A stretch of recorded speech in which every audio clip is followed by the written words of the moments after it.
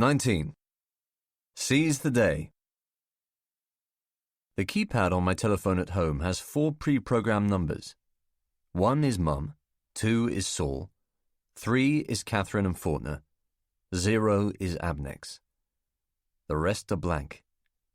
I push memory 3 and listen to the tone dial symphony of their number ringing. She answers. Hello, Catherine Lanchester. Here we go. I don't fucking believe it. Alec, is that you? I don't fucking believe it. Alec, what is it? Abnex told me they're not satisfied with what I'm doing, with my work. They're not convinced I'm doing the best I can. Slow down, honey, slow down. I can't get my head around it. What did they say? That if I don't start pulling my weight, they won't give me a contract when my trial period is over. When did they say this? She whispers, It's Alec, to Faulkner. He's there in the room with her. Today, Murray called me into his office and we both went upstairs and I was given a dressing down by David Capchia, the fucking guy who hired me in the first place. Obviously Murray's been on him about me. It was totally humiliating. Just you? Was anyone else criticized? I have to think about this before answering. It's all lies. Only Piers. But his job is safe. He's on contract. He's not in the same position as I am. It's possible they're just giving everybody a scare. Management likes to do that from time to time. Well, then fuck them for doing that, Kathy. I've worked my arse off for that company. Learning my trade, doing overtime, making up for the fact that I came in through the back door. There isn't anything I wouldn't do to... To what? I just can't believe I'm being treated like this. And they have the nerve to pay me $12,000 a year and still talk to me like that. It is kind of odd. I mean, you're there every night until 8 or 9, right? Later sometimes. She's finding it difficult to know what to say. My voice is shaking. I have taken her by surprise. Wait a minute, Alec. There is a muffled noise on the line, like a piece of cloth being dragged across the receiver. Fort's trying to say something. What, honey? Yeah, that's a good idea. Why don't you come over here for dinner, huh? We can talk about it. We haven't eaten yet, and besides, we haven't seen you in almost 2 weeks. I wasn't expecting this. It could all happen quicker than I anticipated. Now? Are you sure it's not too late? Because that would be great. Sure it's not too late. Come on over. I got a chicken here needs roasting. There's easily going to be enough for 3. Get a cab and you'll be here in a half hour. They both come to the door. Catherine's face is a haven of sympathy. Her hair is brushed out and she's wearing a long black dress with red roses printed on the cotton. Faulkner looks unsettled, nervous even. He is wearing flannel trousers and a white shirt with an old canary-yellow tie knotted tight against his larynx. Come on in, says Catherine, putting her arm across my shoulders. They've obviously decided that she'll play the mother figure. You've had a shitty day. I'm really sorry to bother you like this. No, God, no, we're your friends. We're here for you, right, Ford? Faulkner nods and says, Of course. Like he has something else on his mind. You want to fix Alec a drink, honey? What do you feel like? Do you have any vodka? I think we have some left over from the last time you went at it, Faulkner says, going into the kitchen ahead of me. You have it straight, Alec, or with tonic? Tonic and ice, Catherine calls after him, smiling at me broadly. I'm invited to come in and sit down, which I do, on the large window-facing sofa with the coffee table in front of it. All the lamps are on to make the room feel warm and cozy. There's even jazz drifting out of the CD player. It's John Coltrane or Miles Davis, one or the other. I light a cigarette and look over at Catherine, who has sat down on the sofa facing mine. I allow myself a courageous little smile, a gesture to suggest that things aren't as bad as I might have made out on the phone. I want to appear gutsy, while at the same time eliciting their sympathies. Faulkner emerges with my drink in a large tumbler. As far as I can make out, they aren't having anything themselves. There's an ice-melted glass on the mantelpiece above the fire, but it's a leftover from early evening. As Faulkner hands me my drink, I smell shaving foam or aftershave on him, and indeed his face does look unduly smooth for this time of night.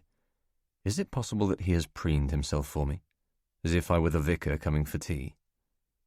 He walks around the coffee table and falls heavily into his favourite armchair, the collapse of a man whose evening rhythm has been disturbed. There's a smile on his face that his eyes aren't backing up. My visit has thrown him. He'd like to have gone to bed with a Ludlum and seen the day off. Now he has to re-engage his mind and give the situation his full attention. "So come on, spit it out," he says, not unkindly. "What do they say to you?" "Just what I said on the phone." He's made the vodka strong, at least a double, and I am wary of this. Have to keep my wits about me. "Go through it again for Ford, sweetie. He didn't hear our conversation." For the old man's benefit, I retread the shape of the threat from Abnex. "You know, at least I've always told you that I don't really get on with the two senior guys on my team." "What are their names?" he asks. "Cohen, is that it? And Alan Murray?" "Harry Cohen, yes. They're very tight, very good friends." "And you feel that they—" Catherine says, "Let him finish, honey. From day one, they've treated me disrespectfully. I get given more work to do than any other member of the team. I have to work longer hours. I have to take more shit. If there's a letter that needs writing, a phone call that has to be made, if a client needs to talk with one of us, or if Abnex needs somebody to stay in the office over the weekend, it's always me that has to do it. Alan swans up and says, 'Alec, do this, Alec, do that.' Or if he's not around, Harry does the same thing. Never a please or a thank you. Just this expectation that I will fall into line. Don't get me wrong. I know I'm the junior partner. In a sense, I deserve to get given the menial tasks. But I'm not appreciated. I'm not afforded any respect. If I do a good job, it goes unnoticed. Either that or Harry will take the credit. But if I fuck something up, it sure as shit isn't forgotten." Faulkner's mouth has dropped into a deep scowl, like a horseshoe spitting its luck. "And I've never been sure whether they treat me like this because they genuinely dislike me or because of jealousy." "The latter, most likely," he mutters. "Or it could be because they feel threatened by me. I really can't believe that they think I'm no good at my job. That's just impossible. If you could just see the fuck-ups JT makes. Lost business, bad planning, basic fucking mistakes. But today it's me they chose to round on." "What did they say?" Catherine asks. "They say I screwed up with this guy called Raymond Mackenzie. He went to the Caspian for us. He's one of our top oil traders. I was supposed to do background for him, get logistical information about pipelines out there, how their refineries are set up, that kind of stuff." "Yes," says Faulkner slowly. "I got hold of maps, spoke to a bunch of geologists. It was a normal job, and I did it well, you know?" "Sure," he says. "There are so many things that I could have slipped up on but didn't. I got the size of the export jetties. That took 3 days to discover. I got watertight information about pipelines that he was able to work with. But Mackenzie gets out there and he's ready to finalize a deal with the Turkmenbashi refinery when it turns out that the oil is going to be too sulfurous for them to handle. So it's looking like we're going to have to recommend spending $150 million on a brand new distillate hydro-treating unit to strip out the sulfur at the refinery." "Surely that's not your responsibility," says Catherine. "Surely they would have found something like that out long ago." "Well, they didn't," I snap, though she does not look offended. "I was supposed to check it out, but it never crossed my mind, and now we have all this oil, an expectant market, and no way to fucking refine it and get it out to them." "There's got to be another refinery." "That's what I've been working on. I'm trying the one in Baku, but the shit still hit the fan. Murray went fucking crazy." "Guy's a chump," says Faulkner. "Class A dickhead." Catherine looks upset. "I can't believe this," she says. "After all you've done for them, I think it's despicable the way you're being treated." To which Faulkner adds, "You must be mad as hell." Getting up from his chair to put some classical music on, The volume is louder than it needs to be. Alan Murray is lucky to have a guy like you on board, period. Well, I must be doing something wrong. No, Catherine says sharply. I don't think so at all. In fact, quite the contrary. This is about personalities. It's not about the job. Obviously, there are people within your organization who feel threatened by you. Obviously. I've seen it 1,000 times, says Faulkner, now moving to the window and closing the curtains. 1,000 times. What do you think I should do? For once, the immediacy of their answers stalls. Faulkner glances over at his wife, and only when a few seconds have passed, says, We'll come to that. What do you mean? We've been thinking, and we have a few ideas as to how we might help you. I don't understand. My pulse starts to thump. It's coming. Before we get to that, there's something I'd like to say. Sure, what is it? Faulkner moves away from the window, pacing to the kitchen door and then back to the drawn curtains. At times, he is talking behind me. The anxiety he was showing when I first arrived has receded completely. There's a pattern of behavior here, Alec. Do you see it? Catherine is nodding confidently, as if she already knows what he's going to say. What pattern? Does this have something to do with what you were saying about ideas to help me? Don't rush them. You remember that conversation we had a while back about your interviews with MI6? Do you remember that? He's behind me now. Only Catherine can see the distinct characteristics of his face. Of course, yes.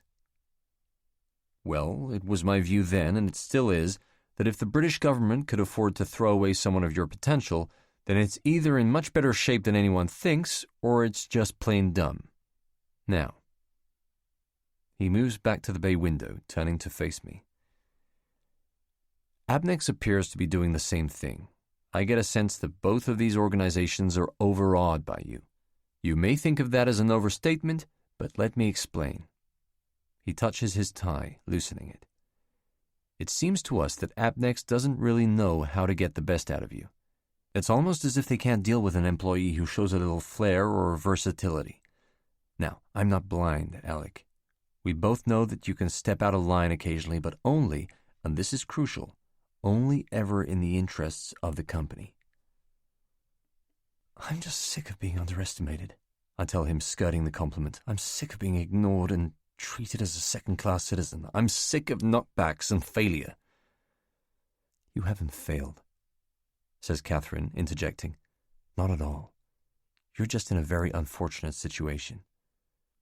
As she says this, Faulkner walks back behind his armchair with the deliberation of an actor hitting a mark. Catherine says, Alec, this isn't the first time that you've been upset, is it? About Abnex? No. And your financial situation hasn't improved since you started there. I glance over at Faulkner, and there is a look of rock-like concentration on his face. His eyes are fixed on mine.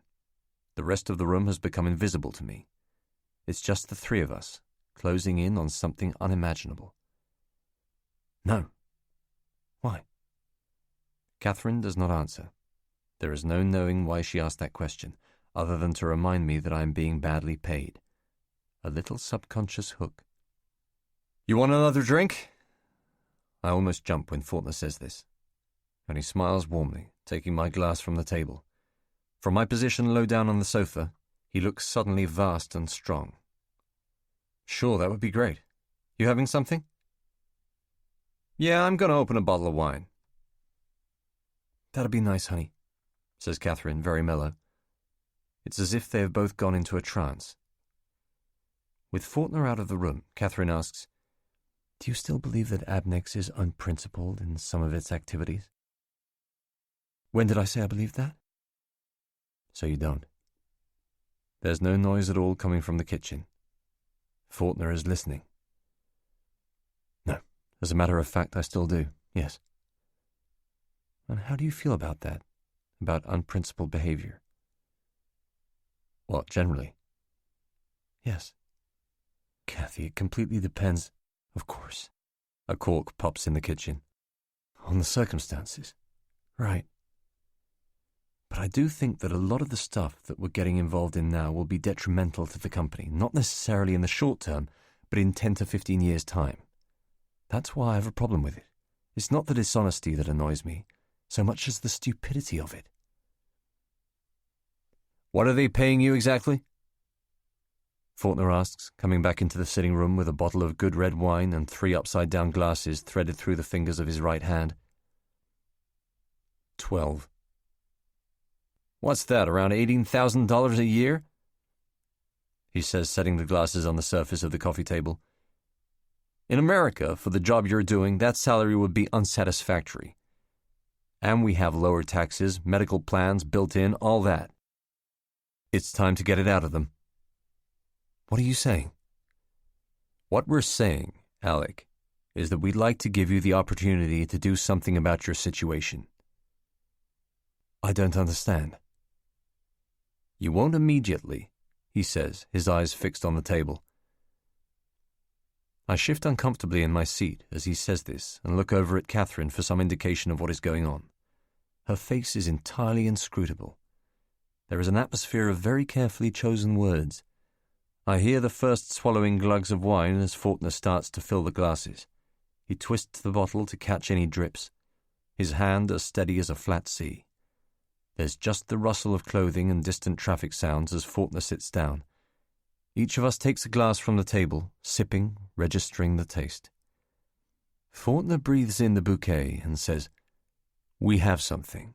We both have something we want to discuss with you. I do not answer. The rush of expectation in me is so great that I don't want to risk anything on a few ill-chosen remarks. Better to react precisely to what he has to say, to let them do all the talking. How would you feel about coming over to our side? There's no liveliness in Faulkner's face as he asks this, no widening of the eyes. He merely lets the question drift out of him with an uninflected stillness. What, you mean work for Andromeda? Not exactly, no. I don't have to look over at Catherine to know that she is watching me. How then? We want you to help us. His words are phrased with care to ensure an ambiguity. To help you? Yes. I hold the pause longer than is necessary. What Faulkner is asking is very plain to anyone who works in our business, but he has couched it in such a way that if I object, neither of them will be culpable. As if to confirm this, Faulkner takes a very relaxed draw on his wine as he waits for my response, pausing to look at me only briefly. He's been here before. I look across at Catherine, more out of nervousness than anything else, and I'm surprised to see she looks almost ashamed at what Faulkner has suggested. She is blinking constantly and massaging the back of her neck. I don't understand, is all I can think to say. There's been a delay in the room like the disappearing echo of a long-distance phone call. It's quite simple. Would you like to help us? You mean hand over information about what Abnex is doing, for money? He has made me say it, just as they said he would. I was the one who put it in concrete terms. That is correct. Kathy, do you know about this? Of course. It occurred to us that you would be amenable. At this, Faulkner looks over at her quickly. It wasn't the right thing to say. She changes tack. That it would suit you and us. I take a sip of wine. My hand is shaking so violently that I can barely hold the glass. You'll obviously need some time to think it over, Faulkner says, like a doctor who has just diagnosed a cancer. He is funneling any anxiety into the red plastic top of the wine bottle, turning it this way and that in his thick fingers. He has gradually molded the plastic cone into the shape of a toadstool, twirling the stem between the thumb and index finger of his left hand. I know that at first I must appear to be offended. So our whole friendship has been based on the possibility that this might happen. Alec, don't, says Catherine, but I interrupt her. You've pretended to be something that you're not. You're bound to be a little shocked at first. Faulkner says very flatly. He's absolutely certain that I'll come over. It's just a matter of time. How long have you been planning to ask me? For some time now, Catherine replies, running her hands down her thighs so that the material of her dress stretches out. How long? 4 or 5 months, she says. 4 or 5 months? That's practically when we met. Come on, Alec. We were first introduced before that. Yes, and you cultivated the friendship because you knew that this might happen. Now hold on there, says Faulkner. We just want a little help, that's all, and we're prepared to pay you handsomely for that. This is smart. Bring it back to the money. It's fascinating to see how Faulkner operates. He wants to take my mind away from ethical considerations and just let me visualize the cash. How much? We'll come to that in good time. There's a lot we need to discuss first. I'm not even sure about this. I'll need time to think it over. Of course. And now it's my turn to pace. I'm up on my feet, walking in random circles around the room, running my hand through my hair, lighting a cigarette.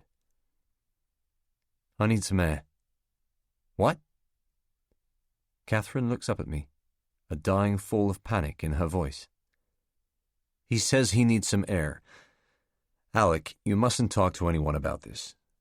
That could get us all in a lot of trouble. Now you understand that, don't you? I'm not stupid, Ford. I just need to walk around and clear my head. So you'll be back? She asks. Maybe. I reply, backing away to the front door. Maybe.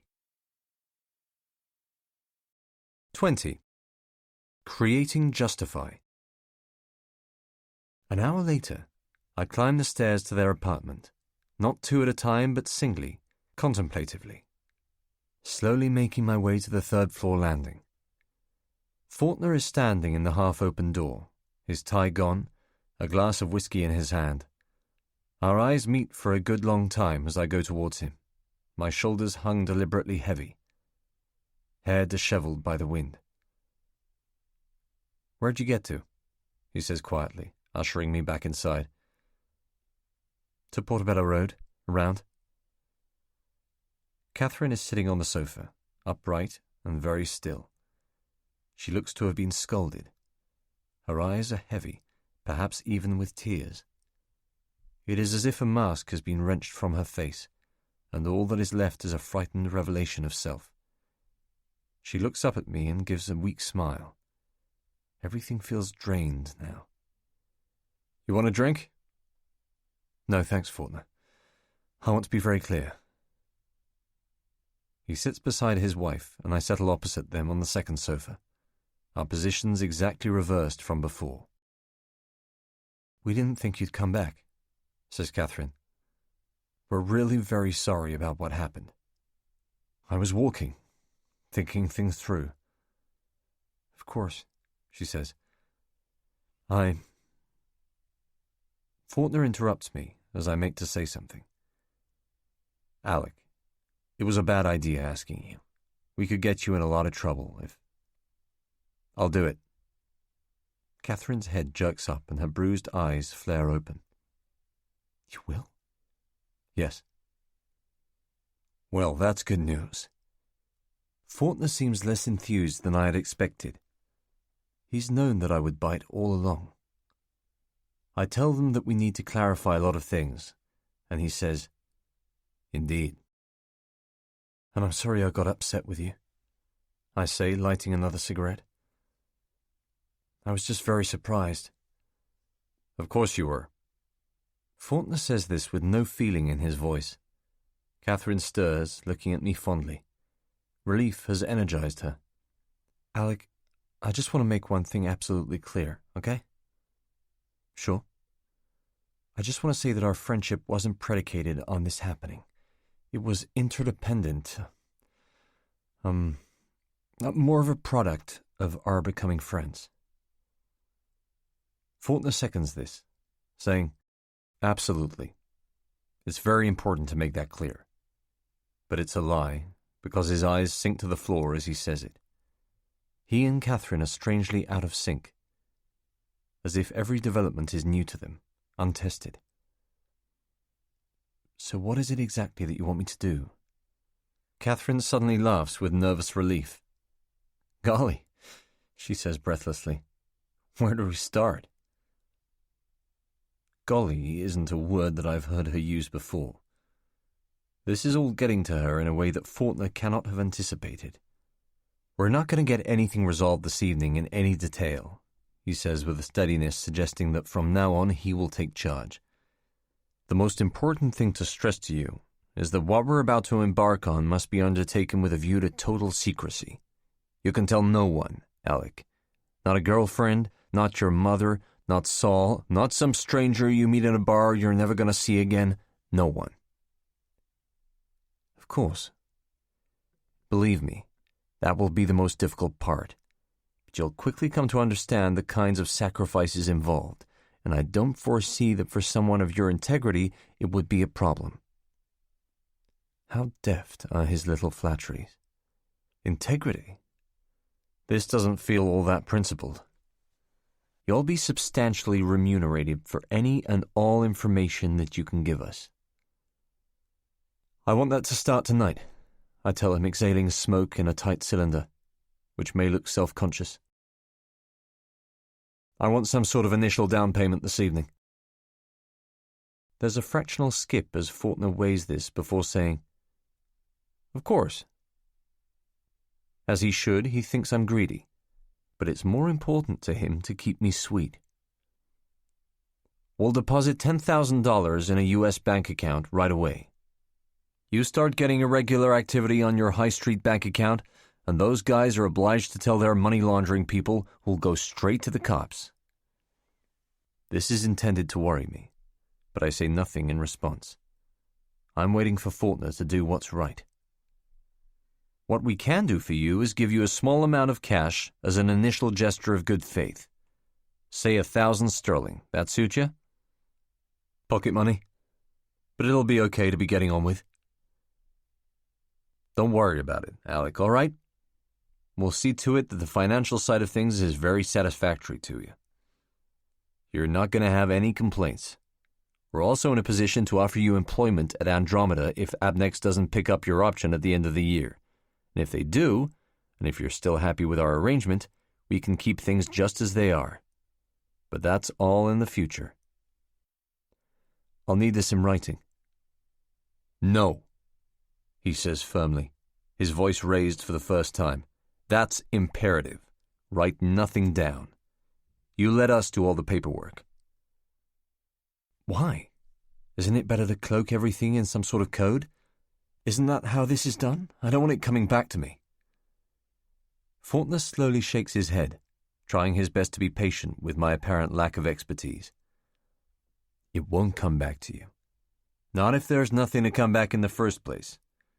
And there won't be if you don't write any of it down. That's the first rule you gotta learn. This is what it's all about for Faulkner. The lure, the approach, the sting. He's relishing this situation for all the demands it's going to make on his tradecraft.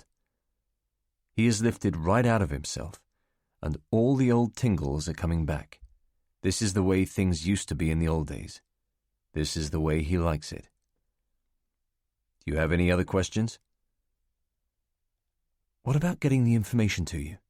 How do I do that? Catherine leans forward in her chair. She's prepared to field this one. We have an entire setup that will assist you with that. What do you mean, an entire setup? At Andromeda? She looks across at Faulkner, who is slowly lolling his neck from side to side, loosening tightened muscles. He stands and slides his hands into his pockets, beginning to pace the room once again.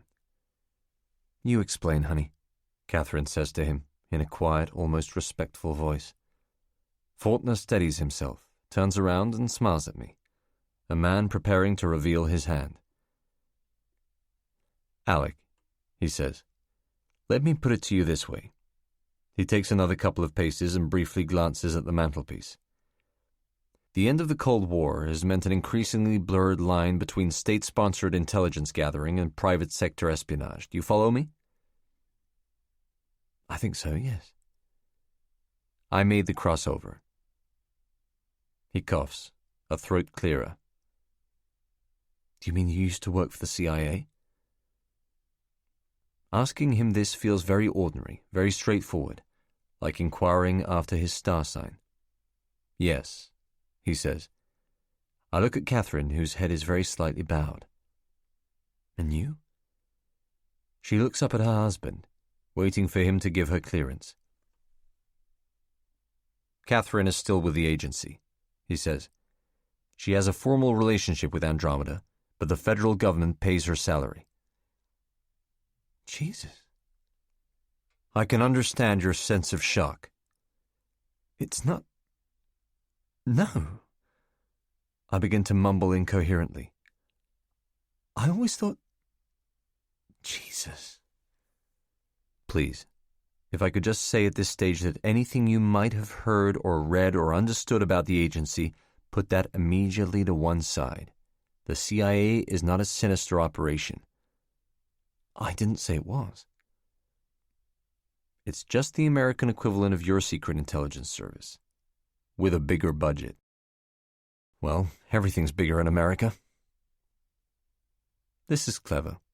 It breaks the ice, and both of them laugh. Catherine looks up and gives me a broad, flirty smile. Would you like to know something about what we do? She says. Would that make it easier for you? Get it down to a more realistic level?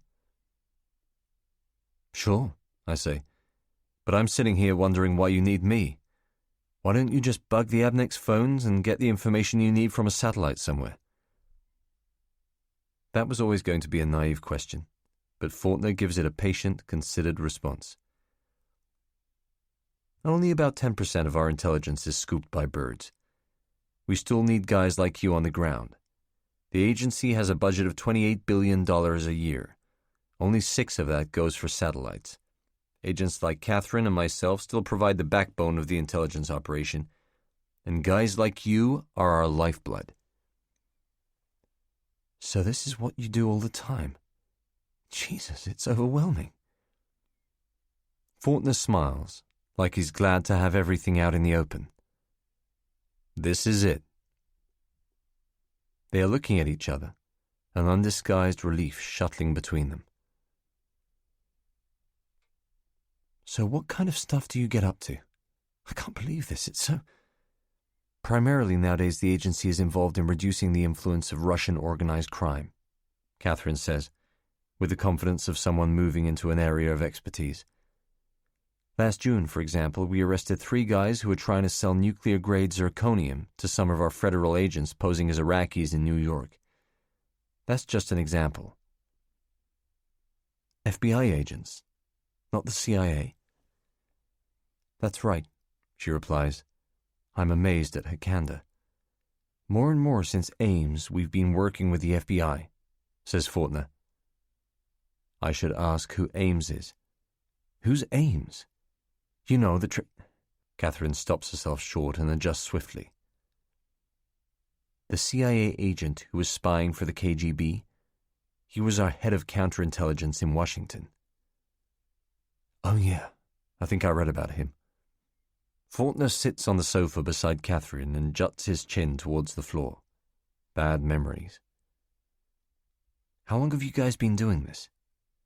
He looks up. Let's not talk too much about it now, okay? We can fill you in on everything you need to know some other time.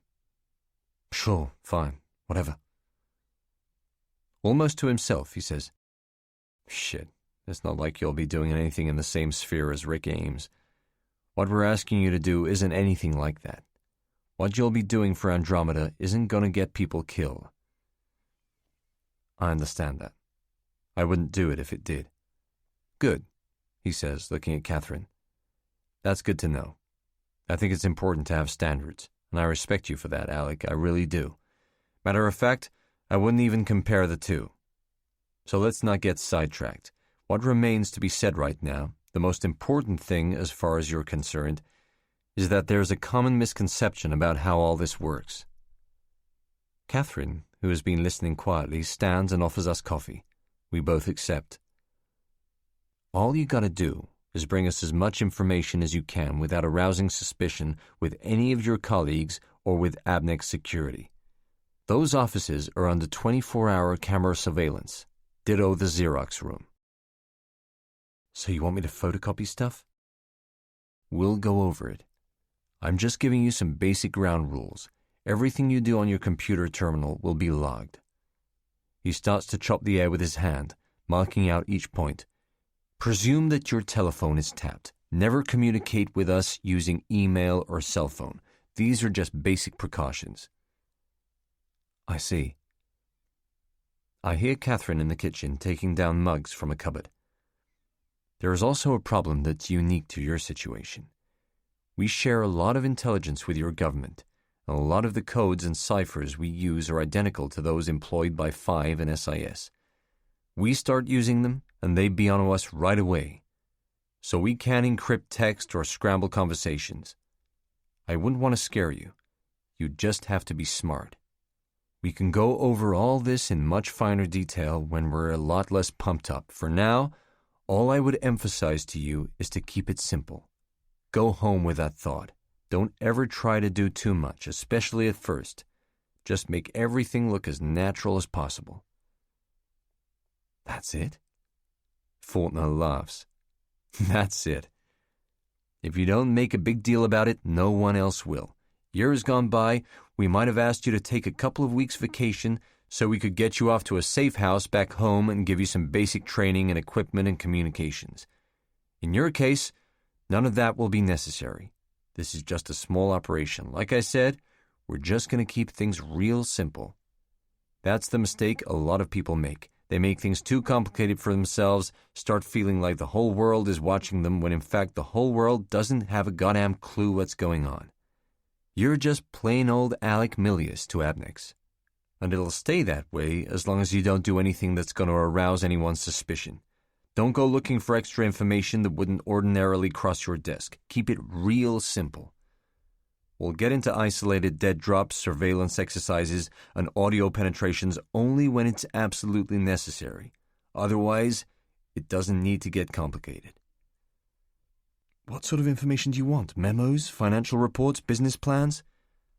That kind of thing, yes, he says, though his expression hints at greater prizes. Get us everything you safely can, even information about your operation that you might consider to be of no interest to us. Don't make any judgment on the validity of documentation on our behalf. Are we clear? Sure. Catherine comes back in with a tray of coffee. She distributes the mugs quietly, settles back down on the sofa, and says, Did you say anything about Caspian exploration for it?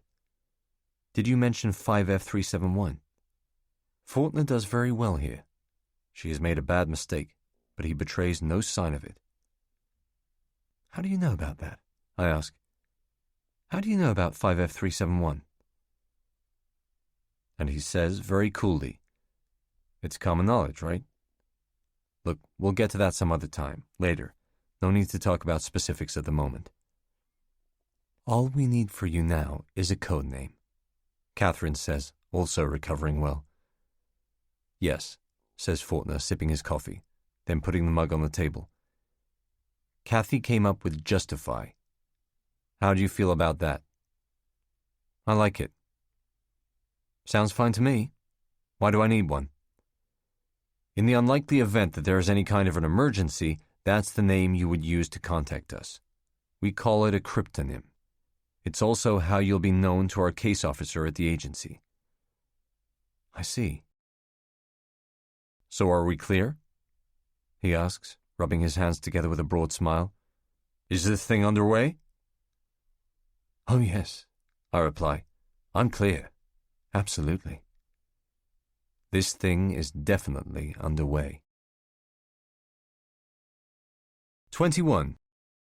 Being Rick.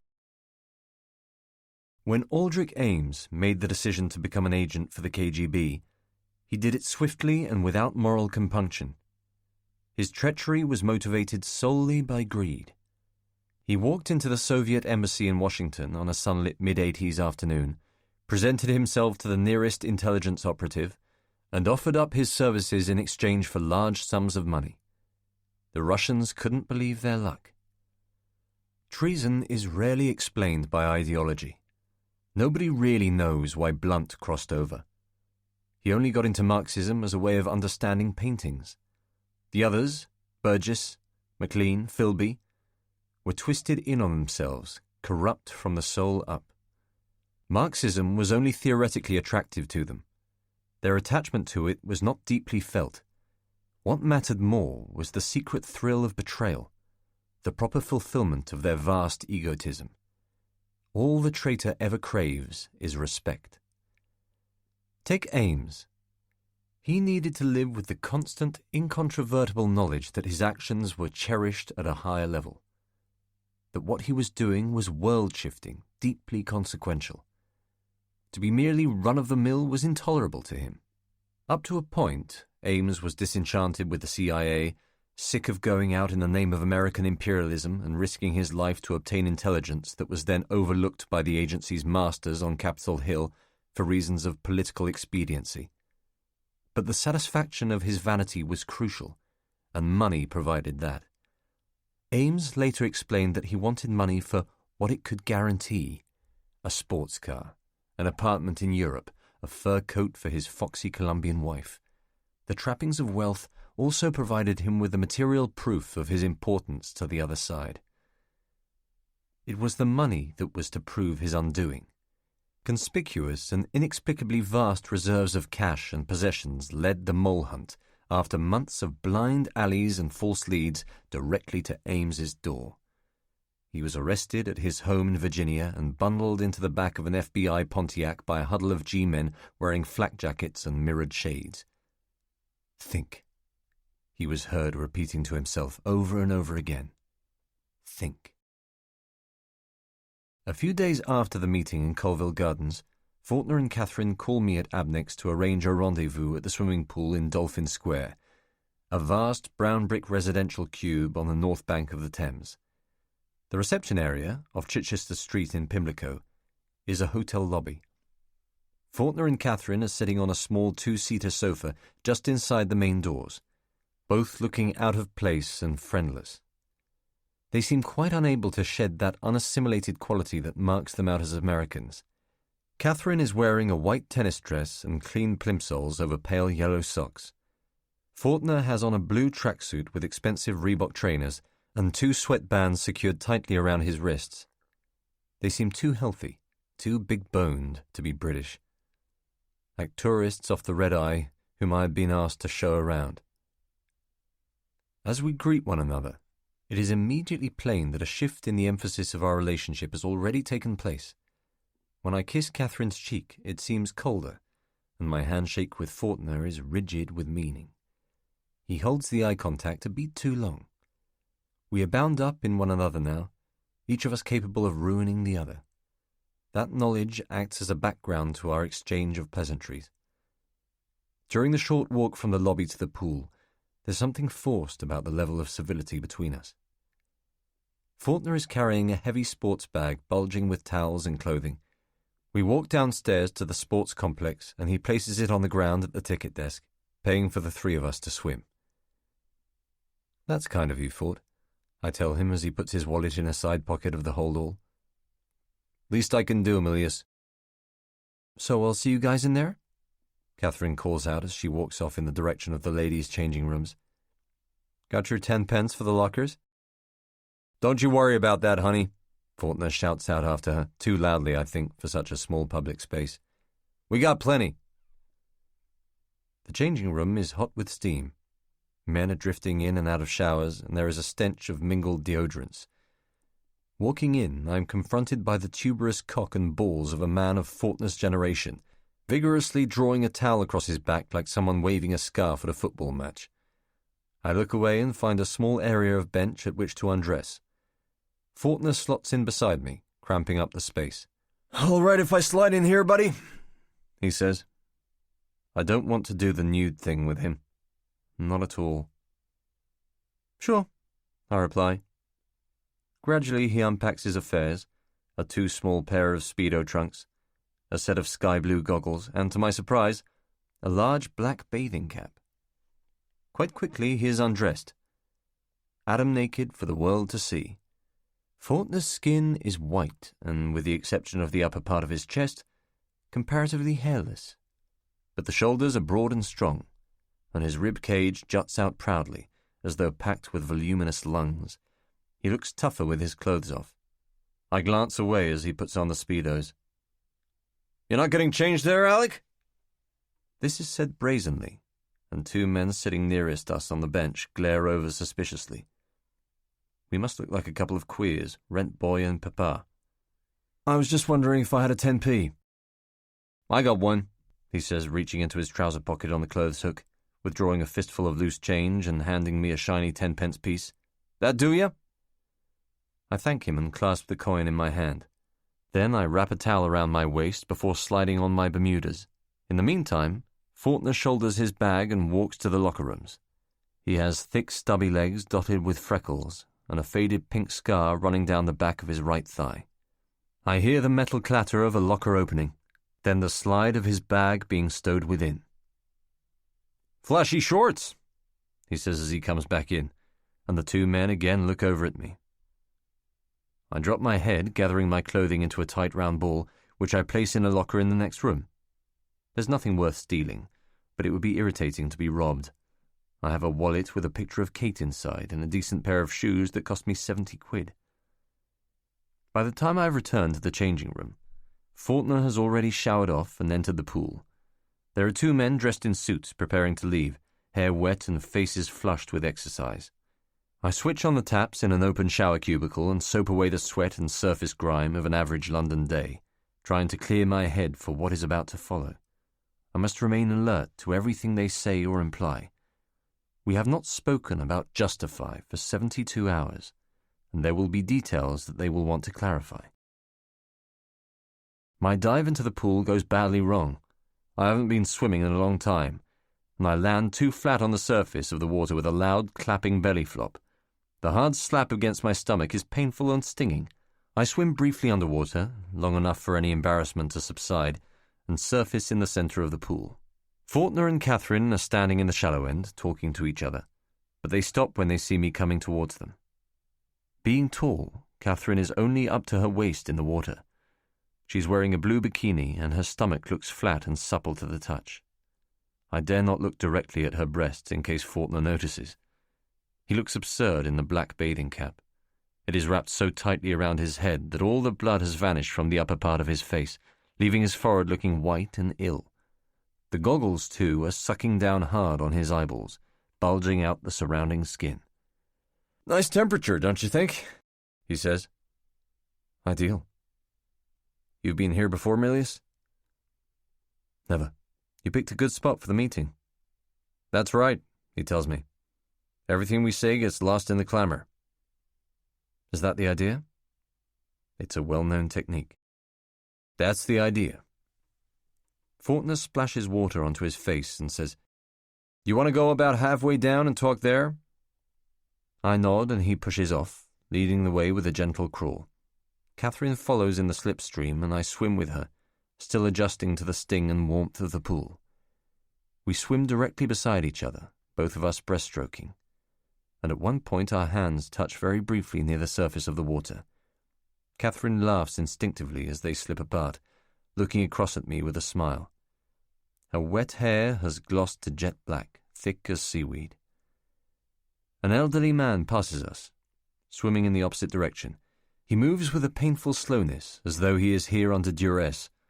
Thin grey hairs are glued across his forehead, and his face is strained from effort. His thin legs barely kick at all. Ahead of us, Faulkner reaches the edge of the pool, touches down, and waits for us to join him. "So how you doing?" he says to me when we get there. "Everything feel okay?" He removes the goggles, and his eyes are bloodshot and sore. "Fine," I reply with no inflection. "Better than I thought it would." "No nerves? Second thoughts?" "None." "Good. We couldn't explain on the phone, but Kathy and I felt we should meet here today to give you the opportunity to ask any questions you may have. A child's high-pitched shriek bounces off the water, piercing the space around us. I turn and see a mother coming out of the ladies' changing room, holding a wriggling toddler by the hand.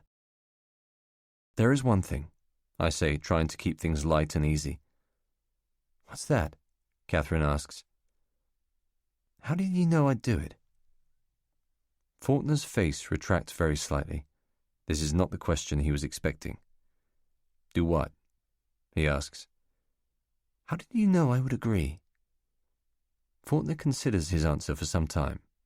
Catherine, who is holding on to the ceramic edge of the pool, watches his face for clues. Finally, she makes to speak, but Faulkner interrupts her. We both felt, that you fit a certain personality type. You're a very sensitive person, Alec. You enjoy your solitude. You expressed to us on a number of occasions a certain understandable dissatisfaction with your job. And I'm short of money. This prompts a smile in both of them, and Faulkner says, "Yes, that's true. Things like that are not irrelevant." The old man passes us again, slow, weightless kicks towards the deep end. "So there is such a thing as a psychological profile?" I ask. "There's a certain type of person who is more willing to commit an act of betrayal than another?" "I don't put all that much faith in them myself," Catherine says. "I tend to go on instinct. And we always had a great feeling about you, Alec, like you would want to do the right thing." "Yes," I reply quietly. A fit-looking man in his mid-30s, wearing navy trunks and dark goggles, dives neatly into the pool and starts doing fast lengths. The blue water, which is covering me up to my shoulders, is suddenly warmer than the surrounding air. The mother and child are in the shallow end. She is teaching him how to swim. "You have anything else you want to ask?" Faulkner says. I must stress to them my ignorance of the intelligence world. Ask something naive about espionage.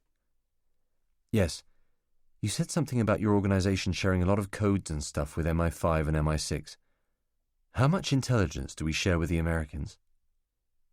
"It's a good question," Catherine says, holding onto the side with outstretched arms and beginning to kick very gently underwater. "And like Fort said, it's relevant to your situation.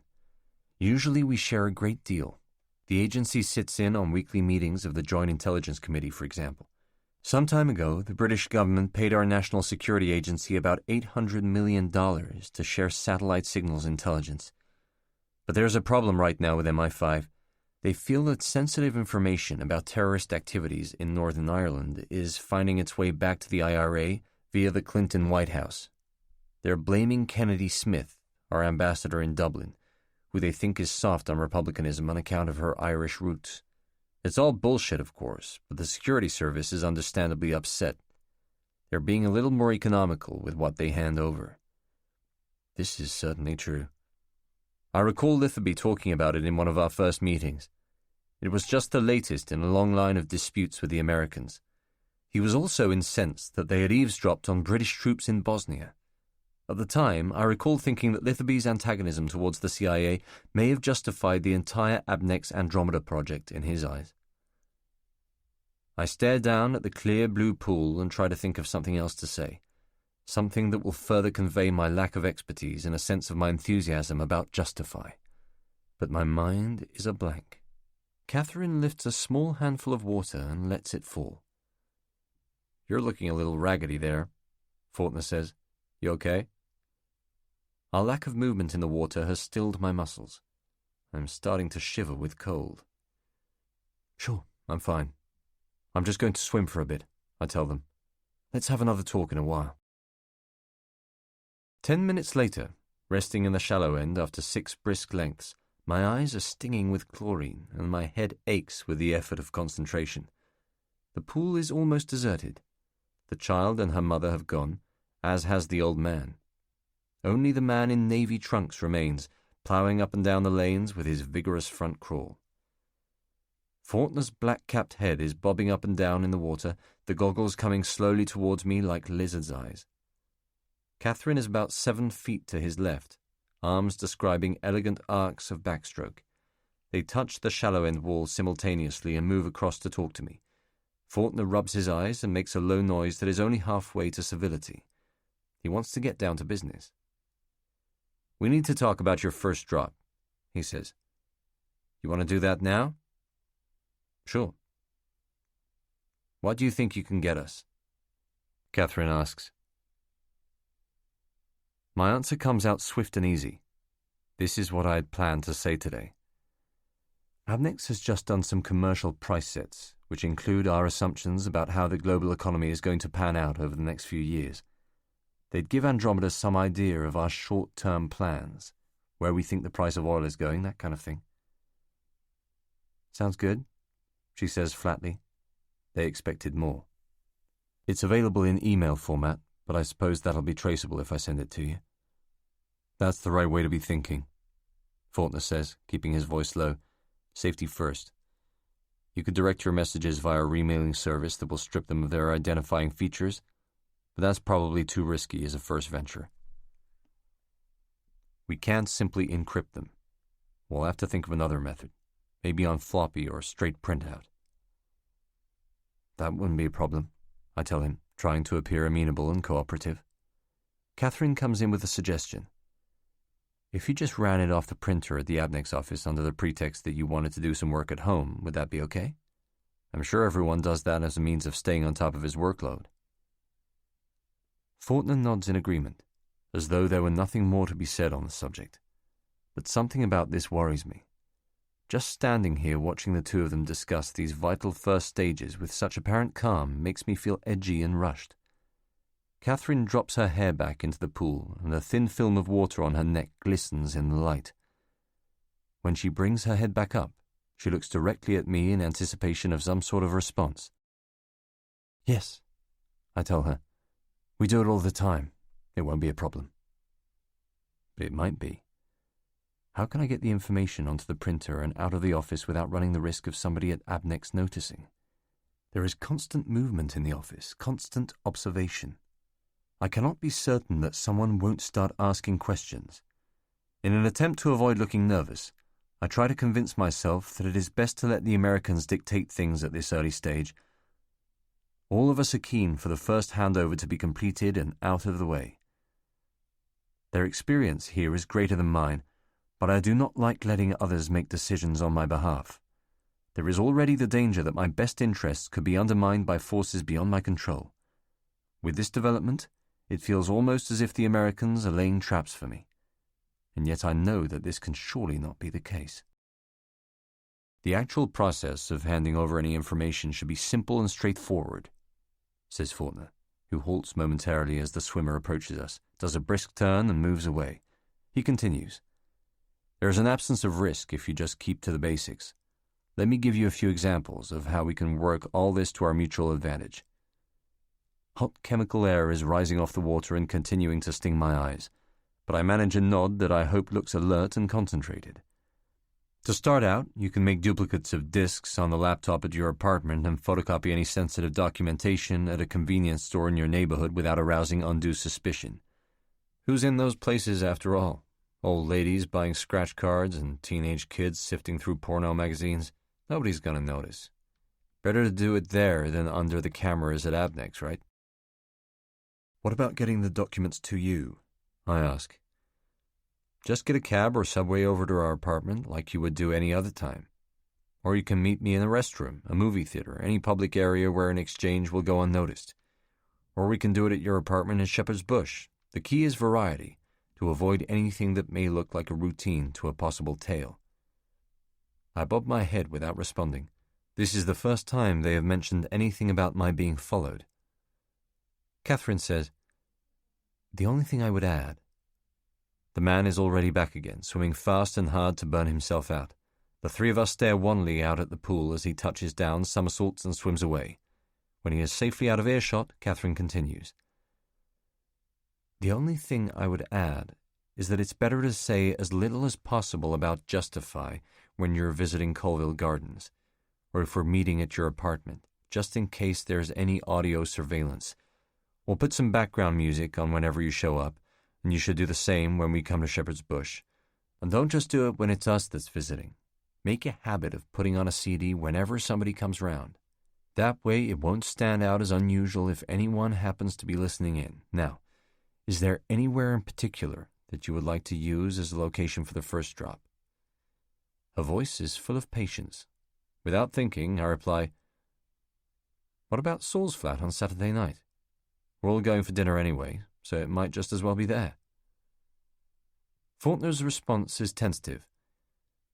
"You cannot be seen handing any information to us. That's critical, Alec." Yeah, maybe it's not such a good idea. He narrows his eyes, working things through in his mind. "Not necessarily," he says as two young girls come out of the changing room and make their way gingerly down the steps into the pool. "There is a way we could work it." "How?" He waits for the girls to swim away. "What's the combination on your briefcase, the one you take to work?" 162? On both sides? I nod. "All right, then." He shifts his legs under the water, moving his left hand in the shallows. "Just bring the information to Saul's apartment at, say, 7:30, and at some point during the evening, either Kathy or myself will get to the case, open it up, and take out whatever's there." "That's not making things too complicated?" "Piece of cake," he replies confidently. "Once that's done, and we've had a chance to examine the price sets, we'll arrange for $10,000 to be deposited in the account that our operation is setting up for you in Philadelphia." "Pounds." "What?" I said pounds. I wanted in pounds. "That wasn't part of our initial agreement." Catherine nervously presses her hand over her hair, flattening it down. "I'm making it one now," I tell him, my voice still light and friendly. "I understood that payment would be in sterling." "Alec, this is highly irregular." "I don't think so. And don't tell me the agency can't afford it." "That's not the point. There is a principle involved." I say nothing.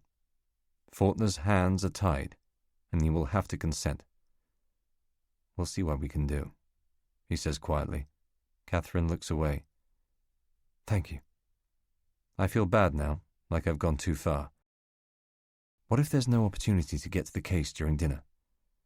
"Most probably there will be, Alec, if you put it somewhere smart." There's now a hint of irritation in Faulkner's voice. "If we can't do it safely, we won't do it at all. And if that happens, just take the case home and bring it to us some other time. But just remember one thing." He brings his hand out of the water to make his point firmly and with great care. "Nobody is expecting you to do what you're doing. That's the beauty of it. Nobody's watching us anymore. That should help to calm any nerves you might have." I do not answer this, merely nod my head. "That's settled then," he says, crouching down until the water is up to his neck. Catherine does the same. "Just leave the case in the hall of Saul's apartment. We'll take care of the rest. It's going to be real easy. Now let's do some laps." It has started to rain as we make our way through the lobby doors and out onto Chichester Street. A strong wind is blowing along the face of the building. Catherine comments on how quickly the summer has passed. Faulkner tells us to stay indoors while he fetches the car, so we head back inside and sit down. Catherine immediately leans forward and adopts the manner of a concerned friend. She wants to get back that closeness we had, that shared understanding by which I was first ensnared. "Alec, it's difficult for you, I know," she says. "You want to do everything right by Faulkner. You don't want to let him down. But all this must be quite a shock for you. You sure you don't have any concerns?" "Of course," I tell her with a confident smile. "I'm completely okay with it." "You sure? Because back there in the pool you seemed a little spaced out, a little tense." It's bad that she thought this. "Not at all, no. I was just a bit apprehensive about using Saul's flat, the friend thing." "We can change that if you want." "It's fine. It makes sense. I've thought about it now, don't worry." "You sure? Because you can always come to me if there's a problem." And with this she reaches across to touch my sleeve, her fingers pressing against my wrist. "I'm sure. I tell her, looking away. Clearly this is how they will proceed from now on. The pattern has been set. Faulkner will handle the business end of things while Catherine takes care of the emotional side, coddling me whenever I am beset by doubt. It's pointless, of course, to confide in her, for my every word will be reported back to him for careful analysis. All my conversations, no matter who they are with, have this quality of evasion about them. They are significant not for what is said in the everyday to and fro of mutual trickery, but rather for what is left unspoken. It's all about hidden meanings, reading between the lines, teasing out the subtext. This is where the skill resides. The first handover, for example, is not about the leaking of sensitive information. Its true purpose is more subtle than that. Catherine and Faulkner set it up with such ease in the pool because they know that a duplicate of our commercial price sets is of no more use to them than a copy of The Economist.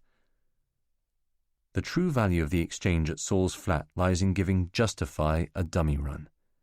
Catherine and Faulkner want to see how effectively I can operate within our new arrangement, whether in the heat of the action I become sloppy, forgetful, thrown by nerves. More crucially, it is essential for their point of view that I commit an act of industrial espionage, however slight, as soon as possible. That will bind me into the treachery and give them leverage with which to threaten me should I develop cold feet at a later date. Faulkner pulls up the car outside. Catherine moves to the door. Just as I am standing up to leave, Cohen's girlfriend walks into the lobby. I recognize her from the Christmas party. She is tall and self-confident, with an older face that she will grow into. We catch each other's eye and stare lingeringly without words. In different circumstances, the moment might even be construed as flirtatious. We both consider the prospect of a brief, embarrassed greeting, in which neither of us knows the other's name. But she soon looks the other way and walks off towards the reception desk. There is no doubt in my mind that she recognized me, at least as an Abnex employee, or more exactly, as a member of Murray's team. She will tell Cohen of this encounter when she sees him tonight, perhaps giving him a description in the hope of discovering my name. He will piece it together from there. Was he with anyone? Yes, she will reply. Really? Cohen will say. A woman in her 30s, tall, good-looking, an older man too? Yes, she'll say. As a matter of fact, he was. 22. Plausible deniability. To Alec Milius. Address: alec-milius@abnex.co.uk. Subject: Dinner Sat. Alec, hi. Hope you get this and your system doesn't fuck it up like last time. What's happening about tomorrow night? Let me know what time you're picking up Faulkner and Catherine. I've invited a guy who is working on the Spain film to come to dinner with his girlfriend. Haven't met her before. I'm trapped in a vortex of daytime television. Looking forward to Saturday. I don't see enough of you these days, my friend. It'll be good to catch up. Saul. Q. What's the difference between an egg and a wank? A. You can beat an egg. Tanya walks past and floats a single sheet of paper into my in-tray. It's a circular about restricting non-commercial use of the internet within the office. There is a tangerine on my desk and I tear open its skin. The smell of Christmas billows up out of the fruit. I hit reply. 2. Saul Ricken. Address: sricken5471@compuserve.com. Subject: Dinner Sat. Meeting F+K at your place. 7:30 okay with you? I have to work, so coming direct from here. Can't believe you've never heard the egg joke before. See you tomorrow night. Alec. I have a long meeting on Saturday morning between 9 o'clock and 12:30 with Murray and Cohen in one of the small conference rooms on the 6th floor. With the exception of George on security duty downstairs, the office is deserted. Even the canteen is closed. I am the last to arrive and the only one of us not wearing a suit. Cohen remarks on this immediately, and Murray reminds me about company policy as we sit at the start of the meeting. Another black mark against my name. Cohen, of course, looks trim and showered, elegantly attired in a bespoke navy herringbone. You could take him anywhere, the little fucker. His attitude towards me throughout the meeting is spiteful and manipulative. At one point, he presses me for details about a research project he knows I have yet to begin working on. When I can't give a full answer, a shadow of irritation falls across Murray's face, and he coughs lightly, writing something down. They are both sitting opposite me at the conference table, so that the relationship between us takes on the characteristics of an interrogation. My mind is slipped and weak. I woke up late and missed breakfast, and I have a gathering nervousness about the handover tonight. Cohen, by contrast, is sharp and alert. He listens with faked over-attentiveness to Murray's every word, nodding vigorously in agreement and taking detailed minutes on his laptop with neat little punches on the keyboard. If Murray cracks a joke, Cohen laughs. If Murray wants a cup of coffee, Cohen fetches it for him. The whole affair is sickening. By lunchtime, my gut feels hollow, and my mood is one of blank anger. I eat alone in a pub on Hewitt Street, haddock and chips with plastic sachets of tartar sauce. There's a man at the next table reading FHM, one of those glossy magazines for men who don't have the guts to buy porn. A bikini-clad actress beams out from the cover, all cleavage and flat tummy. There'll be a suggestive interview inside about what she looks for in a guy, next to a Q&A health page answering readers' queries on penis size and bad breath. Cohen has had a sandwich at his desk, washed down with a carton of low-sugar Ribena. I had some emailing to catch up on, he tells me as I come back into the office.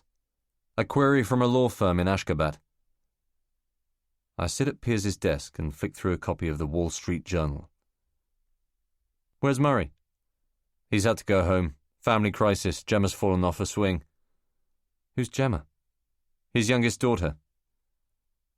This could make it more difficult to print the price sets from my computer. So what are we supposed to do? I ask him. You can go if you like. This is exactly Cohen's style. Probing, arch, ambiguous. The remark is designed to test me. Will I work through the afternoon or take the opportunity presented by Murray's sudden departure to clock off early? Cohen won't make a move until he knows what I intend to do. If I stay in the office, he'll stay too. If I leave, he will remain another half hour and then pack up. He can never be anything other than the last man to go home at night. My best option is to leave now, have a cup of coffee, and return to the office in 2 hours. By then, Cohen will almost certainly have gone. He's clinical and industrious, but he likes his weekends as much as the next man. I can then pretend to do an hour's work at my desk for the benefit of the security cameras, during which I can print out the price sets on the LaserJet.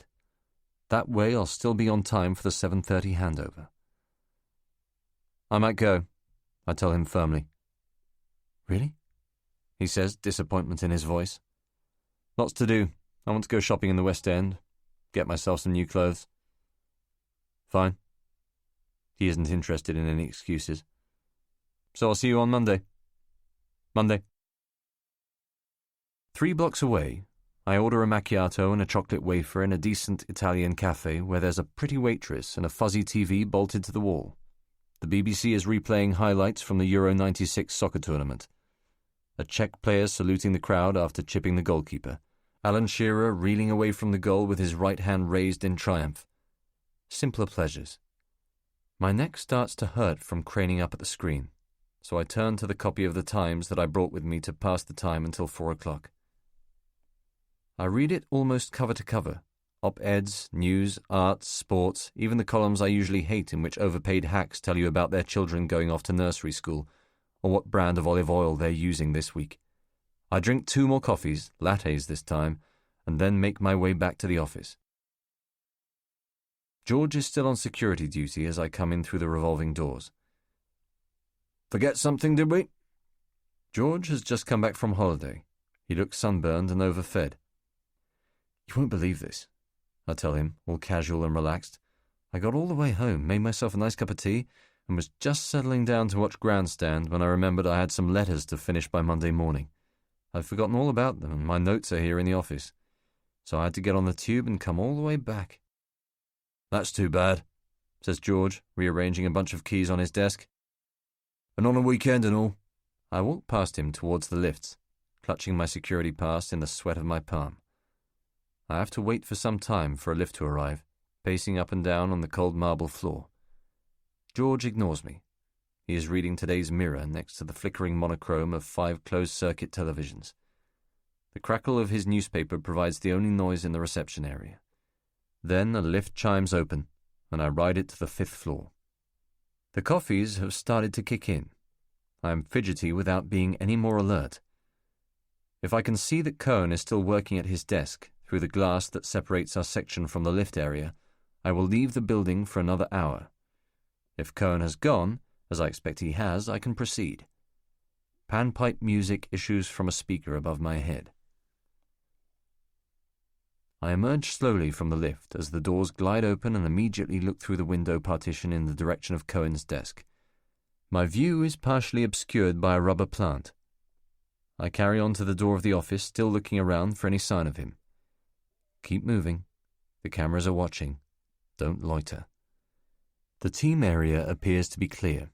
No sign of Cohen. His briefcase has gone, and his desk has been tidied the way he leaves it night after night. Neat piles, immaculate in trays, a squared-up keyboard with the mouse flush along one side. It's all about control with Cohen, never letting anything slip. Even his post-it notes are stuck down in exacting straight lines. I sit at my desk and disturb the screensaver with a single touch on the spacebar. Why is this suddenly so hard? I had not expected it to be as difficult as this. There is no risk, no chance of trouble, and yet I feel somehow incapable, lost in an immense space surveyed by invisible eyes. Even the simple process of keying in my password feels unlawful. I should have done this yesterday, not now. Should have let the printout get lost in the constant traffic and buzz of office life. To do this alone on a Saturday afternoon looks all wrong. So I wait. As a smokescreen, I type emails that I don't need to send and fetch reference books that I flick through ostentatiously at my desk. I go to the gents, fetch coffee from the machine, drink water at the fountain, overdoing every aspect of normal everyday behavior for the benefit of anyone who might be watching. I do this for the better part of an hour. It is unthinkable that George is watching with any great attentiveness, yet I go through with the absurd routine. I am held back not by cowardice, or by a change of heart, but by the simple panic of being caught. Finally, at around 5 o'clock, I resolve to do what I came here to do. I sit at the computer and load the file. 3 clicks of the mouse and the document opens up on the screen. There are 4 pages constituting about 30 seconds of normal printing time. The print dialog box prompts me. Best, normal, or draft, grayscale or black and white, number of copies. I go for the default settings and press return.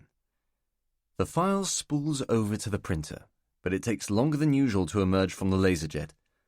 I busy myself with other tasks, trying not to look distracted by the yawning gap of time. I pour myself a plastic cup of water at the fountain, but my nervousness is all-consuming. When the fax machine on the facing wall beeps with an incoming message, the shock of it causes me to spill a small amount of the water as I am bringing it up to my mouth. Why was I not prepared for this? They've trained you. It's nothing. Be logical. I look down at the printer, willing it to work, and finally, the first page discharges, smooth and easy. Then the second. I look closely at the 2 sheets of paper and the printing quality is good, no smudges or runovers. The 3rd page follows. I try to read some of the words as it comes out upside down. My neck twisted around, but I am too disoriented to make any sense of it. Then I stand over the printer, waiting for the 4th and final sheet. It isn't coming out. I wait, but there's no sign of it. The printer must have run out of paper. The drawer is stuck, and I have to give it a sharp tug before it opens, but there is still a ½ inch of A4 paper lying inside the machine. I slam it shut, but this has no effect. It is as if every piece of hardware in the building has suddenly shut down. There must have been a bad connection somewhere, or a fault with the main server. And I am on the point of crouching down, ready to trace leads and check power cables, when I hear his voice. "What's this?" Cohen is absolutely beside me, shoulder to shoulder, not looking at me but down at the printer. I breathe in hard and cannot disguise the sound of it, a startled gasp of air as my face flushes red. His breath smells of menthol. Cohen has picked up the 3 sheets from the printer tray and started reading them. "What do you want these for?" "If you ever get caught," they told me, Don't answer the question. Deflect and deny until you know that you can get clear. Think. Think. You gave me a shock, I tell him, mustering a half-laugh in the hope that this will explain my blushing. I thought you'd gone home. I was on the 6th floor, Cohen says coolly. Library. I didn't hear the lift. He must have used the staircase. I looked down at his shoes, silent suede loafers. What do you want this for? The commercial price sets? Yes, he says, the price sets. He holds up the first page and flaps it in my face. I needed a copy at home. Why? Why not? So I can get on top of my work, so I can see the long-term picture. Don't go on too long. The bad liar always embellishes. Cohen nods and mutters. Oh. I look back at the printer, trying to avoid his eyes. So what happened to shopping in the West End? Got to get myself some new clothes, you said. I had some letters to finish by Monday. Forgot. And this, of course, he says archly, passing me the sheets of paper. Cohen knows that something is not right here. The fourth and final page has emerged into the printer tray without my realizing it. I bend over to scoop it out and tap the pages into a neat pile, stapling them in the top left corner. Cohen walks back to his desk and takes a pen out of a drawer. I'm going now, he says. Me too, I'm all done. Better switch off your computer then, he says, housing the pen in his jacket pocket. Yes. I move around my desk and sleep the system. It folds into a slow screensaver, coloured shapes in space disappearing into a vast black hole. He is already halfway to the exit when he says, Couldn't you have written your letters at home? What? Pretending not to have heard him buys me the time to think of a reason. I said, couldn't you have done the letters at home? No, I had all my notes here. I see. Bye then. See you, Harry. He turns the corner and disappears, taking the stairs all the way to the ground floor. I continue to sit at my desk, wanting to clutch my head in my hands and sink to the floor. After all the planning and preparation, it seems extraordinary to me that something should have gone wrong so quickly. I put the documents into my briefcase, place the letters beside the postage meter, shut off the lights in the office, and take the lift to the foyer. The blur of aftermath makes it impossible to think at all clearly. I leave the Abnex building without speaking to George and disappear out onto Broadgate. It's 5:30. Some things become clear as I walk around. I may have overreacted. What did Cohen really see? He saw Milius, the new boy, doing some printing. No more, no less. He saw letters on my desk, cold cups of coffee, the outward signs of an afternoon's work. Nothing untoward about that. Nothing to make him suspect sharp practice. What do I know about Cohen? That he is guileful and malevolent? That he is the sort of person to sneak up on a colleague in a deserted office on a weekend afternoon and get a kick out of giving him a fright? Cohen feels simultaneously threatened by what I am capable of and contemptuous of what I represent.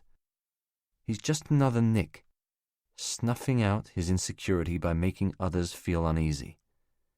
But he will be watching me that much more closely from now on. It was my first mistake, the only thing to have gone wrong so far. Why didn't I see him coming? 23. The Case. Just after 6, still feeling restless and shaken, I take a slow, half-empty tube to West Kensington. I have rationalized what happened, and yet it continues to play on my nerves. There should have been a clean through line of action in the last 6 hours, right up to the handover this evening, but it has been disrupted by Cohen and by my own stupidity. Emerging from the underground station into a humid September evening, I walk slowly, clutching the briefcase tightly in my right hand. Sweat has warmed the handle, making it clammy to the touch. The contents feel almost radioactive, as if they will somehow burn through the leather case. This thought in itself strikes me as absurd, yet I cannot shake it off.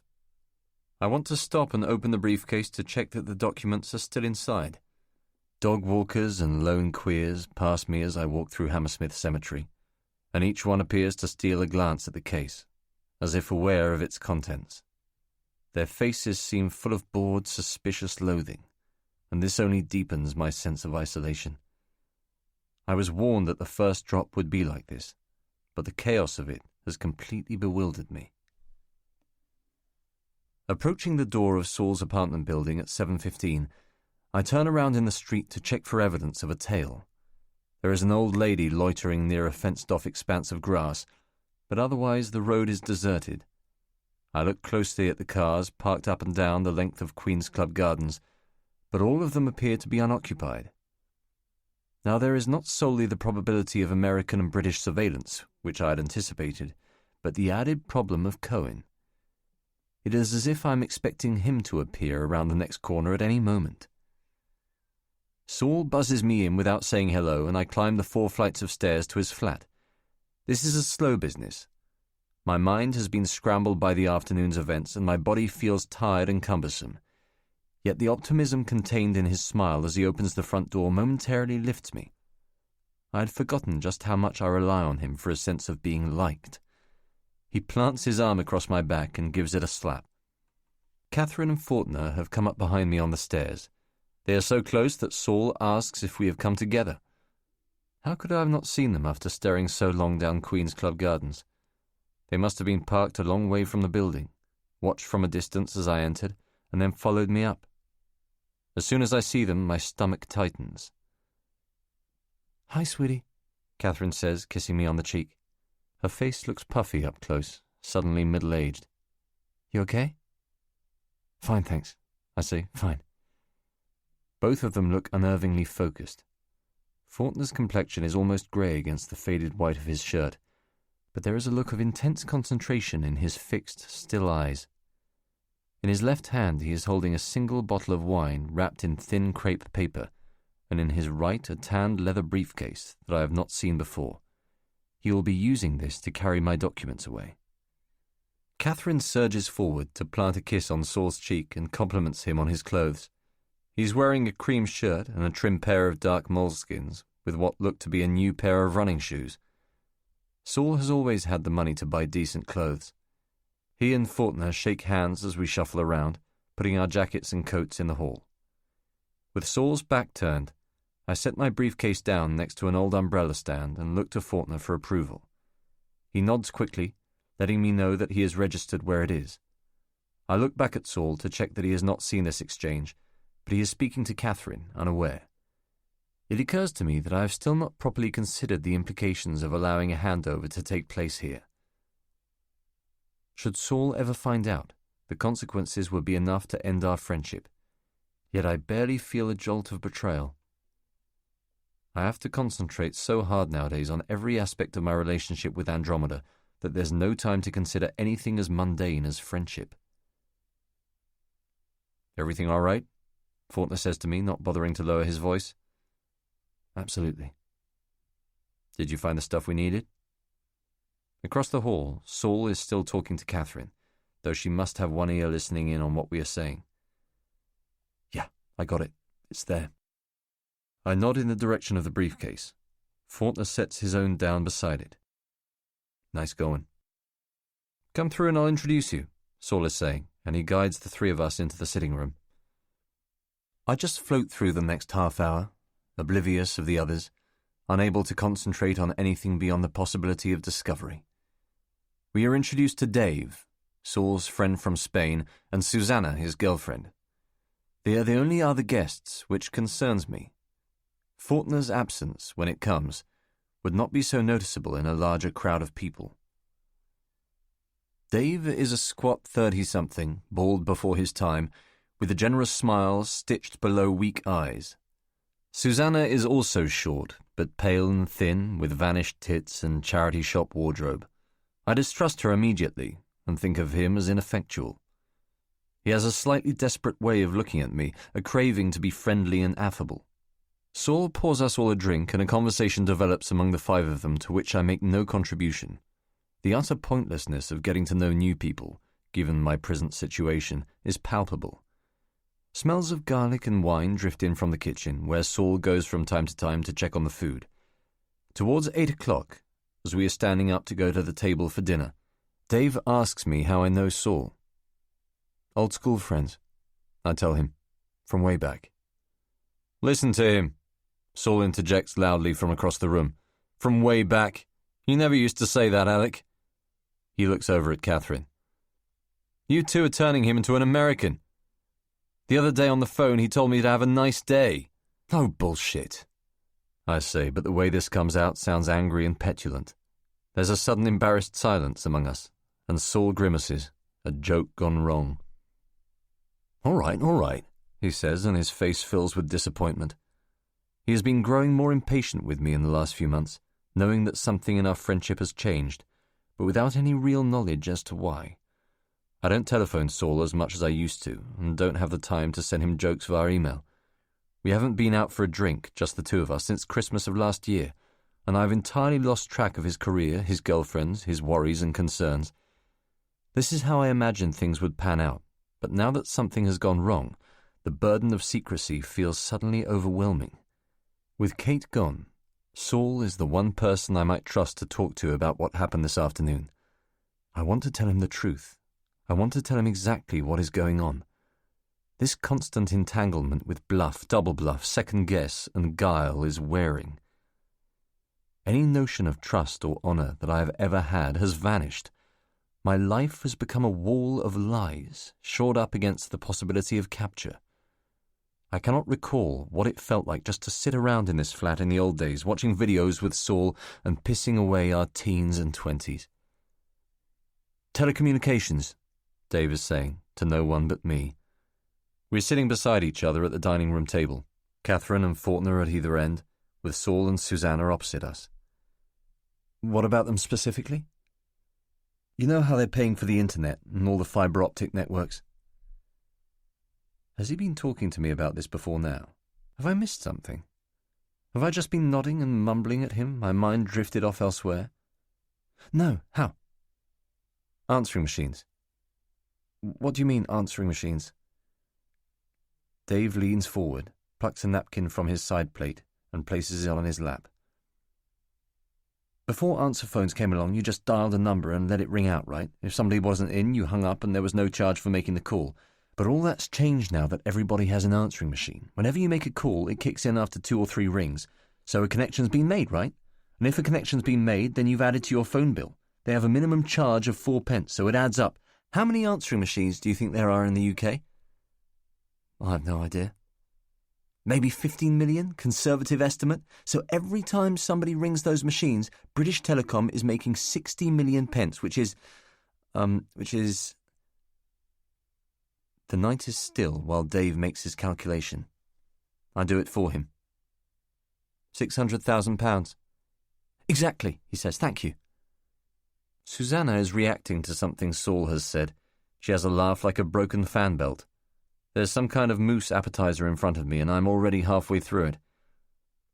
But of course the really smart thing about answering machines is that you have to call back if someone leaves you a message. So that's another guaranteed call for BT, another 4 pence minimum. It's no wonder they make the profits they do. What is it, about £750 a minute? Is that how much they make? Catherine asks. Suddenly the entire table is listening to Dave's monologue. Apparently. And it doesn't just stop with answering machines. There's call waiting now too. That's the most craven one of all. You ring up a friend, and even if he's on the line talking to someone else, you're made to wait. Beep, beep. Please hold the line while we try to connect you. The other person knows you're waiting. And it goes on and on. Fucking woman sounds like Margaret Thatcher. So you're there, you're holding the line, but they're not trying to connect you. Like fuck they are. They're just happy to let you run up your bill. That's right, says Faulkner. They are. He looks relaxed and composed, a drink inside him, safe in the knowledge that the Abnex documents are in the next room. And let's say they do. Dave is speaking faster and faster, gesturing wildly, cutlery in hand. I look across at Susanna, but she has nothing but pride in her eyes as Dave swallows a mouthful of mousse and continues with his discourse. Then the first person they were talking to has to run up their phone bill, waiting for the other person to talk to the person who's waiting. That can go on for hours, and even then, one of them will have to call the other back, which is another guaranteed call for BT. And then they are itemised phone bills. If you're sharing a flat with somebody and he denies making that £5 call to the number listed on the bill, you then have to ring that number up and embarrass yourself by asking who the fuck they are, just so that you can work out if it's your bill or his. You ever done that, Alec? I live alone. Again, silence settles around the table in the wake of my speaking. Saul frowns and then turns his head to face Catherine, his lips drawn together in a tight, disappointed line. Dave, looking pale and embarrassed, finishes eating, and for a while the only noise in the room is the tinkling of his fork against his china plate, the quick munch of his jaw as he chews and swallows.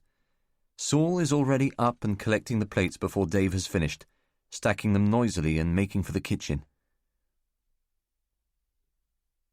"Can I give you a hand?" I ask, and without looking at me, he says, "Sure." "I'll come too," Catherine offers, but Saul gestures at her to sit down. "Don't worry," he says. "I only need Alec." Once we are in the kitchen, he turns on me. "What's the matter with you these days?" What surprises me about my reaction to this is that I am grateful to him for asking. For a brief moment, I consider not bothering to deny any unhappiness. I want the opportunity to unburden myself, but it's untenable. I have to keep up the masquerade.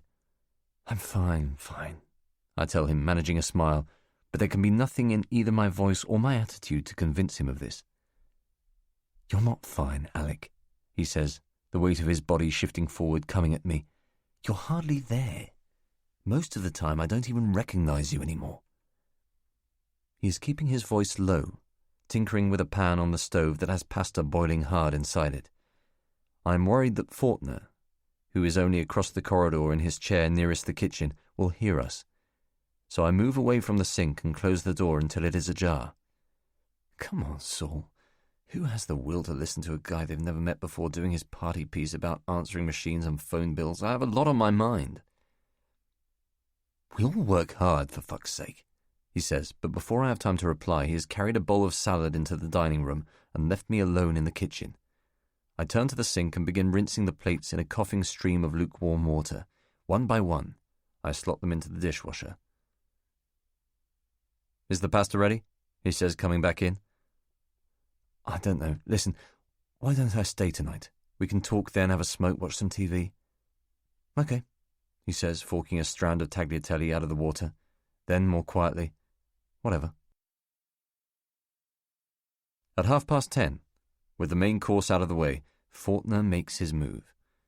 Saul, Dave and Susanna are having a conversation about the latest cinema releases, which to me is always the sign of a bad dinner party.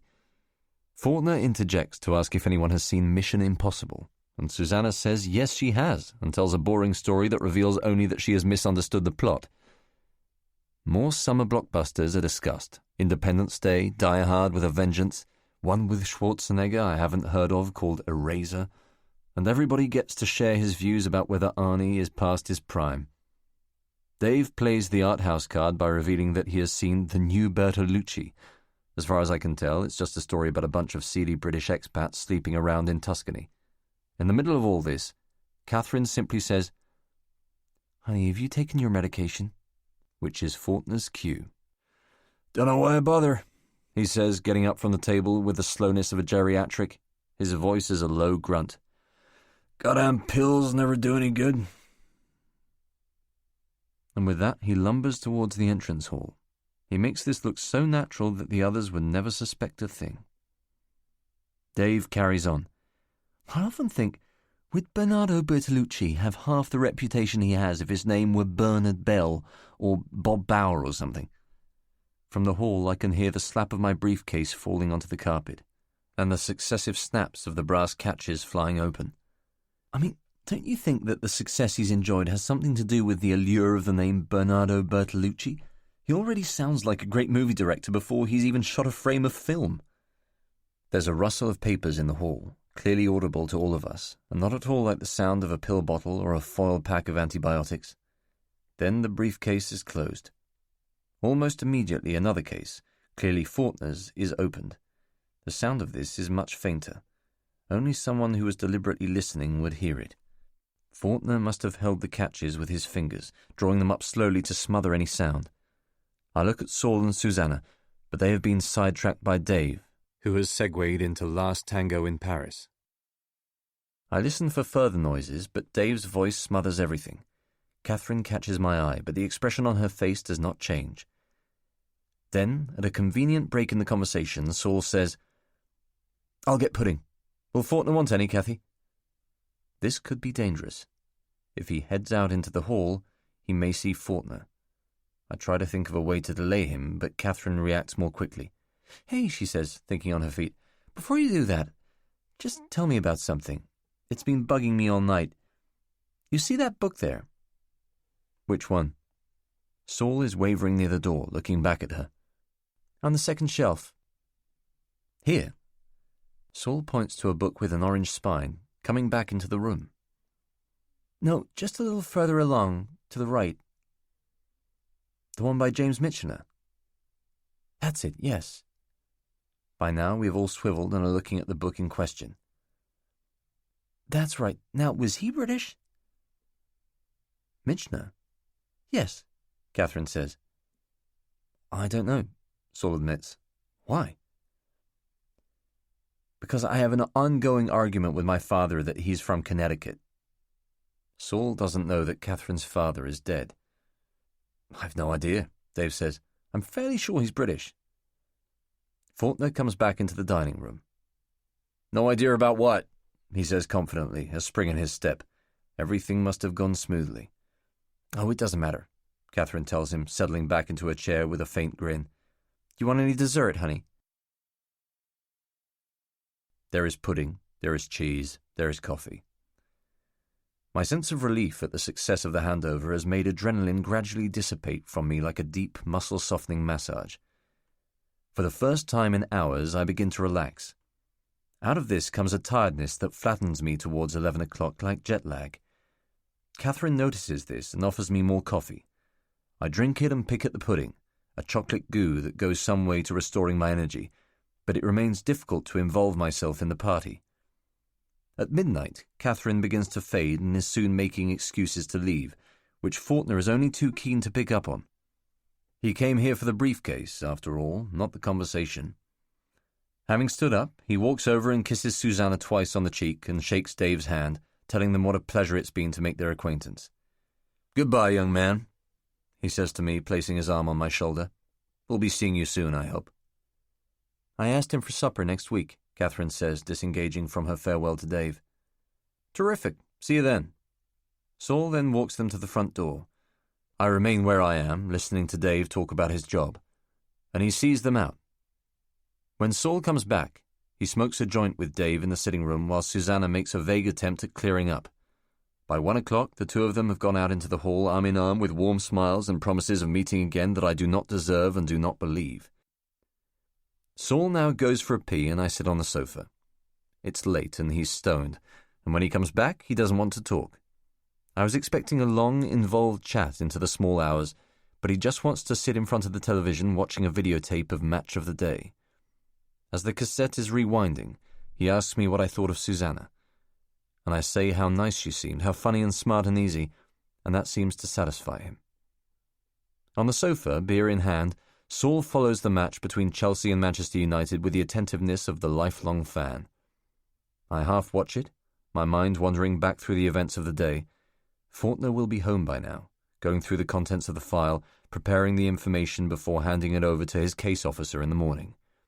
Will Catherine help him with this or leave him to it? A car horn sounds long and hard in Queen's Club Gardens as a Manchester United player is tracked closely down the wing by a defender stooped low like a piano player. "Andy fucking Cole," Saul mutters. "I know caged hens who are more creative in the box." 10 minutes later, I'm getting up to go to bed. Saul mutes the sound of the television and looks up at me. "Alec?" he says. "Yeah?" "Sorry I had a go at you before, about Abnex. I think it's great you're doing so well there, doing something you believe in.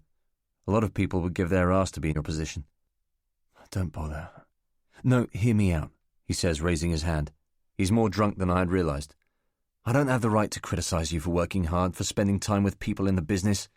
And I like Fort and Kathy. They're not the issue. I'm just reacting to how little time all of us have now, away from our careers. It's taken me a while to adjust to the fact that we can't always be fucking about like we used to. I don't really know when the fun stopped, you know. We've all had to get a lot more serious. I nod. Truth is, I admire you, he says. You were in a bad place after not getting into the Foreign Office, and you sorted yourself out. Now is when it is most difficult. Now is when none of it seems worthwhile at all. Thanks, is all I can say. That means a lot to me. He leans back and I decide to call it a night. I'm bushed, I tell him. Going to get some sleep. Sure, he replies. See you in the morning. When he turns back to the TV. I sleep in the room where I always stay.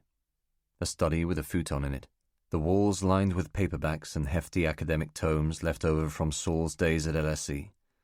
I take down a paperback copy of Out of Africa and climb into bed, wearing boxer shorts and an old white t-shirt. From down the hall I can hear the roar of a goal-celebrating crowd and Saul quietly shouting, "Yes!" to himself as someone scores. I lie there for a while trying to read, but my eyes grow tired after a single page, and I put out the bedside light. Then, of course, I cannot sleep. Every night now for more than a year the pattern has been the same. An urgent need to rest, ignored by my wandering mind, raking over every imaginable thought and anxiety, solving nothing. To sleep so little, so agitatedly, has become commonplace. Yet somehow my body has adjusted to being starved of rest. I still manage to work, think, exercise, and lie. But at some basic level I have forgotten how to feel. The jadedness is gradually erasing my better instincts, any capacity I once possessed to evaluate consequence and implication. It is as if every time I am woken up at 3 a.m. by that awful caving sense of worry that creeps around my subconscious, some better part of me begins to fail. Even a few straight hours of sleep will always be broken before dawn by mind racings, concerns somehow magnified by the quiet and black of the night. So, as ever, I turn to sex to try to shut it all out, lying there in the dark with the noise of the TV in the distance and some girl fucking me to sleep. She's never anyone I care about, never Kate. Only the ones I tried to have, but couldn't, even some woman I saw at a bus stop who gave me the eye. Every now and again I relive an actual sexual encounter and try to make it better than it was, screwing someone from years back or Anna again. Tonight it's her, with her showered skin and tits bouncing uselessly above me, that look of sated lust in her eyes that I failed to recognize as malice. Nothing works, though. I hear Saul shut off the TV at around 2 o'clock and follow the noise of his footsteps going up and down the passage. He visits the bathroom, washes, then turns out all the lights. The flat is quiet. I find myself thinking back to when I broke up with Kate. Saul and I would spend long hours in a Brazilian bar in Earl's Court trying to dream up ways for me to win her back. These talks were mostly serious and full of regret, as the realization that I had thrown away my one pure chance of a kind of happiness gradually dawned on me. But they were also punctuated with laughter and optimism. This was all thanks to Saul. I was a mess. Quietly and selflessly, he had watched and understood Kate to a point where he knew us both intimately, and now that understanding was paying off. He could explain her apparent cruelty. He could see when I was allowing a particular line of thought to become warped or exaggerated. It was uplifting in itself just to talk to somebody who also knew and loved her. And he never once tried to make me get over her. In his heart, he knew that we should be together, and he wasn't about to conceal that from me. I respected him for that. 3 months later, with ridiculous symmetry, Saul's long-term girlfriend turned around and told him that she was seeing another man. And so we went back to that same bar, only now it was my turn to be the good friend, to be as wise and understanding as Saul had been to me. We sat with our bottles of beer, late-night traffic sliding by outside, and tried to make sense of what had happened. From his coat pocket, Saul took out a letter she had written to him, parts of which he allowed me to read. How sad that two people who once cared for each other so much can end up like this, it said. Take care of yourself, and I will always love you. The awful platitudes of separation. More than anything else, I think, Saul was astonished by the speed with which it had finished.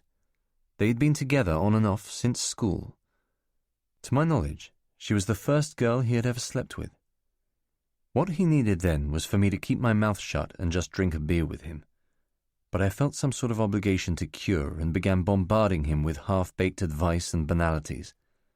I tried to tell him that all his fears and insecurities were not worth worrying over, that he should try to shut out all the mental pictures of her infidelity.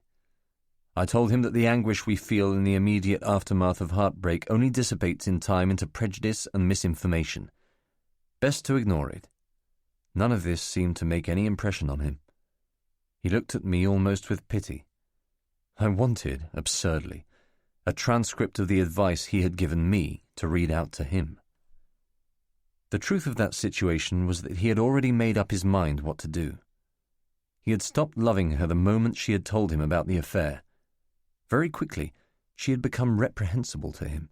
Saul's numbness gave way to a strange kind of relief in a matter of days, as if he was pleased to be rid of someone who was so devoid of basic decency. This strength astonished me. I had thought it would be years before he could get over her, that the break-up would be something from which he would never properly recover. But I was wrong. This memory is in my head for the better part of an hour, all the sides of it, the implications. Then I review the night's events once again, unable to shut them out, unable just to put it all to one side. I do not look at my watch. I learned that long ago. But it must be after 4 when I finally manage to sleep. Early the next morning, I call Hawkes at his house in the country from a telephone box in Barron's Court. "Could I speak to Paul Watson, please?" "You have the wrong number," he says, following procedure. Then he calls back immediately, using a secure line. "Alec, what is it?" He sounds remote, detached. "I needed to ask you something." "Yes?" "Did you ever get caught up in the drama of it?" "What do you mean?" he says, as if the question were ridiculous. "Did you ever do things in the course of your work that you didn't really need to do? Did you make things more difficult for yourself because you were deceived by the glamour of espionage?" "I'm sorry, I'm not following." "Let me give you an example. Last night I made the first drop." "Yes?" he interrupts nervously. He has always been wary of who may be listening in. His has been a lifetime of paring words back, of bending them into ambiguities and codes. "I was only following instructions, but the Americans seem to have made things more complicated, more risky than was necessary. Maybe it was a test. I brought a briefcase to Saul's flat." "Alec, we can't talk about this." "What do you mean?" My voice must sound petulant and spoiled, like the game is over. "It is not advisable for us to speak any more." "Since when?" "I'm going to be out of contact for some time. You'll be all right. Just retain anonymity. You've been told what to do in an emergency. Go to Litherby. Do not contact me again. You're doing fine, Alec. You must learn how to do this thing on your own." 24. Final analysis. The year draws to an end. There are 4 more drops, one roughly every month, for each of which I am paid £10,000 sterling, deposited in an escrow account in Philadelphia. I will have access to the money when the Americans have the data from 5F371. The first handover takes place at the West End Theatre, a simple exchange almost as soon as the house lights have gone down. The next 2 occur at my flat in Shepherd's Bush, and the 4th inside Fortner's car on the way to Andromeda's Christmas party. That was last week. Were they straightforward? Yes and no. The actual transactions are always fairly simple, well-planned, isolated, unobserved by third parties. There is the small problem of obtaining suitable information, or of getting freely available documents home where I can make copies. There are security systems to be circumvented at Abnex, random checks on packages leaving and coming into the building. So Justify has become routine, just as it was supposed to, just as we had planned it all along. Yet something in me will not rest. When asked to do this, to go over the next 2, possibly 3 years of my life. I agreed to do it with the private acknowledgement that things would be difficult at times, occasionally even intolerable. The long-term gain, the promise of a settled and fulfilling future, outweighed any immediate reservations I had about conceding to a constant duplicity. The hard fact of being caught between 2 sides was presented to me as a relatively simple arrangement. It was just a question of maintaining balance. That is easier than it sounds. A third party was never foreseen. We reckoned without Cohen. We did not factor him in. I was ready to feel on edge, watchful and suspicious, but I expected that to be attended by feelings of elation and personal fulfillment. Instead, because of his constant nagging presence at Abnex, I feel isolated and consumed by an apprehensive solitude that I am increasingly unable to control.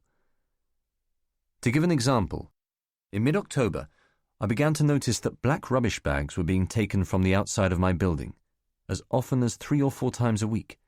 No other garbage is removed from the road with the same frequency. The council truck is scheduled to come only on Thursday mornings.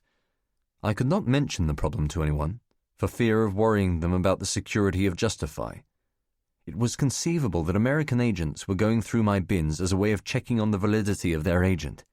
This is common practice. But that was not all. At around the same time in October, I made a telephone call to British Telecom requesting a second copy of my itemized phone bill. I told the assistant that the first had been mislaid and I was late paying the balance. "Haven't we already sent you one?" the operator asked. "Didn't you request an itemized bill last week? I've got a note here on my screen." "No," I told her. "I did not." So who requested it? The CIA already has a tap on my phone.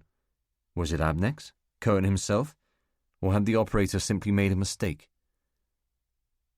Thirdly, the post has started arriving later than it did, as if it is being intercepted en route to my flat, then checked, resealed, and sent on. First-class letters take 2 days instead of 1, second class up to a week.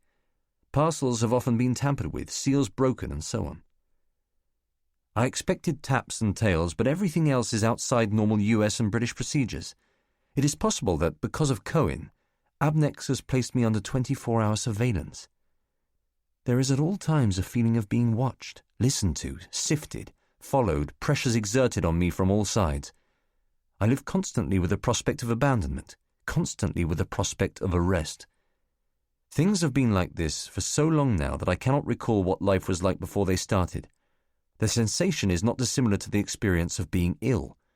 The world outside goes about its business, and you cannot even remember what it felt like to be healthy and well.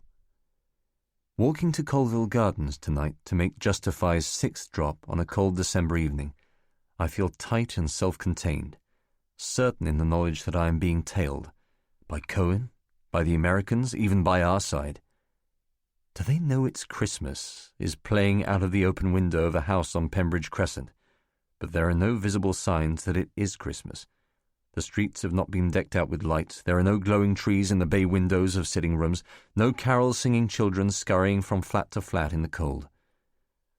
In the inside pocket of my long overcoat, zipped up against thieves and spooks, there is a single high-density IBM 1.44 megabyte floppy disk inside a small manila envelope containing crude oil assay data from a wellhead sample in Tengiz. My adrenaline, as always, is up, my heart beating rapidly with a rush like caffeine pushing me quickly down the street.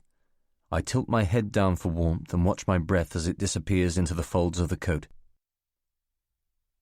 For perhaps the 10th time today, my mind casts back to a confrontation I had with Cohen last week. I cannot ignore what happened, because it convinced me that he is assured of my guilt. This, at least for once, is not paranoia, not just some byproduct of my persistent agitation. There are hard facts to consider. We were standing beside the printer where 3 months earlier he had discovered me spooling out the commercial price sets on that quiet Saturday afternoon. "Those Americans you've been spending so much time with," he said, adjusting his tie. "What about them?" I replied, a voice immediately opening up inside me. "Alan has found out about it." "What do you mean he's found out about it? You two been keeping tabs on me?" That was my first mistake. I was too aggressive too early. There was nothing in what Cohen had said to cause me any alarm, simply a sly tone of voice, an implied rebuke in his manner. We like to keep an eye on new people. What do you mean, new people? I've been with the company over a year. Did you know they work for Andromeda? No kidding, Harry. I thought they were guides at the British Museum. Of course I know they work at Andromeda. And you think it's wise to be spending so much of your time with a competitor? Implying what? Implying nothing. Why ask the question, then? You're getting very ruffled, Alec. Listen, Detective Inspector, if I'm ruffled, it's because I don't like the undercurrent of what you're saying. There's no undercurrent, he said, calm as quicksand. I merely asked if it was a good idea. I know what you asked, and the answer is that it's my private affair. I don't keep tabs on what you do behind closed doors. So you do things behind closed doors? Fuck off, Harry, okay? Just fuck off. At that, both Piers and Ben looked up from their desks and stared at us. Cohen knew that he had me cornered, so he kept on probing. Typically, he phrased his next remark as a statement, not a question. I was simply going to say that they don't ring as often as they used to. I responded to this without thinking through my reply. No, they don't, I told him. I wonder why that is. That was my second mistake. I should have reacted to the strangeness of Cohen's observation. Look, he said, sympathy suddenly in his voice.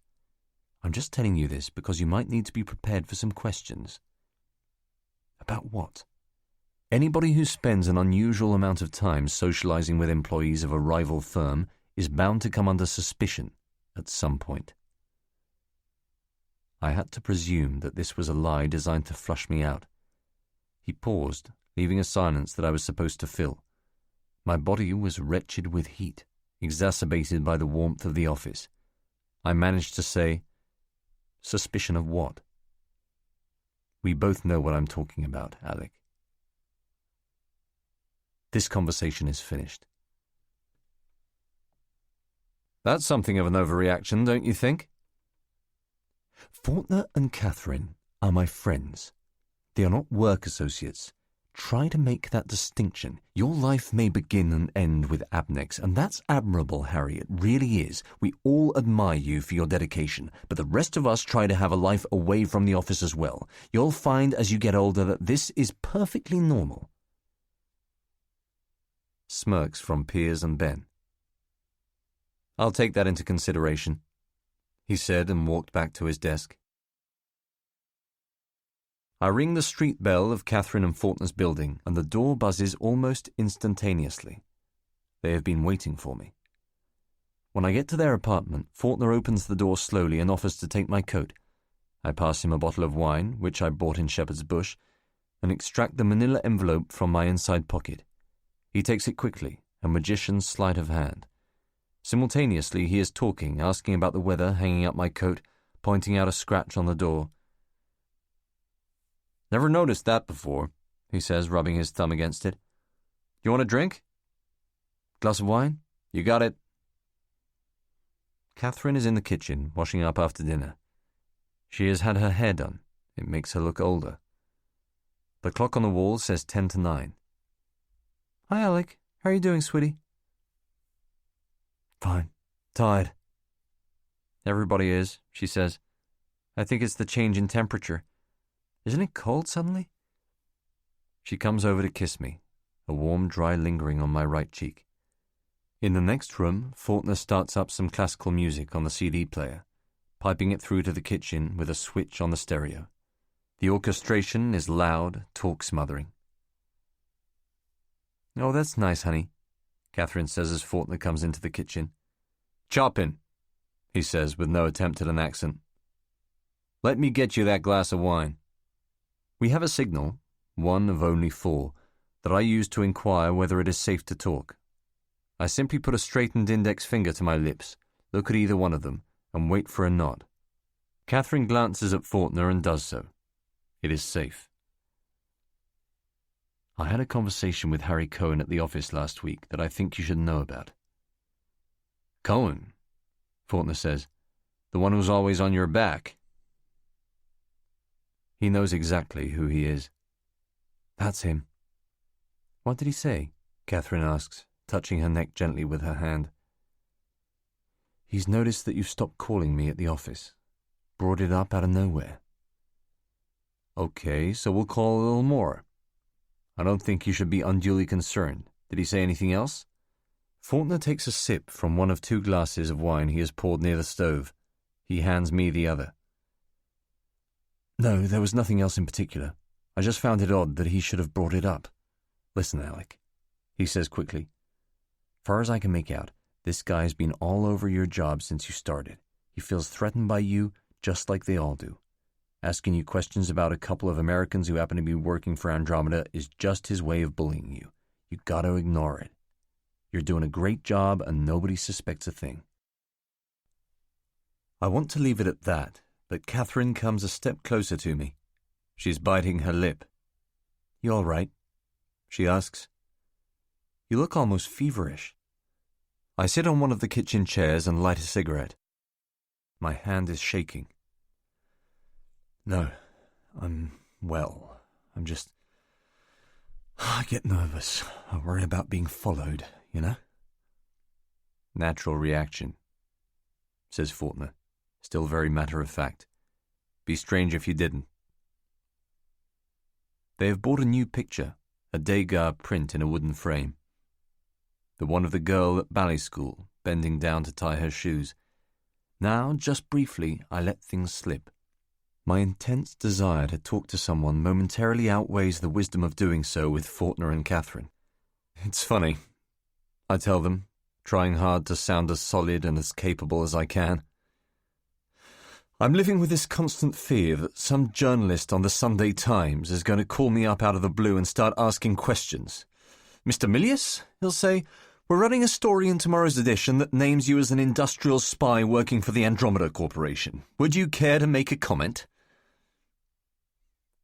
Alec, for Christ's sake, Faulkner says, putting his glass on the counter so hard that I fear it might break. I cannot tell if he is angry with me for being afraid or for making a direct reference to justify. Even in the security of their apartment, it was unwise to mention it. What are you getting so bothered about all of a sudden? There isn't some Bob Woodward out there tracking every move you make, not unless you're being dumb.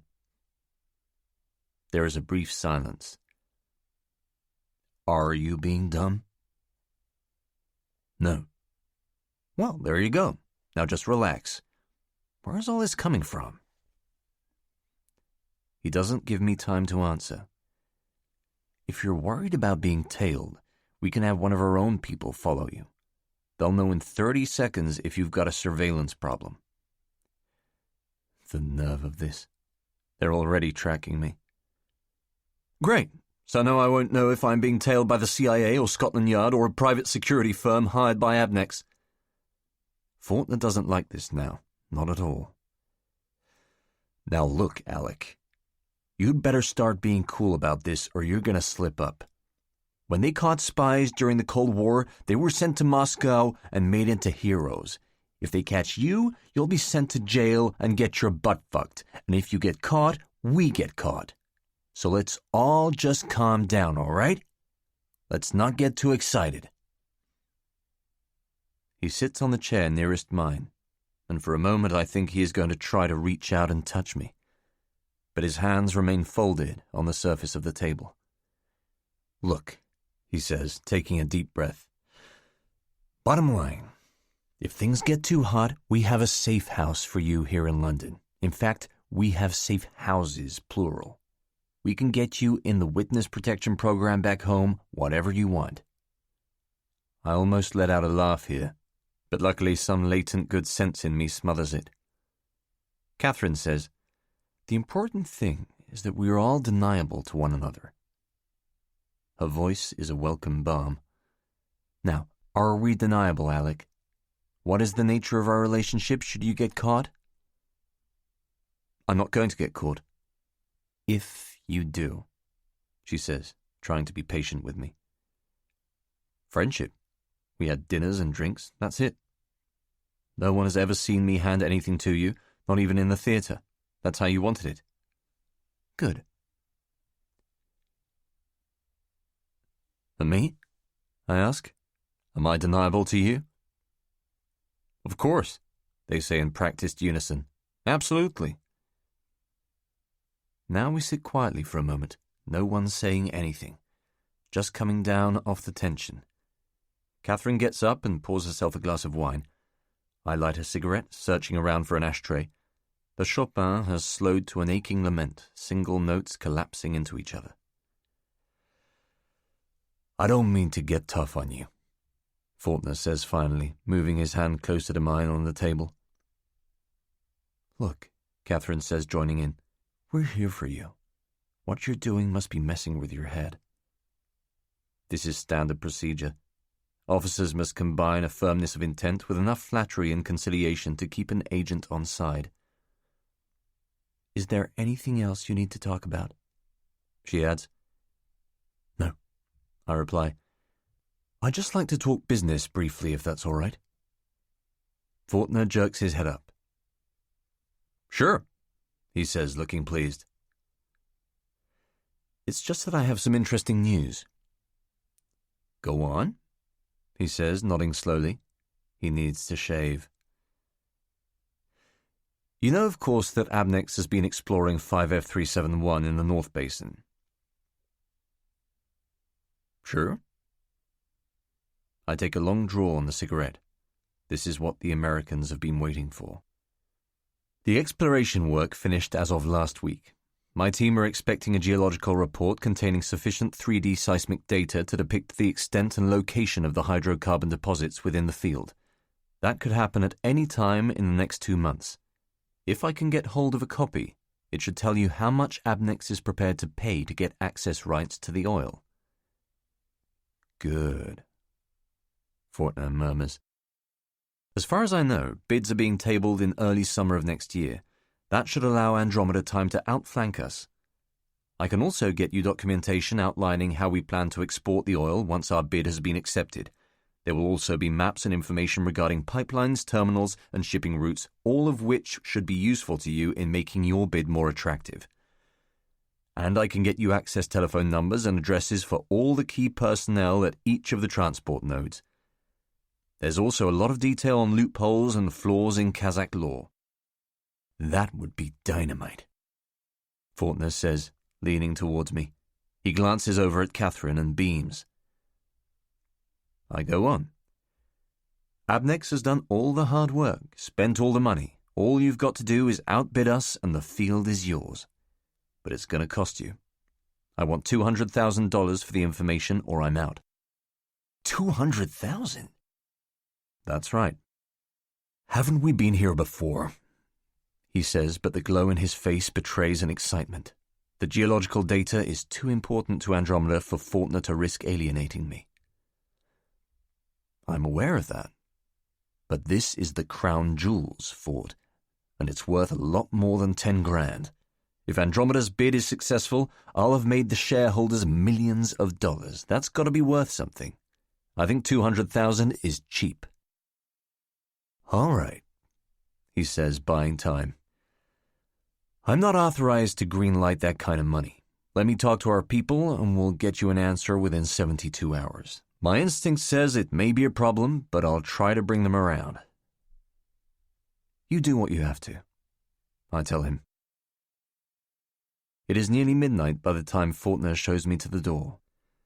There are no services running on the Hammersmith and City line, so 15 minutes later, I board what must be the night's last train at Notting Hill Station. Empty hamburger cartons have been discarded on the floor, and men in suits are falling asleep against greasy glass partitions. I'm tired and find it difficult to focus on a single object for any length of time. An advertisement above the windows, a passenger's shoes, the colour of someone's scarf. I look through into the next car, half expecting to see Cohen in there, staring right back. My eyes sting, and the skin on my face feels tight and dry. I find it impossible to shut down. I'm always thinking, evaluating, calculating the next move. I actually dread the thought of going home for another night of sleeplessness, just lying there in the dark analysing the day's events, speculating on how much or how little Cohen knows. Then I picture Kate asleep in bed, her slim arm draped across the shoulders of another man. Night crap. Last night at 3 a.m, I got up, put on a pair of jeans and a sweater, and wandered around the dead streets of Shepherd's Bush for over an hour in an attempt to tire myself out with walking. There seemed to be no alternative beyond taking a handful of sleeping pills or sinking a half bottle of scotch, which I cannot do because of the need to stay sharp and clear-headed for Abnex. When I got back to the flat at around 4, sleep came easily. But then there were the customary dreams, packed with sicknesses and capture, isolation and pursuit. It's all so predictable, regular as clockwork, and tonight I will have to go through it all again. I stare into the concave windows of the Central Line train, and they warp my reflection like a hall of mirrors. I'm split in half by the steep curvature of the glass, a pair of broad shoulders and a tiny, mutated head melting into an inverted reflection of itself. 2 of me.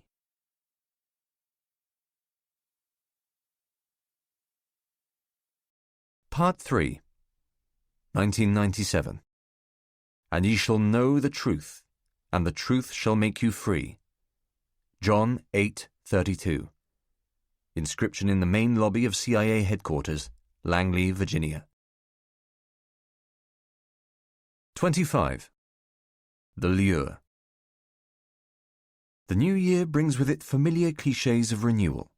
Private promises to take more exercise, to be a better friend to Saul, to get over Kate and find a new girlfriend. I want to exert greater control over my life, to try to get things into some kind of perspective. By the second week of January, however, all resolutions have been set aside, rendered meaningless by the simultaneous demands of Abnex and Justify. My life simply doesn't allow any opportunity for change. Everything now is about 5F371. Whenever I am not involved in normal day-to-day activities at work, all my efforts are concentrated in obtaining the doctored North Basin data from Katia. Andromeda wants the information as soon as it becomes available. The Americans now make that clear in almost every conversation I have with them. Even during the Christmas break, while Catherine and Faulkner were staying at her family home in Connecticut, they phoned me to check up on developments. Mum picked up the phone. "Alec!" she shouted, with that strained, impatient bark that got me out of bed on so many mornings as a teenager. I was upstairs reading. "Yes?" I said, coming to the landing. "There's an American on the phone for you." I picked up the receiver in Mum's bedroom, having closed the door for privacy. She hung up in the kitchen as I did so. "Alec?" "Catherine, hello." "Hi, we just wanted to call and wish you a happy Christmas." Her voice was pitched high and enthusiastic, overcooking the friendship for the benefit of anyone who might be listening in. "That's very kind of you. Where are you?" "Back home with my mother. Ford's here. You want to talk to him?" "Sure." "Well, just a minute. Tell me what you've been up to." I told her. "Great. And is your mum good?" "Very well. She hates Christmas, but she's well." "Super. Look, Ford really wants to talk to you, so I'll pass him over." "Fine. See you when you get back in January." I was wondering why she had bothered ringing. The conversation felt rushed. She had made the call out of a sense of professional duty, but had neglected to think of anything to say. "Hey, Milius, how you doing?" Faulkner sounded humdrum and tired. It was 10 in the morning on the East Coast. Fine. You?" Same old. Been seeing some friends, eggnog and old movies. Fucking smoke police at every party we go to. Tell you this, pal. Nowadays it's easier taking a gun out of your pocket in America than it is smoking a cigarette." "It's nice of you to ring." "Don't mention it," he replied. "Get any gifts?" "Some. A shirt, a couple of videos." This was all starting to feel easier. The pressure, for once, was off. What'd you give your mum? Stuff from Crabtree and Evelyn? Bath salts? Oh, he said, his voice lifted. Crabtree and Evelyn. He pronounced Evelyn like Devlin. We have that over here. Makes Kathy smell like a rosebush. Good. What about that CD you wanted? You get that? And straight away I was back in the fog of duplicity. No break from it. The CD was code we used for the geological data from 5F371. No, I said, stumbling for words. 3 days away from London, and I had forgotten how to lie. Mum couldn't find it in the shops, but I've ordered one. It should be out in the new year. Great. So I guess we'll see you when we get back. That was all they wanted to know. As soon as Faulkner had established that the data was not yet available, the festive niceties could be dispensed with. It was not a social call. How about you come over for supper sometime in January, once we get back, he said. Say Wednesday the 29th? Why was he so specific that it should be that date? Sounds great. I'll get Kathy to fix it up. She's saying goodbye. Give her best to your folks. Folks, he said. Plural. A slip-up. I will, I said, and I was halfway through saying goodbye when the line went dead. We speak transatlantic on 2 occasions in January. Both are calls made to the Abnex offices, which I think of as risky and unnecessary. The first is from Catherine in New York, just calling to touch base. In a 10-minute conversation that can be clearly overheard by Cohen, she makes no reference to 5F371. The second is from Faulkner, now in Washington, just 2 days before they are due to fly back to London. He asks almost immediately about the CD, and I am able to tell him that I have ordered it, expecting delivery within 8 to 10 days. This is what Katja has indicated, and he is usually reliable. Faulkner sounds pleased, reiterates the invitation to dinner on the 29th, and quickly curtails the conversation. This angers me. My work phone is presumably tapped, and if an Abnex official happened to be listening in on the conversation, it would surely find the exchange between us odd. The night they get back, Catherine emails me to confirm the dinner date for the 3rd time. Clearly they have something specific planned. I enter a lie about it in my desk diary. On Wednesday the 29th, instead of dinner F+K, the entry reads, Cinema, Saul, maybe Some Mother's Son, a film about Northern Ireland that has just opened in London. Then it's just a question of waiting. 26. The Approach. The night of the dinner, Wednesday, January 29th, is glacial, as cold as it has been all winter, with a freeze chill in the air that might precede snow. Walking to Colville Gardens, I'm characteristically apprehensive, and yet there is also an unfamiliar edge to my mood. Although no handover is taking place tonight, the meeting has been arranged a month in advance, which is more than enough time for the Americans to have planned something unexpected. It is too much to suggest that I am being lured into a trap, and yet something is not quite right. Is it only that I am coming empty-handed, without a disc, a file, even a photograph?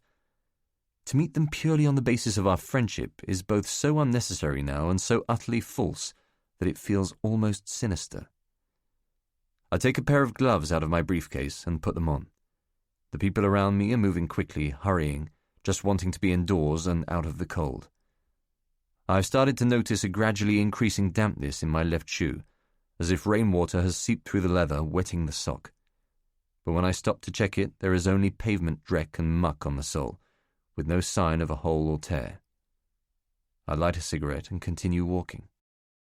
Turning right into Colville Terrace from Kensington Park Road, a pair of car headlights flash twice in quick succession on the opposite corner of the street. 2 people are sitting inside a gleaming green Ford Mondeo, one in the driver's seat, one in the back. The headlights flash again, briefly flooding the street with light. I stop and peer at the car more closely. Faulkner and Catherine are sitting inside. I cross the street and move to the passenger door. Faulkner reaches across to open it. What are you two doing here? I ask, trying to sound nerveless and calm as I climb inside. I thought we were going to meet in your apartment. After a last drag on the cigarette, I toss it into the gutter, twisting around in my seat to give Catherine a smile. She looks gaunt. "Close the door, Alec," Faulkner says with heavy seriousness. I clunk it shut. The interior smells like a rental car. "When did you pick this up?" I ask, tapping the dashboard lightly. My heart is racing furiously. "This morning," Faulkner says, activating the central lock before turning the key in the ignition. The engine roars briefly and then settles back to a low hum. "What happened to the old one?" "Garage," says Catherine, deadpan. Faulkner pulls out into the street. We are heading back up Kensington Park Road. "What's going on? Where are we going?" "We're real concerned about something, Alec," he says, turning to look directly at me. "We believe that our apartment may have been penetrated. It may be under audio surveillance. The vehicle also, that's why we picked up a fresh one. The Mondeo is clean." Faulkner grips his hands firmly around the steering wheel, turning back to look at the road. My reaction here will be crucial. I have to get it exactly right. "Your apartment is bugged," I say, with what may be too much emphasis. "Why would you think that?" "We picked something up on a routine sweep," Catherine says. She has positioned herself directly between the two front seats, leaning forward between us. "A routine sweep? So it's something you do all the time?" "All the time," she says. Faulkner makes a turn into Ladbroke Square. I cannot think what to say to them. If their apartment has been bugged, it may be because of mistakes I have made at Abnex, and that will not have escaped their notice. "Don't worry unnecessarily," Catherine says, resting her hand gently on my shoulder. "This may have nothing to do with Justify. It may be completely unrelated, but we're going to have to make some changes. When are the geological plans due? Any day now, right?" Suddenly, everything is clear. This is all just a bluff. They are trying to move me along, trying to scare me into thinking that we are running out of time. Like I told Faulkner, I'm expecting them within a week. But there have been rumors of a delay. I'm so low down the food chain, I don't get to find out. Well, let's hope it's soon. Now listen. Catherine coughs. Due to what's happened, and due to the sensitivity of the 5F371 documentation, we're going to have to ask you to change the strategy of your handovers. I say nothing, but this is highly unorthodox.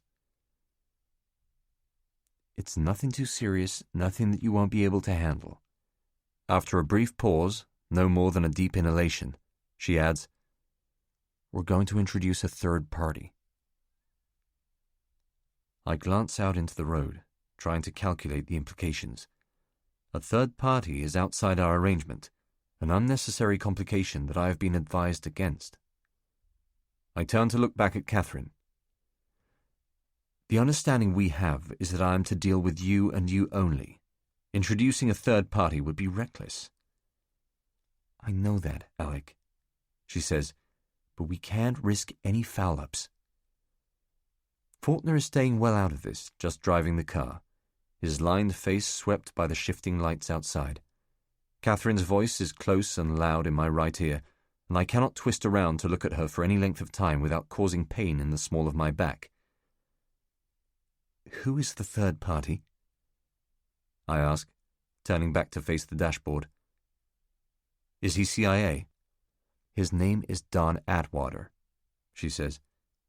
He's an American corporate lawyer who works out of London. That's his cover? He helps us out from time to time. That's all you need to know. On the contrary, I need to know everything. No, you don't, says Faulkner, interjecting. There is a light trace of malice in his mood tonight, as if he is disappointed in me. Perhaps they are telling the truth about the surveillance and blame me for what has happened. That thought is enough to make me back down. How will we work it, if I agree to go ahead? Catherine breathes in hard once again. She will have prepped herself for this part of the briefing. As soon as you have obtained a copy of the 5F371 data, You're to call this number. She reaches forward and hands me a piece of white paper no bigger than a credit card. It has a 7-digit number written on it in neat black ink. When they answer, you're to give your name and ask if your dry cleaning is ready. My dry cleaning? I ask, stifling a surge of incredulous laughter. Yes, she replies soberly. They will say that it is ready and then hang up. That is your signal to us that we are ready to go. I just ask if it's ready. Nothing else? Nothing. A car cuts us off at some lights and Catherine says "shit" through her teeth as she is rocked by the sudden braking. I have lost track of where we are. The West End? Kilburn? Farther north than that? That night, she says, make your way to Atwater's London offices in your car. Where does he work? Shaney Walk, Chelsea, SW3. I know where it is. Which end? Close to Battersea Bridge. What if I'm working late? You won't be. He's not expecting you before midnight. Again, Faulkner comes in, and you should not arrive there before that time. Midnight? Midnight, Catherine confirms. The switch between them is disorienting, like a tussle for power. Now, the most important thing for you to be doing en route is to watch your tail. Tell him about the bike. I was going to, Catherine says impatiently. If you want, we can put a motorcycle outrider with you throughout the journey. He'll keep an eye on things. At this, I lose some cool. Fuck, Cathy, how serious is this? If they're onto me, it's too risky. If there's a chance of being followed, I shouldn't do it. We should close it all down for a while. Not necessary, Faulkner says, making a slow right-hand turn. An outrider is routine with something this important. Well, you can forget it. I'll go alone. Your choice, he says calmly. Your choice. We have stopped at another set of traffic lights. A small group of teenage girls wearing too much makeup passes in front of the Mondeo, laughing in a squawking pack. They are dressed in miniskirts in spite of the cold. When we have pulled away, Catherine continues talking. Once you have left your apartment, make sure that you drive directly towards the roundabout at Shepherd's Bush, as if you were heading to our place. Why? I'm coming to that, she says, not wanting to be rushed. Go right around it and come back on yourself down towards Hammersmith.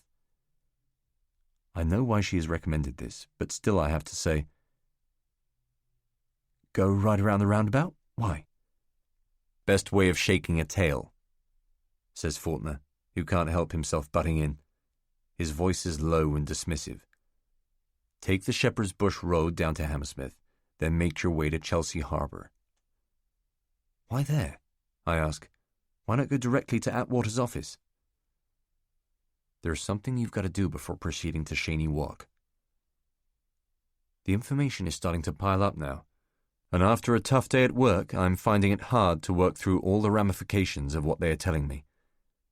If their surveillance concerns are a bluff, both Atwater and the briefing are needless, a waste of time.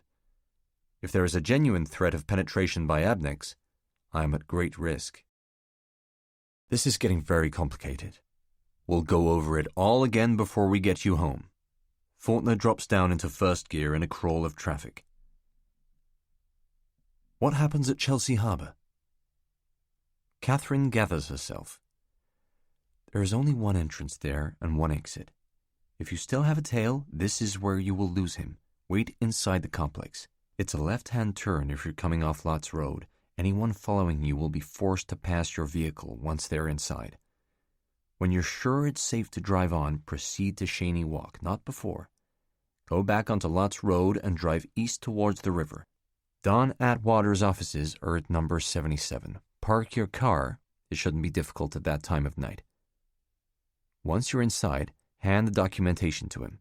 Make sure that it is Atwater and no one else, not his secretary, not the doorman, Atwater. Are we clear? We would be if I knew what he looked like. Marble Arch looms up on the right. Overweight, puffed-out cheeks, glasses. He will make himself known to you. And what about the money? What about the $200,000? As soon as Atwater has the 5F371 data in his possession, he will notify us, and that will trigger the financial transaction in escrow. It will be the sum that you requested. That's been cleared. As I expected it would be. Can I smoke?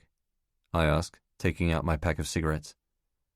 Be my guest, Faulkner says, with a little more relaxation in his manner. The sooner this upholstery smells of stale tobacco, the better. I light the cigarette, offering one to Faulkner, who declines. Then I request that we go over the instructions one more time for clarity. So he drives for another 20 minutes while Catherine runs them past me once more. We are almost home when their car phone rings out loud and shrill. The interior of the Mondeo is mic'd up, and Faulkner is able to answer the call without lifting the receiver from its cradle. Yep, he says. Fort! The caller, an American, is trying to shout above the roar of the road. His voice sounds distant and warped, as if lost under a great vaulted ceiling. Hi, Mike. Hey, buddy! Can you call Strickland ASAP? I instinctively flinch away from Faulkner when I hear his name, an uncontrolled movement to disguise my surprise.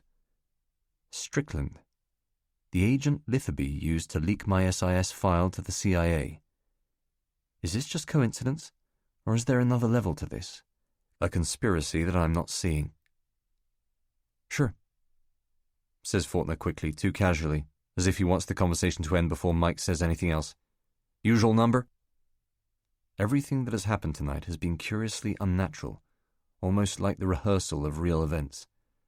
Catherine's insistence that I follow an exact procedure, their lies about surveillance. Yeah, usual number. See you Saturday. Faulkner presses the red button on the handset, and Mike's voice disappears. What would they want with Strickland? What would he want with them? Catherine asks the very same question, but it may be just a bluff. Why is he calling? Not sure, Faulkner replies. And is it my imagination, or does his gaze slip towards me, a concealed warning to Catherine to stay away from the subject? Certainly he does not call Strickland while I am still in the car. Instead, I am driven back to Uxbridge Road and released a block short of my flat. 27. The Sting. I have waited so long for Catch's people to prepare the data from 5F371 that when it finally arrives, there is a hurried sense of expectation that catches me off guard. It is a grey March day at work. The morning has adhered to its usual routines: phone calls, reports to be written, a meeting with some clients in conference room C on the 6th floor. I have a late lunch, steak sandwich, Sprite, in a cafe down the street, doing my best to avoid making eye contact with two Abnex employees eating spaghetti on the far side of the room. Then, just before 3 o'clock, I make my way back to the office. Cohen, who is working at his desk, looks across at me as I come in, putting down his pen. "Since when did you start getting packages from the boss?" he asks, an uncharacteristic suggestion of defeat in his voice. "Barbara Foster, the chairman's PA." "I know who she is." "Well, she left that package for you while you were out getting lunch." He is pointing at a white padded envelope in my in-tray. I know immediately what it is and experience a surge of grateful satisfaction that proves critical. "She did?" "Yeah, told me to let you know it was there." I make no gesture to pick it up. "So what is it?" he asks. "Probably his remarks on a report I did for the board 3 weeks ago. The one about Turkmenistan and Niazov." "I didn't know you'd done a report for the chairman," he says, a flicker of envy about him as he looks away. His ego has been wounded by a lie. "Can I look at it?" "Sure, but I'm taking it home tonight. Want to read over what he's said." Cohen nods unconvincingly and returns to his work. I open my briefcase, drop Katya's envelope inside it, and without even pausing to think, retrieve the small card on which Catherine wrote down the contact number for Don Atwater. The card is frayed at the edges now, worn by the constant movement of pens, coins, and files in my case. So keen am I to alert the Americans that I dial the number right away, with no thought of Cohen's proximity, the receiver clamped between my neck and chin. It starts to ring as soon as I have punched in the last digit. There is no immediate answer, but I wait. Still no one picks up, even after a dozen rings. I am on the point of replacing the receiver, thinking that I have dialed the number incorrectly, when a voice responds at the other end. Hello? It's a woman, Irish accent. For some reason, I had been expecting an American male.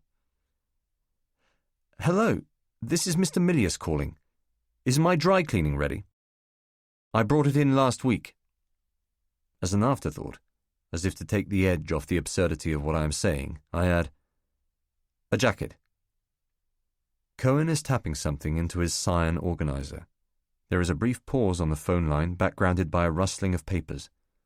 The woman seems vague and disorganized, and this worries me. Yes, Alec Milius, hello, she says eventually. There is a relief in her voice, an enthused lilt. That's fine. You can come and get it. I can? I say with enthusiasm. Great. These simple words feel unnatural and self-conscious. See you then. All right, she says, abruptly hanging up. As I replace the receiver, my left thigh is shaking involuntarily beneath the desk. I need to walk around, need to splash some cold water on my face to throw me clear of worry. In the gents, I run the cold tap for a few seconds, eventually filling the sink. Then I scoop handfuls of icy water onto my face, letting it wash out my eyes and cool my temples. Having lifted the lever to release the plug, I stare open-eyed into the mirror. Bloodshot whites, tired and weary, with a spot coming up on my nose. I run through Catherine's instructions one more time. It's watertight. Relax. Just do what you're being paid to do. Crossing the room to the hand dryers, I stick my face in a rush of warm air, eyes squeezed tight against the heat. Behind me, a cubicle lock snaps open, making me jump. Duncan from accounts emerges from one of the booths, looking dishevelled. I glance at him briefly and leave. Towards 6 o'clock, Piers invites me to join him for a drink with Ben, but I explain that I already have a dinner engagement and make my excuses.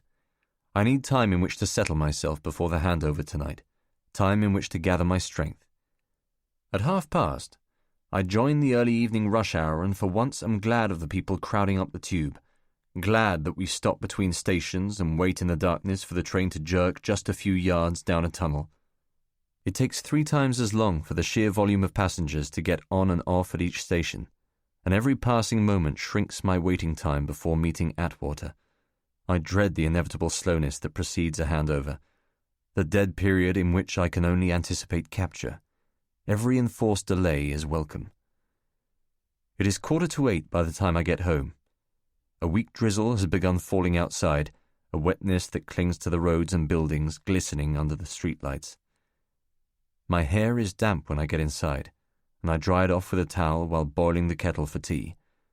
Then I sit more than half an hour watching television, my mind working slowly over the details of the plan for the last time.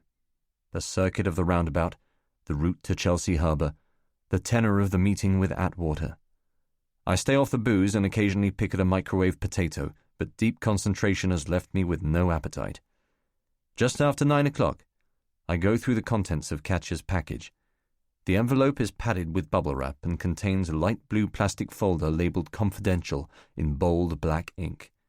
Inside it there is a 12-page document with a handwritten covering note attached by a paperclip, 5F371 as requested. Good luck, DRC. These are Katya's initials. I burn the note in the sink. On the inside back page of the folder, housed within a clear plastic flap, is a CD-ROM marked with the Abnex logo. When I open the disc on my laptop, bitmapped 3D seismic imagings of 5F371 form on screen, with magnetic surveys and information on rock samples available in separate files. It all looks realistic.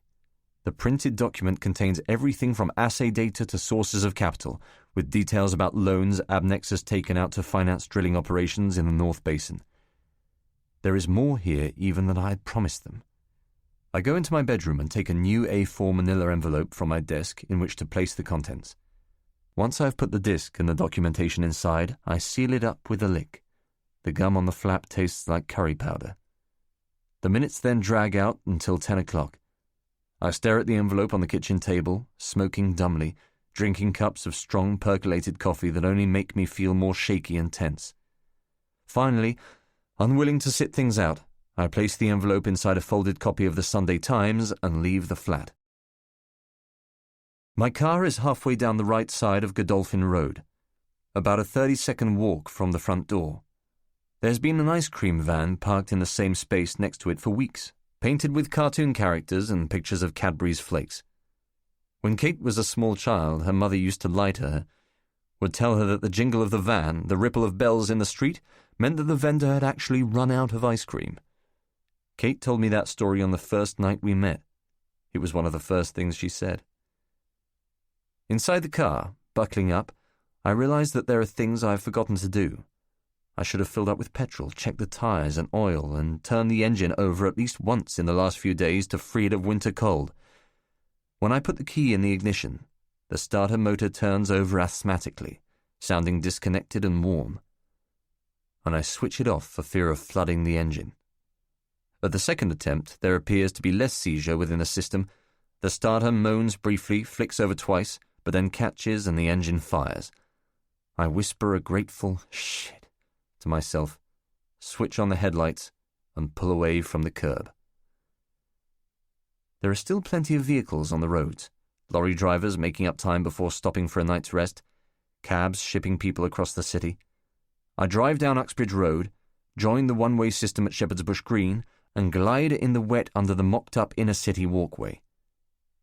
Cars are waiting in queues of 5 or 6, preparing to go onto the roundabout. With the sheer volume of traffic, I'm concerned that making a full circuit with surveillance check may prove difficult. I sit in the outside lane with my indicator on and wait for the lights to go green. As I go around, I check my mirror every other second for any sign of sudden movement behind me. A last-minute indication, a swerve out or burst of acceleration. After passing the second exit, a cab driver blasts his horn at me when I cut across his lane, and another beeps as I pass through the traffic lights leading back towards the green. All the time I am watching as vehicles build up behind me, trying to gauge where they have come from. As far as I can tell, all appear to have entered the roundabout from either Holland Park Avenue, Holland Road, or the Westway. It looks as if no one followed me completely around. So I head for Chelsea Harbour. Catherine suggested going via Fulham Palace Road, but I take a different route with which I am more familiar, via Brook Green, Talgarth Road, and Fulham Broadway. The journey takes no time at all. Only once, my eyes distracted by a girl on the North End Road, do I brake fractionally late and almost rear-end a designer Jeep with a skiing rhino painted on its spare tyre. Otherwise, the drive is incident-free. No tail, no motorcycle outrider. Nothing to report at all. By 11:30, I have arrived a full 30 minutes before the scheduled meeting. I look up at the Wharf Tower, London's puny skyscraper, and consider my options. There is no need to go into the harbour complex to flush out a tale because I've experienced no surveillance problems en route, and my presence there will serve only to alert the Americans to my whereabouts. There can also be no reason why I cannot meet Atwater before the prearranged time. If he's not there, I will simply wait outside on the street until he arrives. There is no advantage in following Catherine's instructions to the letter. Better to put myself in a position of control, rather than play into their hands and be dictated to by others. So I do not turn into Lots Road. Instead, I continue down King's Road until I come to Edith Grove, driving with the one-way system as far as Shaney Walk.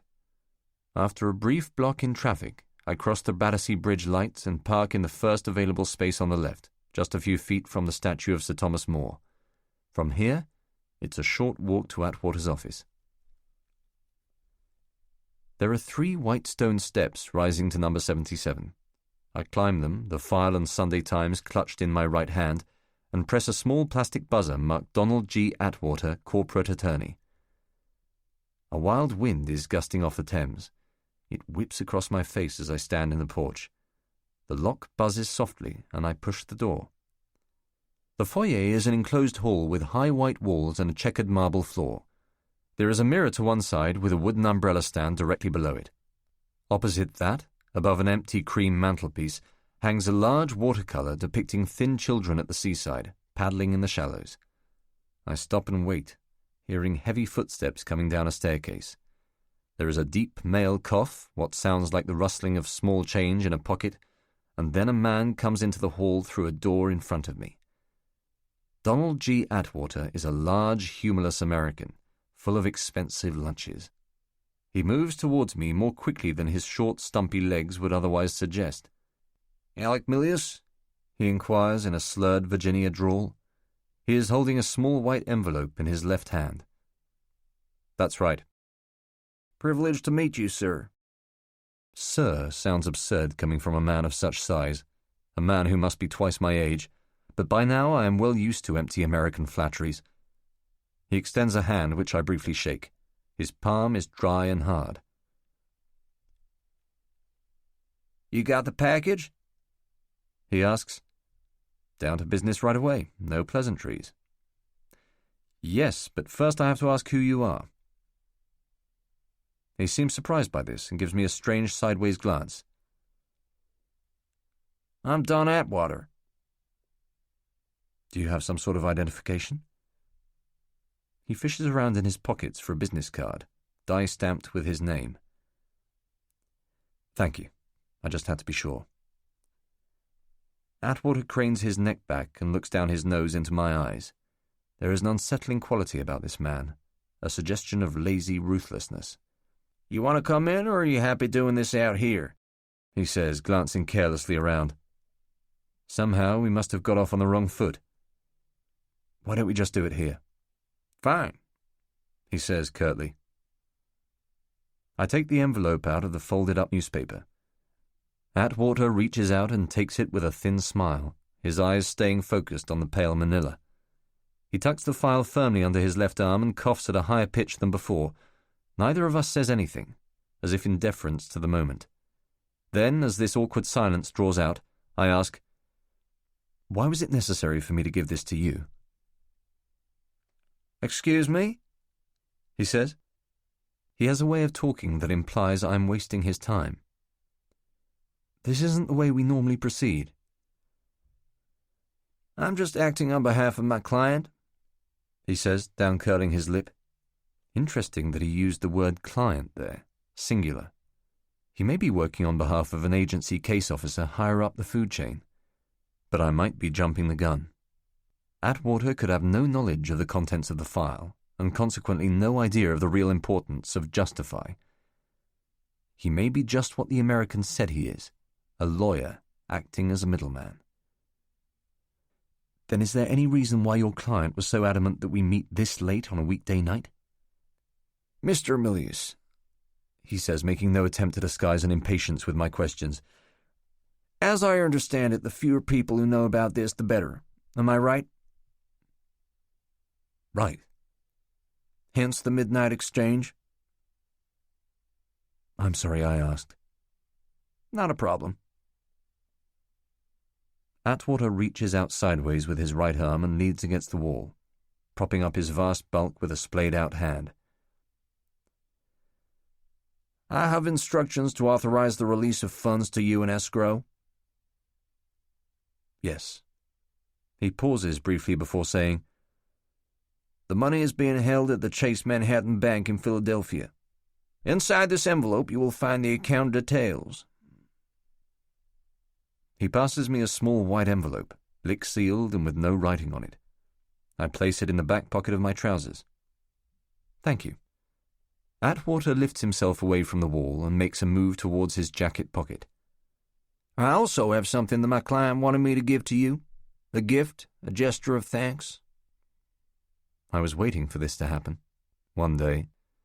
"My client said that you would understand they're not giving it to you in person." He's finding it difficult to extract the gift from his pocket. It is a rigid blue box, something heavy. He eventually frees it and passes the box to me. "Go ahead, open it up." I flip the catch and lift the lid to reveal a silver Rolex watch draped over a hand-stitched baseball. I do not know what is more absurd, that they should have balked at paying me $200,000 for the data and then splurged on a 5-figure Swiss watch, or that they thought it was appropriate to throw in a baseball as well. "Wow," I say. "How generous of them."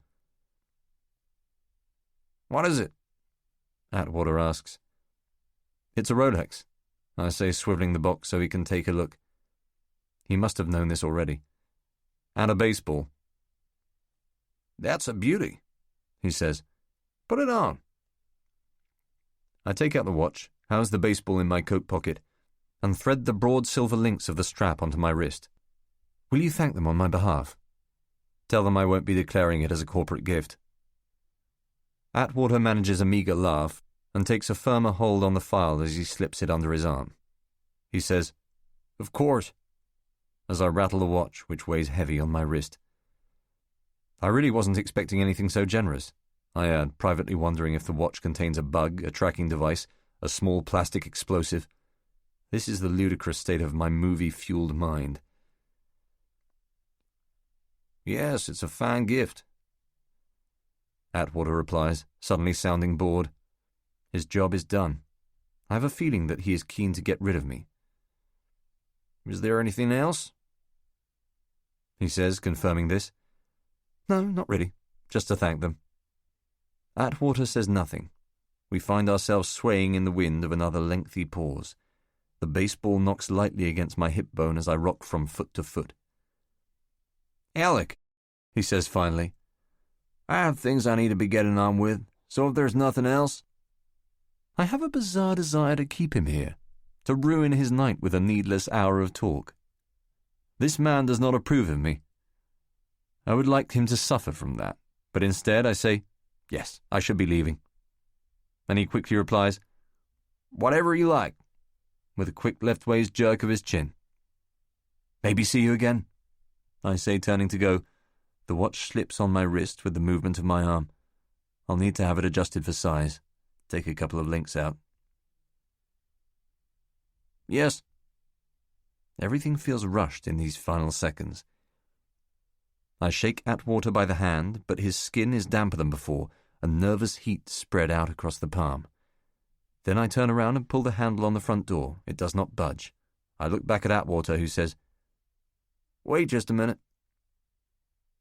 as he hits a small black button to his left. This buzzes the lock electronically, and I open the door, passing outside into the unlighted porch. I am still holding the copy of the Sunday Times in case anyone is watching from the street. The door swings shut behind me. Deep inside the hall, I hear Atwater say, "Goodbye now," but I am given no opportunity to reply. I walk back to the car and unlock it just as a little girl in a "Don't Look Now" raincoat is crossing the road from the river, tightly clutching her mother's hand. She looks wise and canny, old for her age, staring at me for that too long length of time known only to kids. What is she doing up this late? When the two of them, mother and daughter, are out of sight, I drive away with an odd sentimental feeling that nothing will ever be the same again with Catherine and Faulkner. Why I think this now, so suddenly, I cannot be sure. Yet the gift of the Rolex has already acted like a seal on our arrangement. They have what they think of as the main prize, and my usefulness to them may well have ended. Often the immediate aftermath of a handover is like this. There are a lot of questions in my mind, many doubts and queries, but the predominant sensation is one of anticlimax, as the adrenaline sweeps away and all that remains is exhaustion. For some inexplicable reason, I start to miss the thrill of the drop, the risk of capture. Everything that follows is dull by comparison, and this feeling soon bleeds into solitude, into self-doubt. The streets are drenched with the early evening drizzle that turned to rain at midnight. I like the noise of tires on soaked roads, the quick wet whip of water thrown up by speed. In my tiredness, I listen to this sound above the quiet noise of the engine, driving more or less on instinct, barely paying attention to what is happening on the roads. For once, I feel capable of sleep. I can drive home now and get 7 straight hours with no need of booze or pills or useless, lust-filled walks around the streets of Shepherd's Bush. The odd, edgy meeting has left me with a rare feeling of calm. Perhaps I know now that the worst is over. 28. Cohen. I see the black Volkswagen in my rear-view mirror 3 times on the way home. Once at the lights coming onto King's Road, again on Holland Road, which is where I start to get suspicious, and finally on Goldhawk, where it sweeps behind me as I make a right turn onto Godolphin Road on my way back to the flat. I can't, of course, be sure that it was the same car every time. My mind has been wandering, and the second sighting was obscured by a night bus heading east along Kensington High Street. It would be wrong to write off the reappearance of the same car, same colour, same lines, to mere coincidence. Someone might have been tailing me from Cheyne Walk. So I don't take any chances. I park about 500 feet short of my front door, which is on the corner of Uxbridge and Godolphin Roads. This is farther away than I need to be. There are several spaces nearer to the flat, but I want a good clear sighting of the street. Now I wait inside the car, staring out through the windshield, waiting for the Volkswagen to reappear. The rain starts up again, and an old man appears at a bedroom window high up to my right, closing curtains in a dirty white vest. Nothing happens. No cars, no pedestrians, no cyclists. After 10 minutes, I get out and lock up, convinced that there's nothing more to worry about. It's just the play of my paranoid mind, the cautious proddings of self-preservation. So I begin walking towards the flat, relaxed and ready for bed. An animal, but not a cat or a dog, darts across the road in front of me, sleek and wet. Just as it vanishes behind some broken fencing, a car turns into the north end of the street directly ahead of me. I halt beside a wall. The headlights are so bright that I can make out neither the type of vehicle nor its colour. It might be the black VW, it might not. The car stops directly outside my front door, 300 feet ahead, engine still running. The driver remains there for several seconds and then moves off, coming towards me now, creeping malignly down the street. Slowly I move forward, edging away from the wall, walking through the pools of orange light thrown onto the road by street lamps. I halt again almost immediately, pausing under the shadow of an overhanging bush. The car stops 150 feet away, and I hear the gearbox shift into reverse. The driver is backing up into a parking space. I can see the make now. It's a Vauxhall, like mine. A bottle green 4-door B-Reg, with worn hubcaps and a sprig of heather threaded through the radiator. I move out of the cover provided by the bush. Driver and passenger get out just as I am walking past. They catch me looking at them in a split, nervous instant, and I recognize their faces. I've seen them buying newspapers in the neighbourhood, watched them walking to the tube. They live in the next street, Hetley Road, a young couple with a kid. They look startled, wary with mugging nerves, and we do not greet one another. I walk on relieved, reaching into my trousers for keys. Now just a few paces short of the front door. There is loose change in my pocket, tiny balls of laundry fluff, and an old pack of gum. I look up, tugging the cold keys in my fingers, pulling them free. He comes directly at me, moving quickly with a flat, focused walk. He's wearing a heavy brown corduroy jacket, gloves, and a black scarf. Cohen. He stops, feet scuffling on the pavement as he comes to a halt. "Hello, Alec." Cohen's new company car is a Volkswagen. He was taking delivery of it last week. "Harry, what are you doing here? Been out to dinner?" "Where have you been?" "I've been out." "Where?" He is breathing quickly. Vapour clouds out into the narrow space between us. "Are you pissed?" I ask him. "No," he says with a quiet authority that cancels out any trace of affability.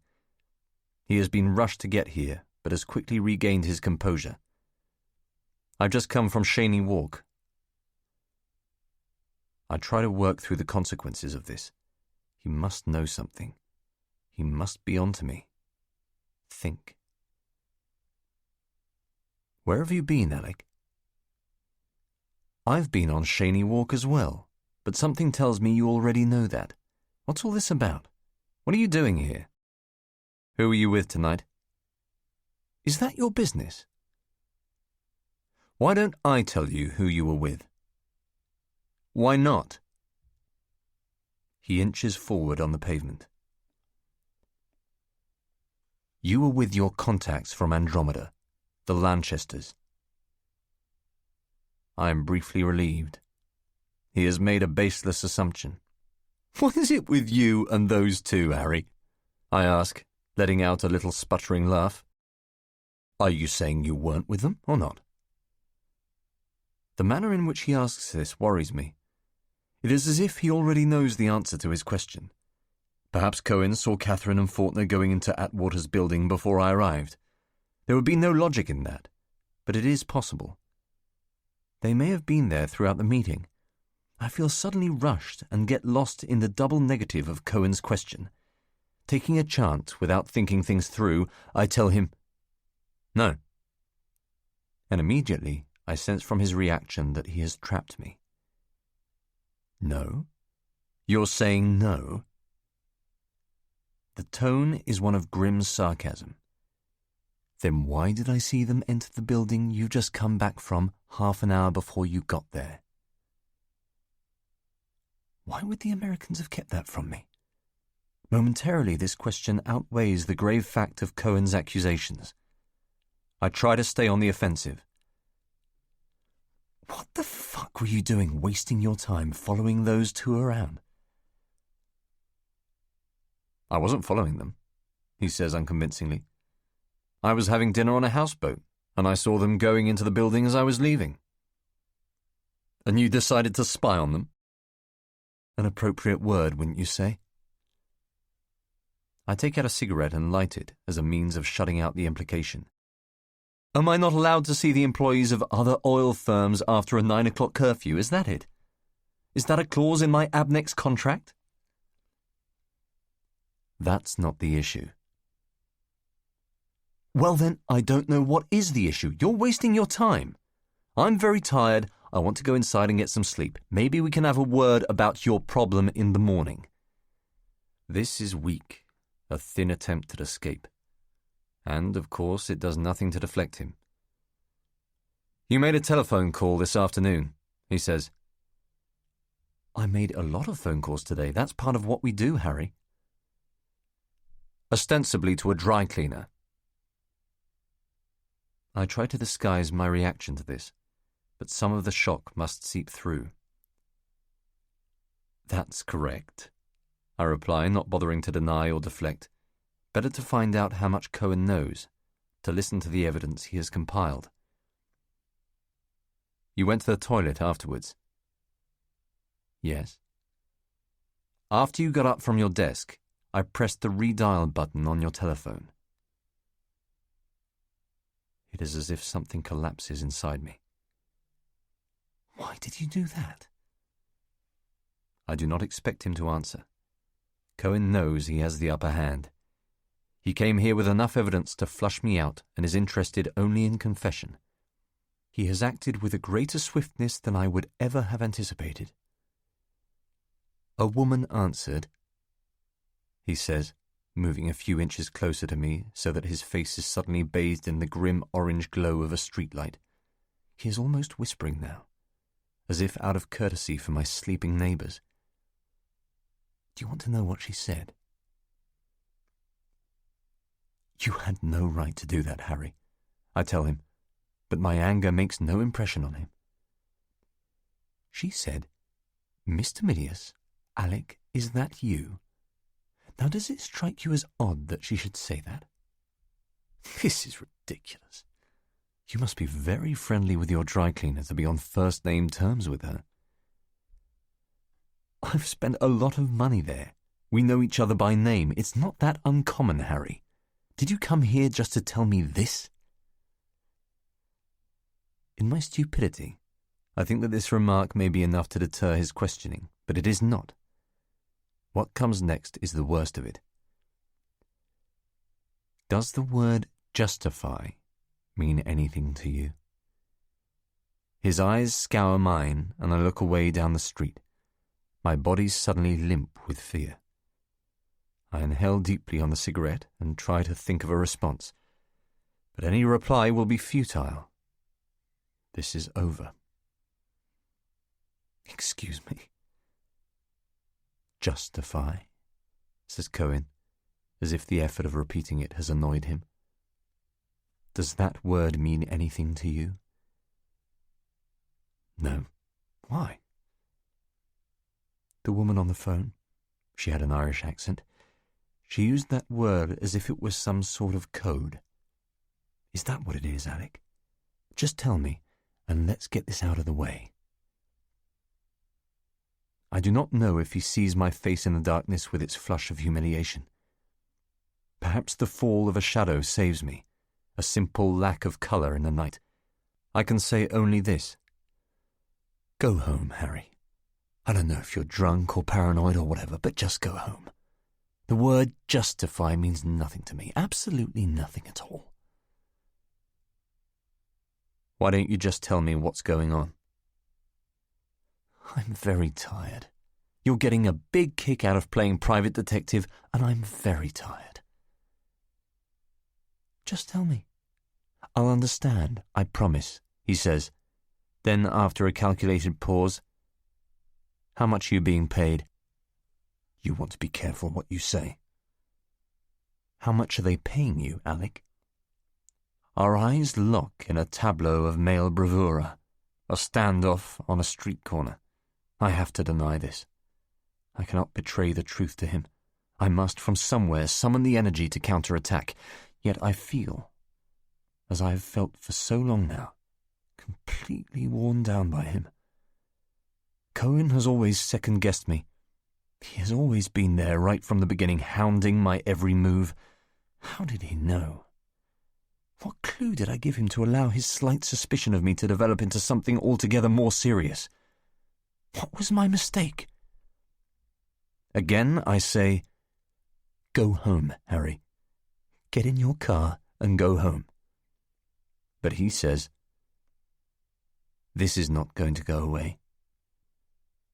And now it is all I can do to stretch my panic into self-preservation. At least I can find out who else knows. Who the hell else have you been spreading these rumours to? To ask this is an innate piece of common sense that I am lucky to have struck on. His answer will prove crucial. As of this moment, nobody else knows. This is my only glimpse of hope, and I use it to turn on him, this time with more force. What do you mean, nobody else knows? There's nothing to know. We both know that's a lie. Tonight has proved that. Tonight has proved nothing. I turn in the direction of my front door. I am on the Baku flight first thing tomorrow morning, he says, barely raising his voice. By the time I get back, I expect you to have spoken to David, to have given him your side of the story. I'm not a rat, Alec. I will not be the one to turn you in. I have always worked on the principle that I would give you the chance to give yourself up. But if you haven't cleared things by the time I get home, I will see to it that you go down. He turns to leave without waiting for a reply, heading back in the direction from which he came. This is all shit, I call after him, struggling to conceal my desperation. He is already turning the corner onto Uxbridge Road when I say, Wait, Harry! He stops, making to come back. I'll talk to you tomorrow, I tell him. Call me from the airport when you're more clear-headed. He does not reply. There are things you should know. He takes a step forward, intrigued. Meaning? I have to do this. Have to tell him at least something of the truth. I know why it is that you have these suspicions, but believe me, things are not as they appear to be. You think you're onto something, but the only person you're going to end up hurting is yourself. In your mind, it all adds up, but you have to try and see the bigger picture. He looks at me with contempt, and then is gone. I am left staring at a section of empty street with no clue as to how to proceed. I tried to make him privy to the complete truth of this. I was prepared to break the central binding law, but he withdrew from it. A car goes past with the radio on, a song playing loudly that I do not recognize. I feel cold, hungry, and beaten. How quickly failure settles on me. Cohen has won. In this, as in all things, He has proven the better man. 29. Truth-telling. This is what they told me a long time ago. Only make contact in the event of an emergency. Only telephone if you believe that your position has been fatally compromised. Under no circumstances are you to approach us unless it is absolutely necessary in order to preserve the security of the operation. This is the number. I ring from a telephone box outside the Shepherd's Bush Theatre. With Hawks out of contact, I have no other choice. The woman who answers says, 2785? John Litherby, please. One moment. Litherby picks up. Yes? John, it's Alec. Yes? We need to have a meeting. I see. It sounds as if the breath has gone out of him. I never wanted to be a disappointment to them. Where are you? He asks. Near my home. Can you get to the restaurant for midday? I've taken the morning off. Good. I'll send Sinclair to meet you. He will escort you to a place where we can speak freely. At the restaurant off Notting Hill Gate, downstairs, out of sight of the street-facing window, I order a bottle of mineral water and wait for Litherby's stooge. The only consolation in all this is that I am doing the right thing. It is better to act now, when I can take preventive measures against Cohen, than to let matters get beyond my control. I never thought it would come to this. I never thought it would be necessary to tell the truth. Sinclair is on time. He comes down the stairs at a fast clip, wearing brown suede loafers and a corduroy suit. There is, as always, too much gel in his hair. He scans the room, sees me, but makes no discernible greeting. His height, 6'3", is immediately striking. It marks him out. He walks over to my table, and I stand to greet him to shake his firm hand. He looms 4 or 5 inches above me, looking down like a prefect. I hate the unearned psychological advantage of the tall, the payoff from an accident of birth. You're looking a bit ropey, Alec. His accent suggests a desire to shake off London vowels. I'm not too bad. We sit down. The waiter, new to the place, comes back with a bottle of Hilden and 2 menus in his other hand. He pours each of us a glass of water and begins reciting the specials in halting English. Sinclair lets him get to the 3rd dish before he says, "That's all right, mate. We're not staying." The waiter looks confused. "It's not that we don't like it here. It's just we have to be somewhere else." "I don't understand," he says, a Russian accent. "You don't want to eat?" "That's right," I tell him. "I'll leave money for the water. Just let me know how much it is." "What do you like?" the waiter says with a shrug. He walks away from the table briskly, as if we have hurt his feelings. "Just leave £5. Sinclair tells me firmly. No need to wait for the bill. I don't like it when Sinclair tells me what to do. There's only a 5-year gap in age between us, but he likes playing the slick old hand, the unruffable pro. To irritate him, to make him look cheap, I take a £10 note from my wallet and wedge it between the pink tablecloth and a worn glass ashtray. Sinclair looks at it and then stands to leave. I want to let him know that I have access to money. We cross the room. A Japanese businessman passes us on the stairs with a young Slavic blonde draped on his arm, probably a hooker. She looks drugged out and shamed. Then we go outside onto the street. Sinclair and I do not speak in the taxi, not out of concern for what the driver might overhear, but because there is so little to be said between us. He gives the address of a hotel at the west end of Kensington High Street and spends the rest of the journey looking for signs of a tail out the back window. Aftershave lifts off his clothes, a brutish smell of lavender. I start to dread Litherby. The journey takes less than 10 minutes. Sinclair pays, makes a big deal of leaving a generous tip, and taps the roof of the cab as it pulls away. We walk up a ramp at the side of the hotel entrance and move haltingly through stiff revolving doors. The decor is international marble, light and gleaming.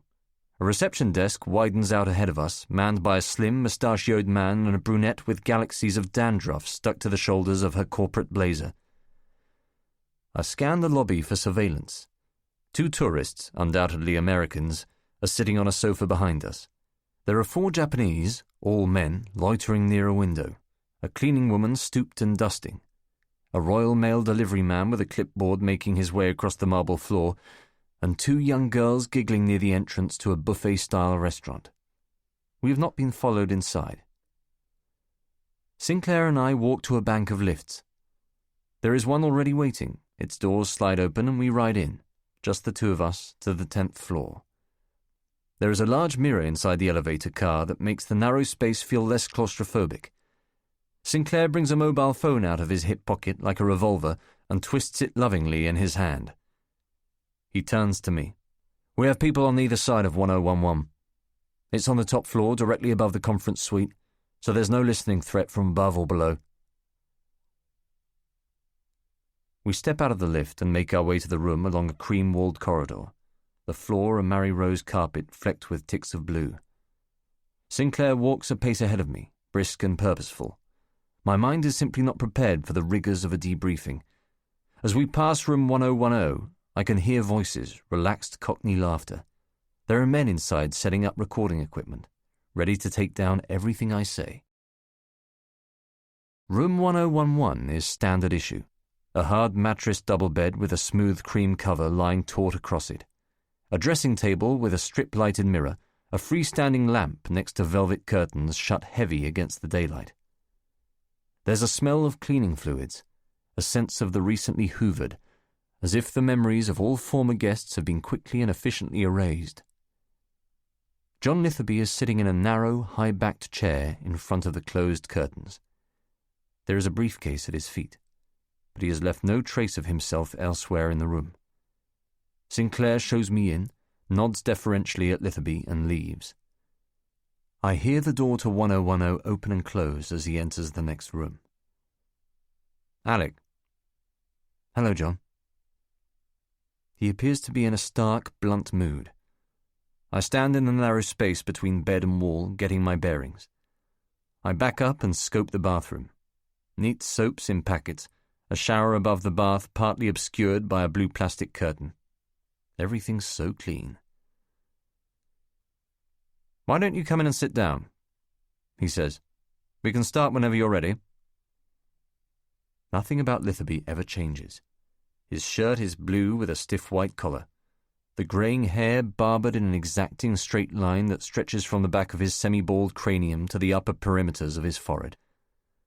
The bespectacled, bony face looks drawn out by intense concentration. It is hard to imagine such a man having a private life. I perch on the bed, at the corner farthest from his chair. Now, what is the precise nature of the problem? He says, interlocking long fingers in his lap. Why have you come in? Last night I dropped off the North Basin report that David prepared. We were there. We saw you go in. Did your people spot Harry Cohen? Who? I have never mentioned Cohen's name in any of my reports to Litherby. That fact alone will make the next hour extremely awkward. Harry Cohen. He works on my team at Abnex. Michael and David know him. Where is Michael, by the way? Litherby moves forward and back within the narrow confines of his chair. He looks to have been suddenly constricted by my question. I don't know if they did, he says, referring back to Cohen. I'd have to check the report. He suspects that I may be handing secrets to Andromeda. Why would he think that? There is a rising note of surprise in his measured voice. He came to my house last night, close to 1 o'clock. I was back from Shaney Walk after dropping off the file. He said he'd seen me going into Atwater's building. This man has been following you? No, I say confidently. The lie just slips out because it has to. But he may have been following the Americans. They've complained of an increase in surveillance. Yes, Litherby says dismissively. I would ignore that if I were you. We looked into it. The Americans let you believe their flat was bugged to hurry you along. They wanted the survey of 5F371 and they wanted it quickly. That also explains why they were at Atwater's office last night. We saw them leave 10 minutes after you, presumably having taken possession of the file. So you don't think that Cohen has been following them? We've certainly never seen him. He coughs once and hard, his lungs sounding old. Which begs the question, what was he doing there? And that is the question I do not want to answer, because it will reveal that I have kept things from them. I try to work around it. Cohen said it was just a coincidence. He'd been to a dinner party on a houseboat and just happened to be passing Atwater's building. Litherby shuffles, pinching the fabric of his suit trousers to loosen them away from his thigh. So he comes out of his dinner party, sees you going into a building occupied by 2 employees of an American oil firm, and from that deduces that you're an industrial spy? I admit, it's not that simple. I didn't think it was. I imagine you have a little bit more to tell me. Litherby's attitude has already started to bend into a characteristic sarcasm. I say, maybe it would help if I told you exactly what happened yesterday. From that, we could certainly put together a more complete overall picture. I steady myself, begin. Catcher's report landed on my desk at about 3 o'clock yesterday afternoon. I immediately telephoned the Americans to set up a meeting with Atwater. As you were instructed to do by Catherine, Litherby says.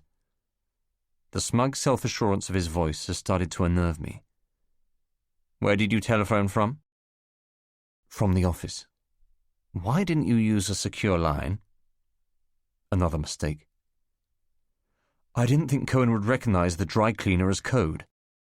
Saying dry cleaner like this sounds ridiculous. Litherby breathes contemptuously through his nose. But he did recognize it. He suspected that something was up. Apparently, yes. Had he been given any reason in the past to suspect you were involved in something covert? He has been acting strangely towards me for some time. I do not like admitting this. I did not mention it in any of my monthly reports. Litherby, who would be justified in becoming angry, looks away and appears to stare at a bedside lamp. He is weighing things up. In what way, strangely? He asks. Often he will latch on to individual words, inspecting them for hidden meanings, for ambiguity. Cohen was suspicious of my friendship with Catherine and Faulkner. Suspicious? He is still looking at the lamp, gazing. He felt it was professionally inappropriate. I see, he says, his voice tightening slightly. Why didn't you mention this before? Litherby closes off the question by turning back to look at me. I didn't think it was important. You didn't think it was important. This drifts, an echo that makes me feel scolded and useless. His eyes are gradually narrowing with irritation. And although you knew that Cohen was suspicious of your relationship with the Americans, you told us nothing about it and still made the call in his presence? I do not reply. There seems no point in doing so. How did he react when you were setting up the Atwater meeting? What do you mean? I ask, buying time.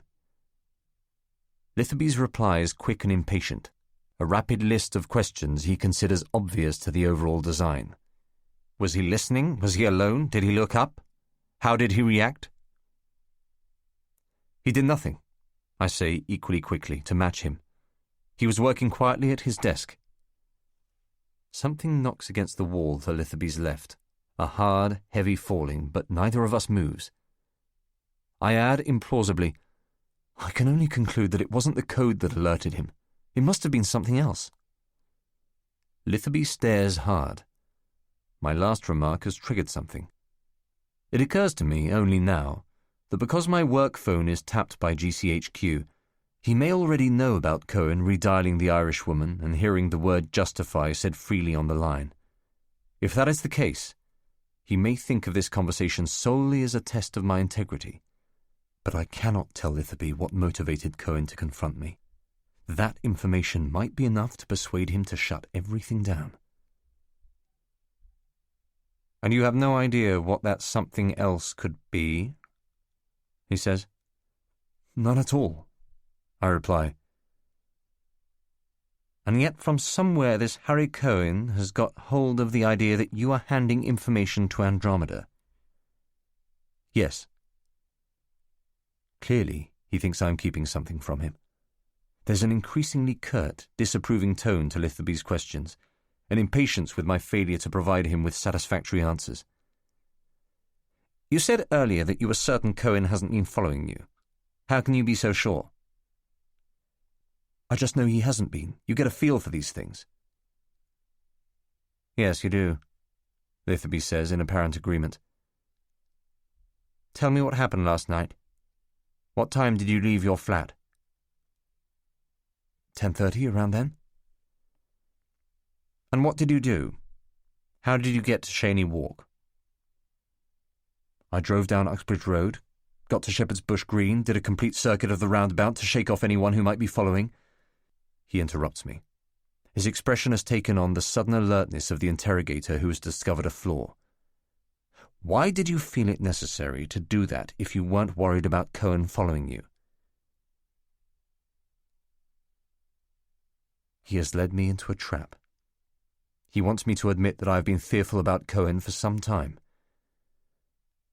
I'm not sure I follow you. It's perfectly simple, Alec. You can't have been trying to shake off a CIA tale because you were going to an American drop. That would have been pointless. You must have been worried about surveillance coming from another source. Not at all. I just did it because I'd been told to by Faulkner. You weren't worried that someone from Abnex, possibly Cohen, might be following you? No. Litherby breathes in hard, as though growing tired of my lies. I think back to Dr. Stevenson at Sisby, a shrink catching me out over Kate. You get so far into a deceit that it's just too late to get out. Let me tell you what I think has been going on here. I think your friend Harry has had his doubts about you for some time. He's followed you around now and again, noted how often you see our American friends, perhaps even sneaked a look in your diary or staked out your flat of an evening. Last night, he followed the Lanchesters to an address in Shaney Walk. He sees them go inside, and then, lo and behold, who should turn up 20 minutes later but Alec Milius? You come out after 15 minutes, he follows you home, confronts you on your doorstep, and tries to extract a confession. That's your theory, I say. I can see why you might think that. He was always the smartest of them. It was stupid of me ever to think that I could deceive him. I pick out the hum of air conditioning in the room, the lunchtime traffic far below, horns and the din of people. Why didn't you go to David with this? He asks, the obvious question to which I have no sensible answer. I thought about it, but what could he have done? I didn't want to panic him into shutting things down. Litherby appears to accept this, but he asks, didn't you ever worry that Cohen might have gone to security at Abnex, that he might have asked them to keep an eye on you? I have to give him something. Litherby won't let this go until I tell him at least some of what he wants to hear. I did. Yes, I admit it. But I didn't put that in any of my reports because I thought you'd write it off as paranoia. I'm under constant CIA surveillance. You would have said it was just American interference. That was a considerable supposition, Alec. We could have looked into things for you. A simple phone call to David. I try to defend myself, try to erase the slim look of betrayal that has appeared on his face. It was too risky. It wasn't worth it. And they only took my rubbish away a few times. It could have been the CIA doing that. In fact, looking back over what Cohen said last night, it probably was. This does not console him. It appears only to make things worse. They took your rubbish away? When? 3 or 4 times? It would just vanish. And you thought it might have been Abnex doing this and you said nothing? Because I wasn't sure. It didn't seem important enough. Does it seem important enough now? I'm tired suddenly of his persistent scolding, the claustrophobia of Litherby's disappointment. John, I don't want to sit here and be reprimanded by you. I've been out there 24 hours a day for the last 18 months trying to do a job, not knowing where surveillance is coming from, not knowing who I can trust, not knowing what I can or cannot say. Sometimes little things get away from me. I make judgments, good and bad. In this instance, yes, I fucked up, and because of that, Harry Cohen has threatened to turn me in. Threatened? Litherby says, seizing gratefully on semantics. You mean he has done nothing so far? I don't know. I can hear myself in the room, the exasperation in my voice. It is beyond me now to try to be calm. I resent Litherby for extracting so much of the truth from me. I don't know what he's done, but I'm worried. Cohen's fiancée works at the Times. If he leaks the story to her, I'll end up on the front cover of every fucking newspaper in the Western... Oh, let's not be drawn into melodrama. My visible sense of panic has seen him slide once more into condescension. This irritates me. It's not melodrama, John. This is a very real situation. I am not keen to become my generation's Kim Philby. At the mention of his name, Litherby's face folds up. I'm overreacting, and he knows it. It won't come to that. You'll be protected, he says. His voice has slowed to a stall. It is almost as if he is ridiculing me. I stand up from the bed, my back stiff from inactivity. The hotel room feels dark and musty, and I walk to the door to flick on an overhead light. Litherby squints. Is that necessary? I do not answer, but switch the light off. This is the situation, John. I start to move around the room, pacing the narrow corridor that leads from the door to the bedroom, gesticulating, sweating. Harry flew to Baku this morning, on a 3-week working trip. When he comes home, he expects me to have discussed things with somebody, to have cleared my name.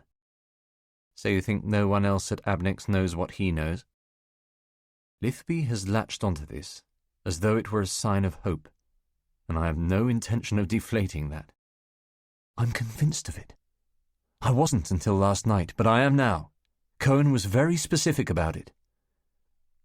And you believed him? What reason would he have to lie? Litherby looks at me and smiles with appropriate disdain. What reason would he have to tell the truth? He's basically a decent guy, John. He snoops around because he's a company man.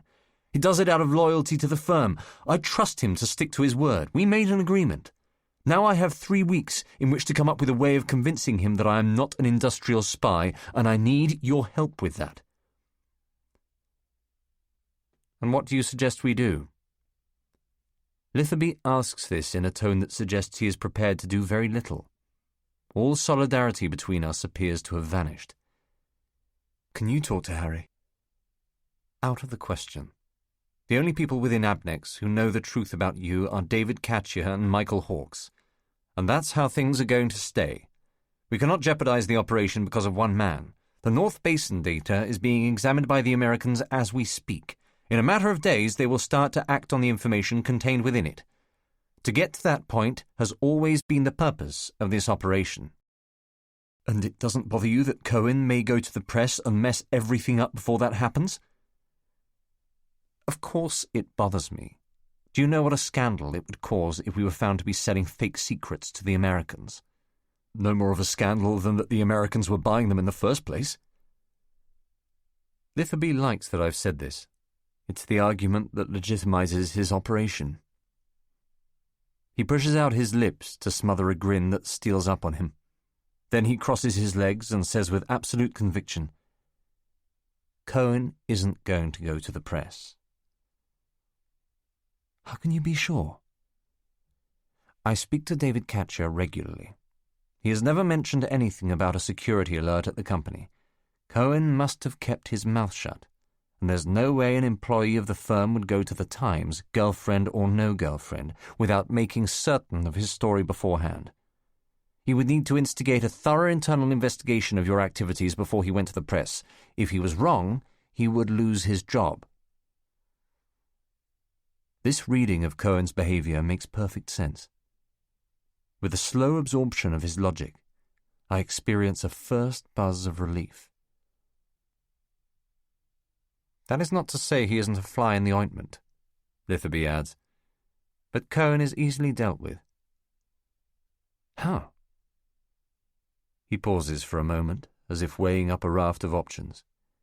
Then he leans back in his chair and puts his hands behind his head. What would you say were his weaknesses? There's relish in the asking. Litherby has allowed his grin to burn through, not bothering any more to hide it. This is the part of the job that he most enjoys, slicing imperceptibly through an opponent's Achilles heel. Don't you think it's gone beyond that? Beyond playing psychological games? That's what we're about, Alec. Now what would you say are his weaknesses? He's competitive, ambitious. You see those as flaws? If you can exploit his vanity, yes. What else? He's unsatisfied by this avenue of thought. What about his fiancée? What's her name, this journalist? Sarah Holt. How long have they been together? I don't feel like having this conversation. And I'm curt, almost rude. Long enough to get engaged?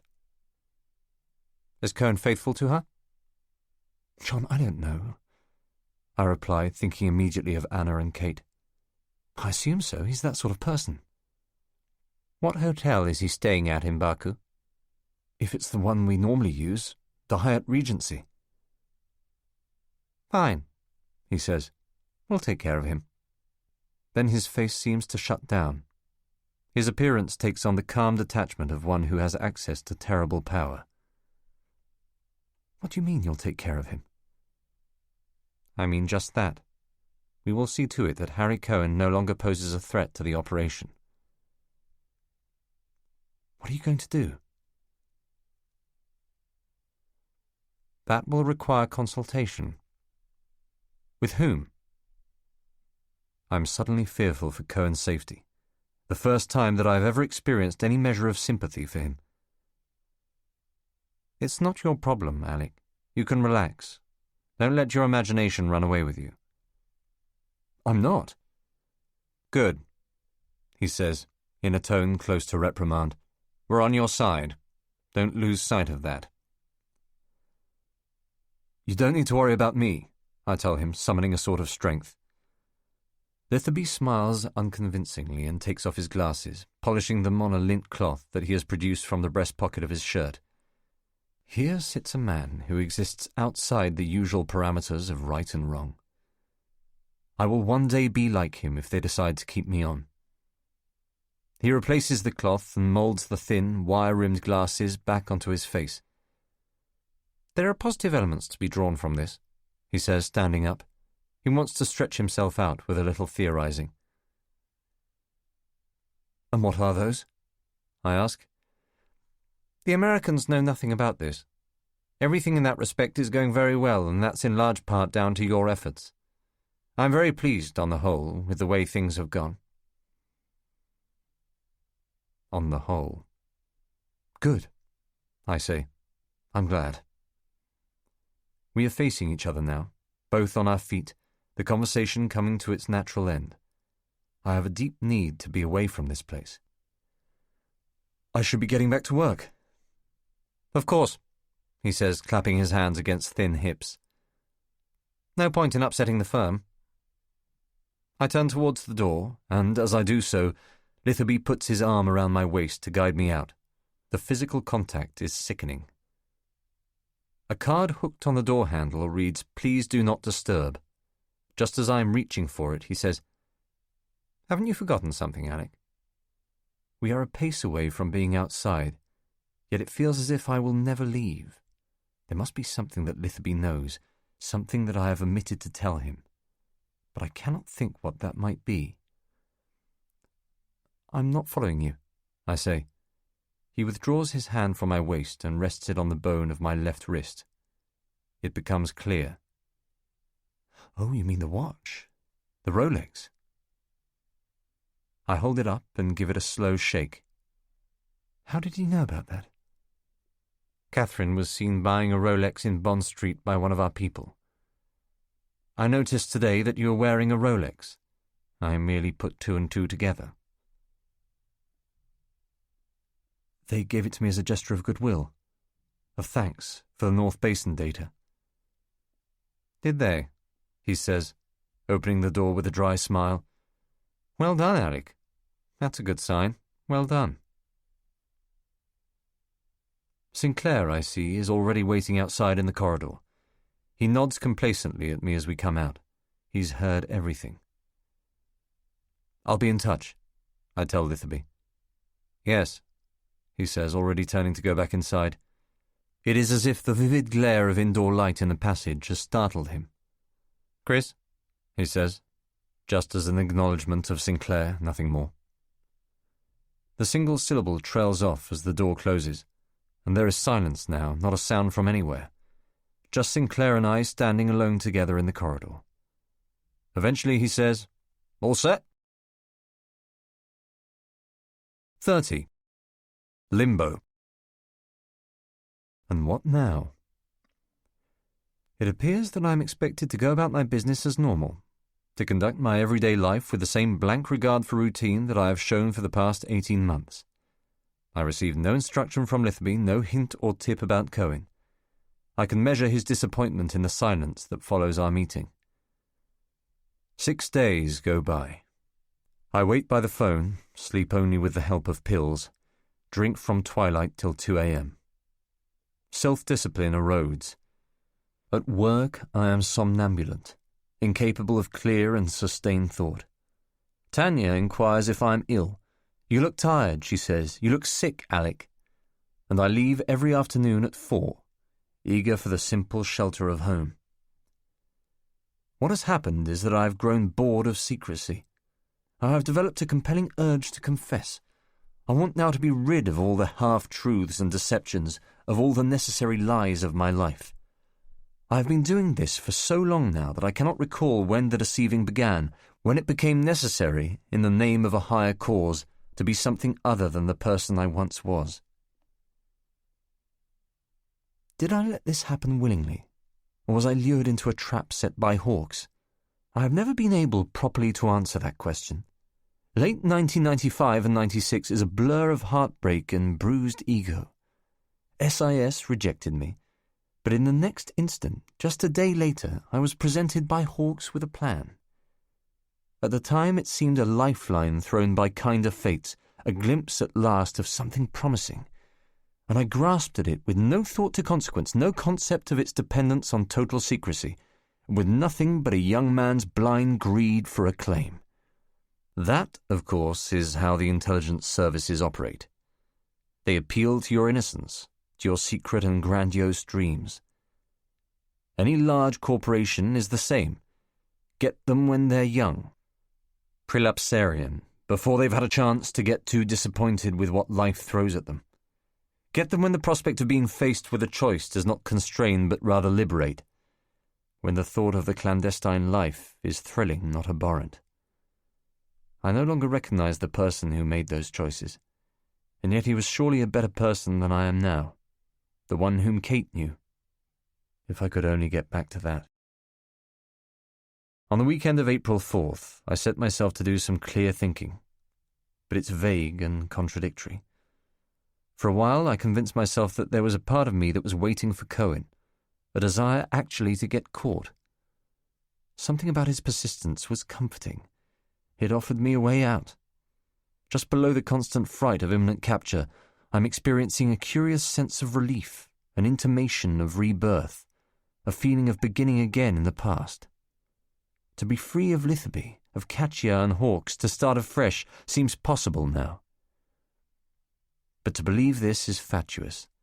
If Cohen bleats, SIS and 5 will deny all knowledge of me, and I will be left to fend for myself, as a traitor against the state. If the truth comes out, that the Americans have been victims of an elaborate hoax, it will be denied at official levels in the interests of the special relationship. What was Hawkes's line? We've been hanging on to the shirt tails of every U.S. administration since Roosevelt. That isn't about to change just so that Alec Milius can sleep soundly in his bed at night. I will then be a marked man, the target of an expansive American grudge. Either way, my options are hopelessly limited. Why did I not see all this coming? Why did I not recognize immediately the grim paradox of the trade, that we are all of us foolishly reliant on the goodwill of corrupt men for our safety and peace of mind? Their loyalty can and will vanish in an instant, because everyone must be ultimately deniable. That's what breaks the chain. You came here lonely, and you will leave alone. Saturday night. There's nothing on TV but Talking Heads and Noel's house party in a New York special. Edmonds has taken the show to a television studio in Manhattan where William Shatner and David Hasselhoff have been invited as his special guests. Next to these tanned, protein-rich megastars, Noel looks like a very small man awed by America. I switch the program off, and the room lapses into silence, the thin electric whine of the TV fading just on the edge of sound. There is a buzz on the doorbell, a sharp sudden punch, which kicks me out of the reliable calm of home. What if it's a journalist, a scoop-hungry hack with a TV camera bolted to his shoulder? I have lived this last week in persistent dread of the journalist on the phone, of the item on the 6 o'clock news. More wild hallucinations. Who is at the door? It's just a pizza delivery boy, clear-skinned and accentless, called to the wrong address. I show him where he wants to go, 111B next door, and he thanks me with a grunt. Going back upstairs, passing all the flyers and pamphlets littering the hall, I allow myself a little knowing smile. Perhaps, at the end of the day, all this is merely appealing to my sense of dramatic effect. Perhaps everything will be fine. Perhaps the Americans will use the data, oblivious of its defects. Cohen will be taken to one side and told to act in the best interests of Queen and country, and Justify will prosper.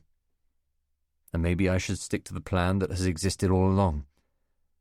To leave Abnex in 3 or 4 years and accept Litherby's offer of employment with 5. In the final analysis, Cohen's intrusions apart, I'm good at my job.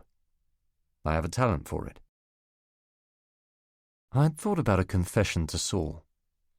It came from a deep-seated desire to be unburdened of the facts, a simple need, in the wake of Litherby, to explain to someone exactly what has been going on. No evasions, no half-truths. The total picture. I would sit him down, apologize for being such a lousy friend, and explain that I used his flat for a dead drop. But what could I expect in return?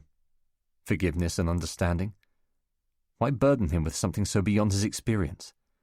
There is nothing Saul could usefully do for me but bob his head sympathetically and pour me another drink.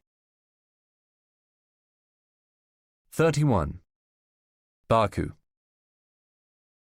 At work on Tuesday afternoon, 3 days before Cohen is due back from Baku, I get a call from Catherine. I am unprepared for the conversation and struggle to summon up the necessary zip. My mind is so slack that I speak only briefly in abrupt phrases that trail off, going nowhere. Catherine, who is evidently cheery and content, picks up on this and after a couple of minutes asks, "You okay?" "Yes, why?" "I don't know. You sound kind of odd, sad." I almost believe she cares. "I'm fine." Sure? Absolutely. We talk about the election. Catherine says that if she had British citizenship, she would vote for Blair, because he has the requisite dynamism that's lacking in John Major. Faulkner, on the other hand, feels sympathetic to the Prime Minister, seeing him as an essentially decent man laid low by the vanities of his grudge-filled colleagues. By the way, she says, changing the subject, that gift you gave us, the CD, it's great. Terrific. Just exactly what we were hoping for. I absorb this, the first piece of good news in days. I'm glad, I say, but nothing else. It took a long time for you to find it, but it was worth the wait. There's the sound of a tap running in the room where she is talking.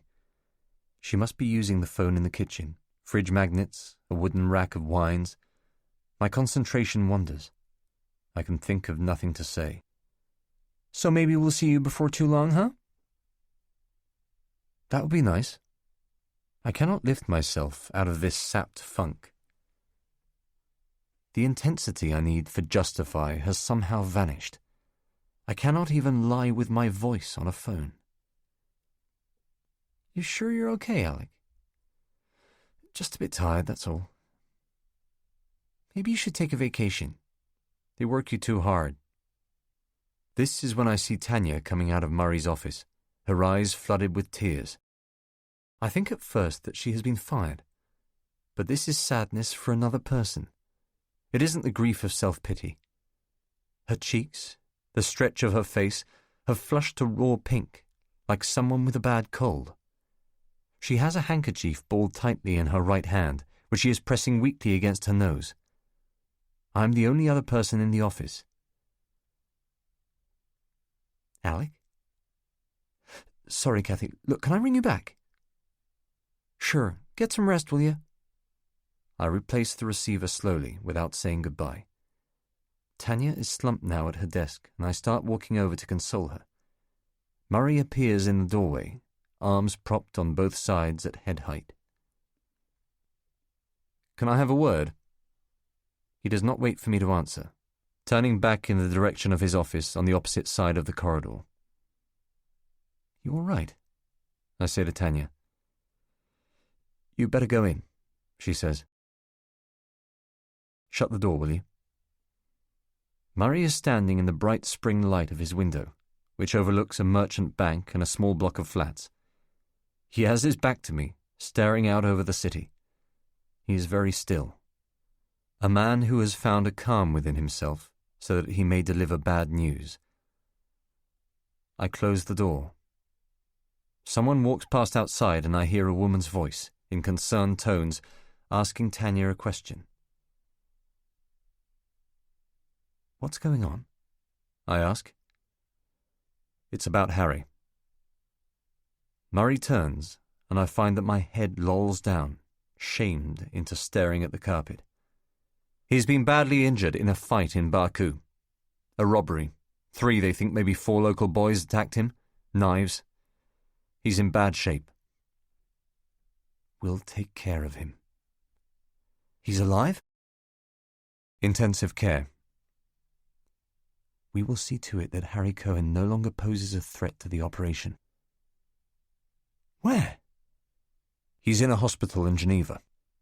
What's the extent of his injuries? 3 broken ribs, internal bleeding, broken arm, hairline fracture to the skull. They don't think there's been damage to the brain, but it's too early to say. He's not been conscious. Does his girlfriend know? Already in Switzerland. Mum and Dad as well. I'm so sorry. At this, Murray appears to shiver. What are you sorry for? He says, like a clue to something he has doubted about me. What does that have to do with you? It's just a figure of speech. He turns back to the window. He's not going to die. The way I say this makes it sound like a statement of fact, not a question. No, chances are. That's good, at least. I better see if Tanya's okay. Yeah. Take her out for a coffee or something. Sure. I leave Murray's office, closing the door behind me. Tanya, still seated at her desk, is being comforted by one of the girls from personnel, who is sitting on her haunches, her arm half around Tanya's back. They both look up, as if expecting me to speak, and I say, "It's unbelievable." But the words may come out too softly to be heard. Neither of them replies. I cross the room, take my coat off the rack, pick up my briefcase, and walk to the door. "I need some air," I tell them. "I'm going for a walk." Tanya gives a desperate short nod of assent, her face still blotched with tears, and I make my way to the lift. I can see them close in, the dull glint of a muddied blade, the suddenness of it. They are upon him so quickly, a kick burying into his kidneys, bleeding, the complete lack of any sound, just the thud of a boot, a punch landing awkwardly across his shoulders, another following instantly, smashing bone. He feels warm suddenly with the blood in his clothes, but the pain in his ribs is wrenching. He can no longer see. There is a taste of vomit growing in his throat. The stark truth of cause and effect appears now with a clarity that I have never before allowed myself to acknowledge. There is no longer anything theoretical about what I have been doing. My actions have had a direct and appalling consequence. The guilt is overpowering. I have a lurching need to talk to somebody, to confess and to explain. And there is only Saul. In a telephone box a block away from my office, I dial his number, but it just rings and rings. No one home. I try the mobile, but he has left it on message. He could be out of town on a shoot or screening his calls. I do not know where Saul is. "It's Alec. Please, if you get this, can you ring me?" "At home. I'm going home. It's urgent. I really need someone to talk to about something." A woman has appeared outside the booth, waiting to use the phone. I hang up, and a coin falls with a clatter behind the small metal flap. I retrieve the 10-pence piece from the slot. The woman comes around to my left, but she does not look directly through the glass. She just wants to let me know that she's there. Where is Saul? Then, like a temptation, I feed the coin back into the telephone and dial her number from memory. She answers after just a half ring.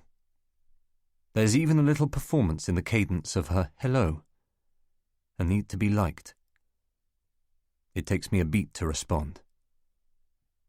"Kate, it's Alec." 32. End of the affair. I travel to her house in a kind of trance, blank of thought and purpose. The taxi ride becomes a stark fact. Within 20 minutes, I will be in a room with Kate for the first time in over 2 years. She didn't sound surprised to hear from me. There was no gulp or awkward silence on the phone, no apparent sense of shock. Just a note of happy surprise, almost as if she has been expecting me to call.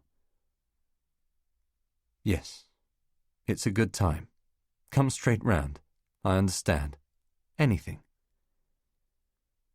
I pay the driver and walk the short distance to the front door of her house. It's still deep blue, the glass mottled, the base flecked with the scratches of a dog's paw. I glance up at the sitting room window, looking for a twitch of curtain, some sign of her, but there isn't even a light on inside. So many times I walked up these steps, and just the sight of her face would lift me, an inexplicable joy. Will that still happen? Can I still feel things in that way? So I ring the bell. I don't hesitate. I just press it right away. Odd not to have keys. Odd to have to wait. A light comes on in the hall, and then the tall outline of her, blurred by the glass. Now comes the first true nervousness, a swallowing void in my stomach. This was a sudden decision. I have not thought it through. Her hand is on the latch of the door. New haircut. Bobbed. It suits her. In the first instant that I see her, I know that it will be possible to tell her everything, and to depend on her silence. Kate says my name very softly, with a nice ironic smile that does something to diffuse the forced theatre of reunion. Then we hug. It seems the right thing to do, but that goes wrong. I lean too far in, across the threshold, and our shoulders collide. We do not kiss. "I like your hair." "Thanks," she says dismissively. "Had it done a while ago." Her mood is cool, patient, but without much warmth. Perhaps that will change. To begin with, she will want to show me that she has moved on. Perhaps for this reason there has been no attempt to look pretty for me. Her face is without makeup, and she is wearing her old Nicole Fari sweater, stretched and holed at the elbow, with a pair of torn blue Levi's. No perfume either. She turns and walks back into the hall, and I see that she has put on weight, perhaps as much as 15 pounds. Her hips have widened out. All of us getting older. "Let's go to the kitchen," she says. "I made tea." That's her mug on the table, the one with a teaspoon in it. She always liked her coffee that way. She'd lie in bed in the morning with her index finger wrapped around the handle of the spoon, sipping with sleepy eyes. Not much has changed in here. Everything still smells and looks the same. The Hermitage poster from the time Kate went to St. Petersburg is still hanging on the wall, and there's a pile of yellowed newspapers on a wicker chair by the door. Just like the old days. We never got around to recycling. A dishwasher, though, over by the sink. That's new. "You got a dishwasher?" "Yes." "They're great. Wish I had one. Save so much time." She smooths down her hair, edgy and flushed now. This isn't easy for her. Memories coming back all the time. "You sounded awful on the phone," she says. "It's just been a terrible few weeks. I had some bad news." "No one's hurt, are they?" "No, nothing like that. No one that you know, anyway." She looks perplexed. "I'm sorry to ring you out of the blue. You were probably busy." I wasn't. Think of something to say. Fill the silence. "Are we alone?" I ask. Kate hesitates, gives a look that I interpret as guilt, then says, "Yes," as she touches her chin. Good. Just had to be sure. I sit at the seat nearest the window, weak sunlight on my back. There's a small yellow jug on the table with daffodils in it. Kate goes towards the sink and offers me tea, tapping a steaming pot on the counter. I say no. If I could only tell what she is thinking. Is she still angry with me? Or is this slight detachment only nerves? She walks back to her chair, an apple in hand, and sits. "So what is it?" she asks. She has a genuine look of concern about her, the patience of a true friend, but this may be entirely artificial. She is capable of that, of putting on a show. It's quite possible that she feels nothing but hatred for me. "I'm involved in something," I tell her, starting out sooner than I anticipated. "I just needed to talk to someone." Saul wasn't around. She doesn't react to the mention of Saul's name. He is just someone from her past now. "So I rang you." "That's why I rang you, because of that. I'm sorry to bother you like this. It just seemed to make sense." It's really all right. She must think it's weak of me to have come here. How could she not? I should have a new life by now, a new girlfriend, somebody else to lean on. To rely on the past like this is pitiful. I've known too many couples who meet up after an absence of a couple of years, and one of them always wonders why they wasted so much time on the other. "You look tired," she says. "I haven't been sleeping all that well." "You sure you won't have tea?" "Sure." "Nothing else? Sprite or Coke, something to eat?" "Nothing, thanks. You're kind to offer." "So how come you haven't been sleeping?" she asks. I take out a cigarette and light it, not bothering to ask if that's okay. I couldn't bear too much politeness between us. My eyes fix on an unpaid bill lying on the kitchen table, £124 to BT. At least they have Cohen in a Geneva hospital with Swiss doctors who'll give him the best treatment they can. Alec? I had wandered off. Sorry, why am I not sleeping? Stress, I suppose. Just worry. About what?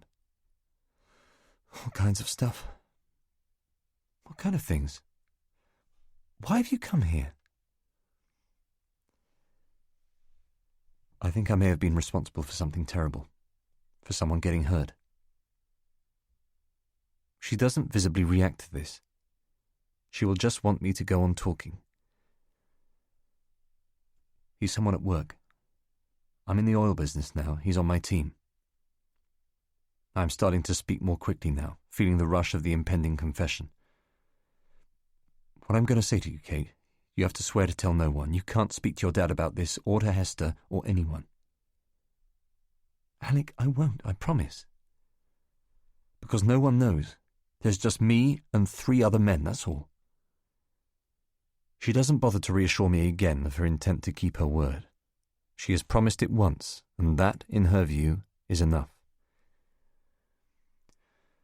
About 2 years ago, I was approached by someone to be recruited for MI6. What's that, like MI5? MI5 is domestic. 6 is foreign intelligence. Its proper name is SIS, the Secret Intelligence Service. Kate nods. I did a lot of interviews and exams. The whole process took about 3 months. The man who approached me was called Michael Hawkes. He knew my father when they were students. Did I ever meet him? She asks, a question that strikes me as odd. No, at least I don't think so. Why? Go on, she says. He was taking up a seat in the board of directors at a British oil company called Abnex. Never heard of it. No, it's small. Kate sips her tea. He told me that Abnex was having a problem with industrial espionage, people trying to extract information from employees of the firm to benefit rival organizations. In particular, there were 2 known CIA agents, working out of an American oil company called Andromeda, using marketing consultancy as a cover.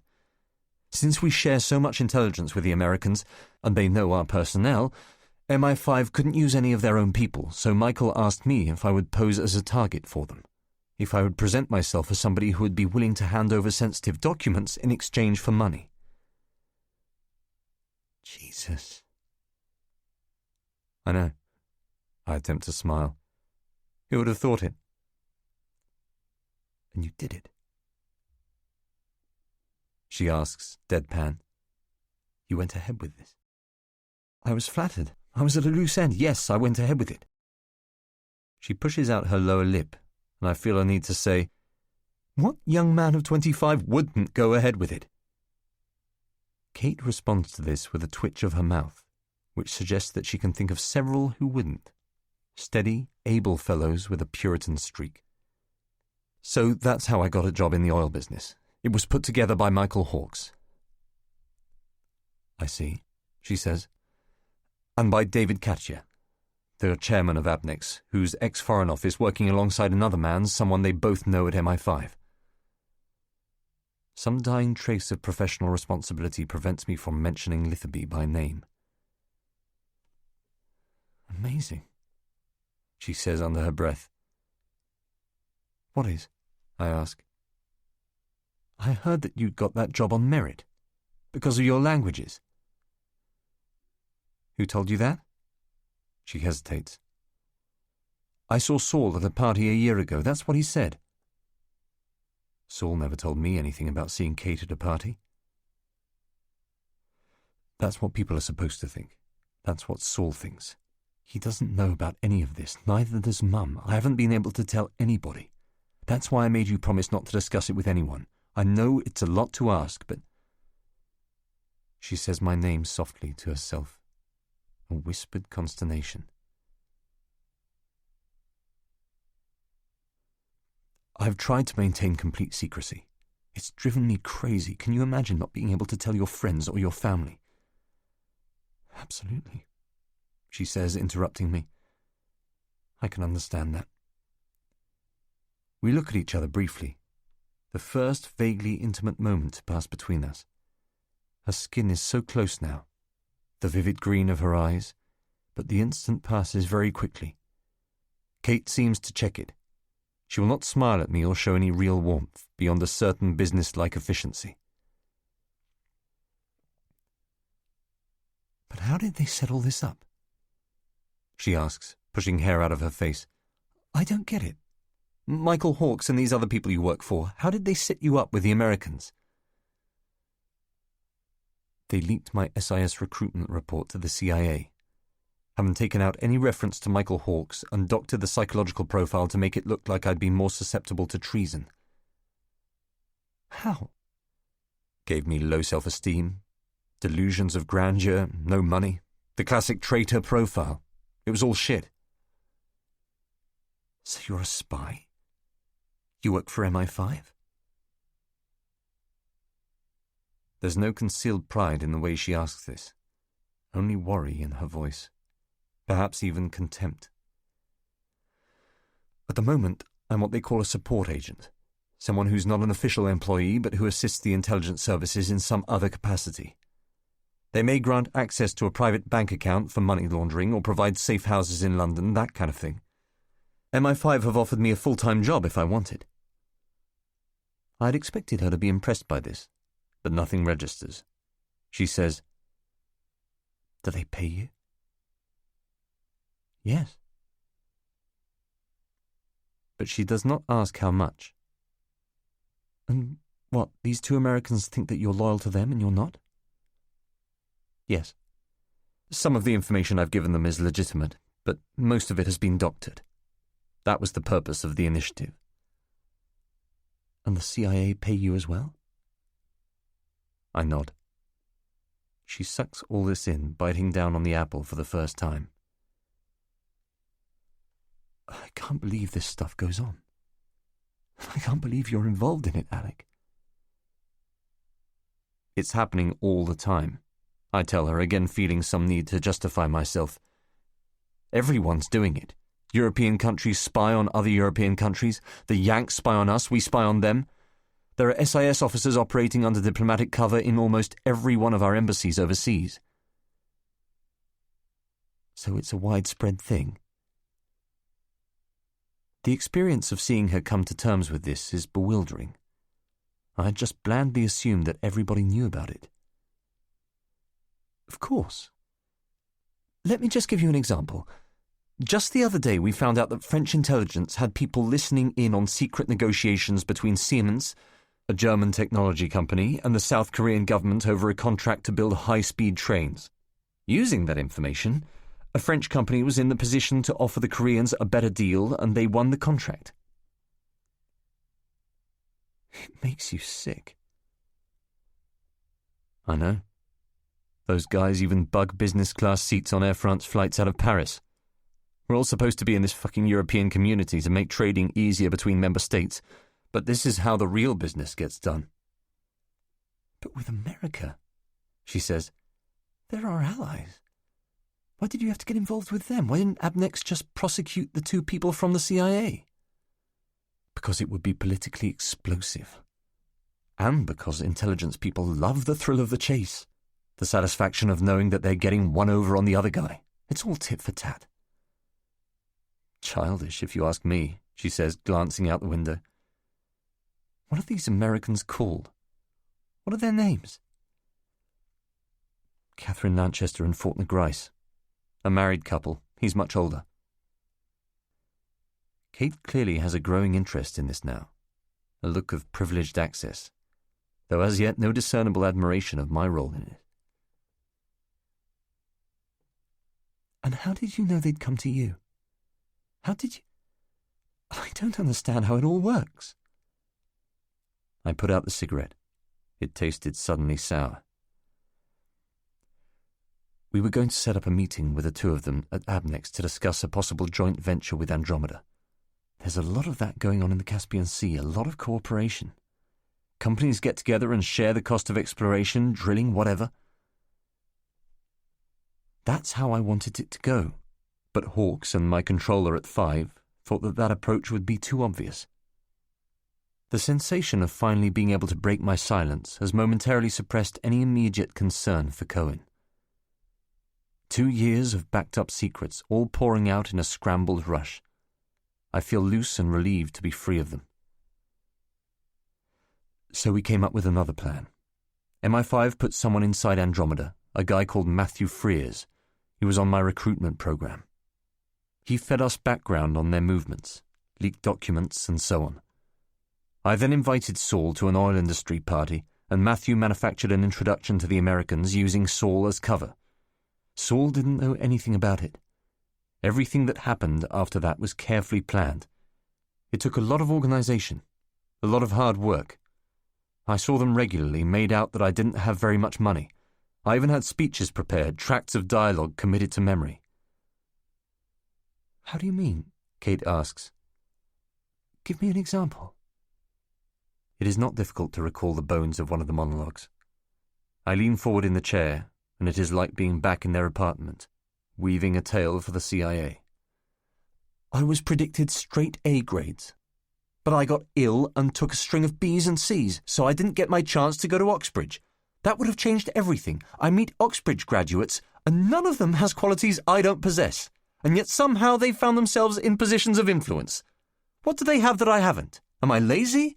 I didn't waste my time at university.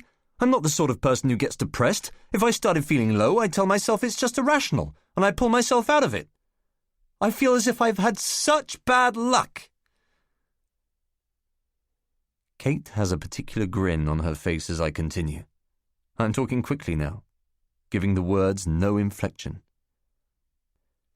I want to be recognized as someone who stands apart, but even at school I was always following on the heels of 1 or 2 students who were more able than I was, smarter, quicker-witted, faster on the football pitch. They had an effortlessness about them that I never had. I always coveted that. I feel as though I have lived my life suspended between brilliance and mediocrity, not ordinary, not exceptional. Do you ever feel like that? Kate interrupts me. That's not a prepared speech.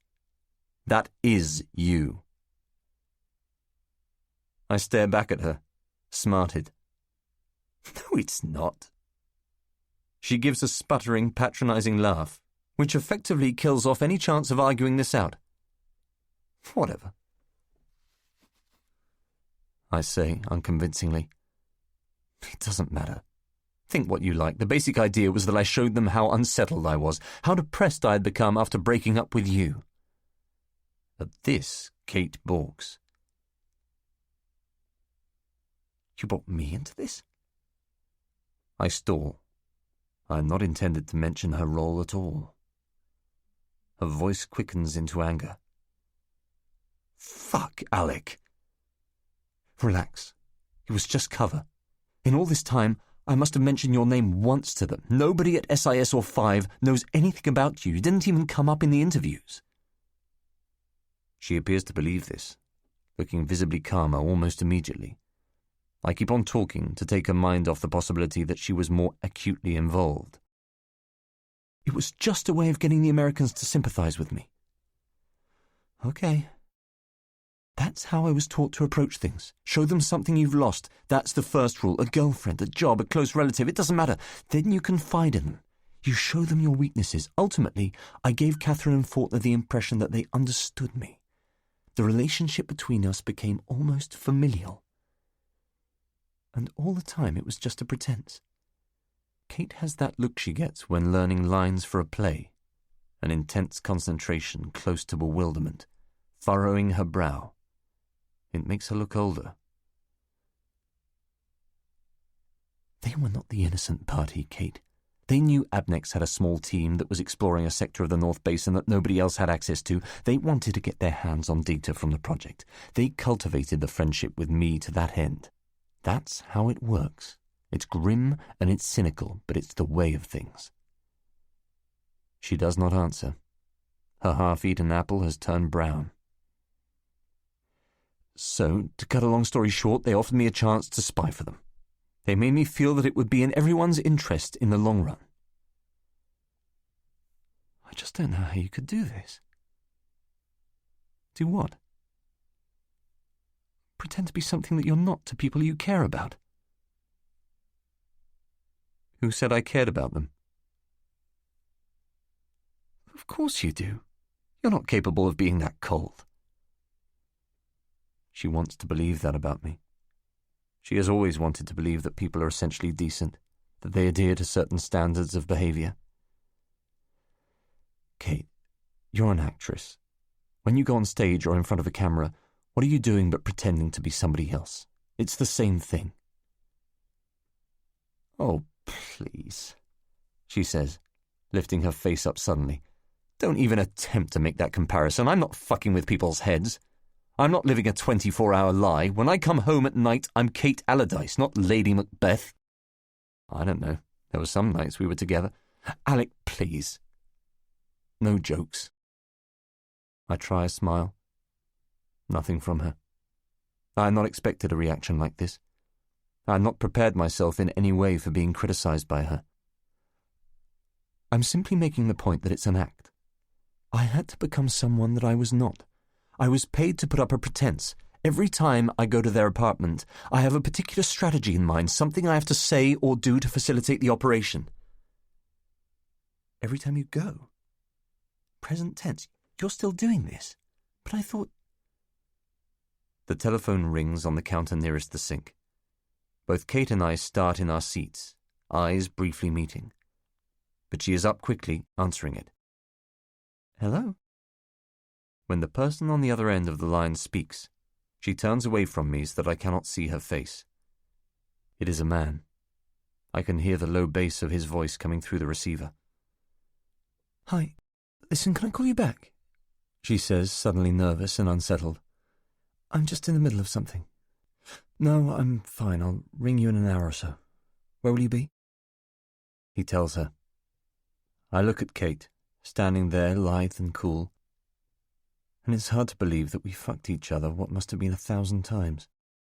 Fine. Lots of love, she tells him. That's what she used to say to me. She hangs up. You should have taken the call. Forget it, she says, scratching the back of her neck. Why didn't she tell him I was here? Who was that? She hesitates, ignores the question. I'm still trying to get my head around all this. You said when you got here that someone's been hurt. Who? One of the Americans? Is that it? Who is this person you work with who's in trouble? You say he's on your team. Which team? Somebody at Abnex. He cottoned on to what I was doing. After a brief pause, I add, at least I thought he did.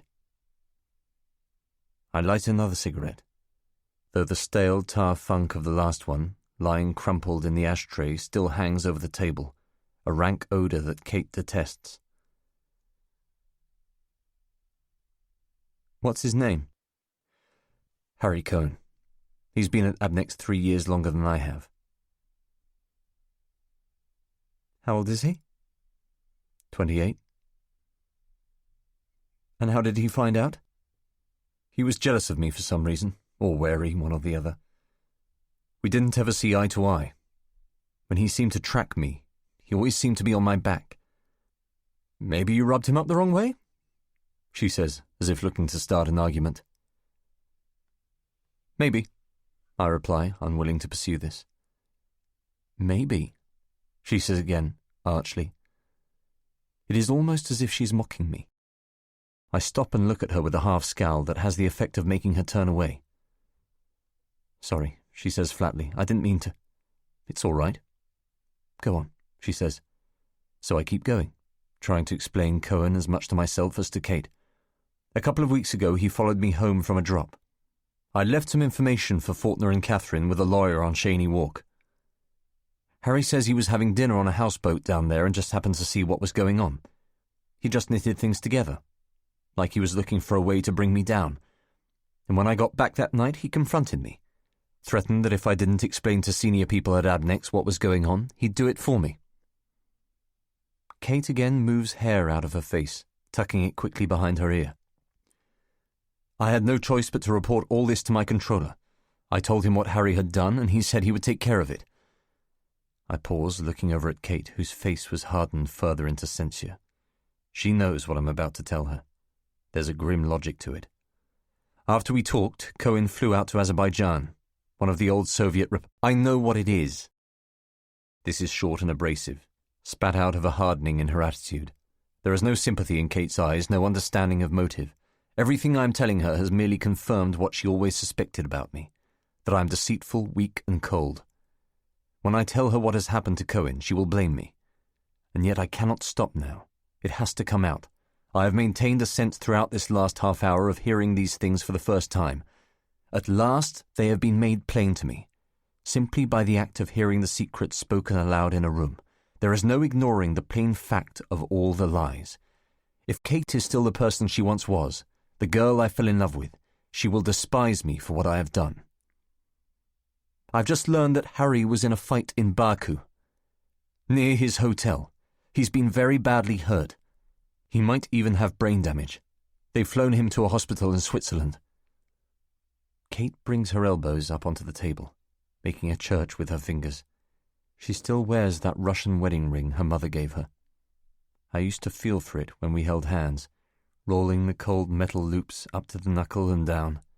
She would take it off when she had a bath. And it was your people that did this, she says, because he found out what was going on, because he knew the truth. Almost certainly. It's too much of a coincidence.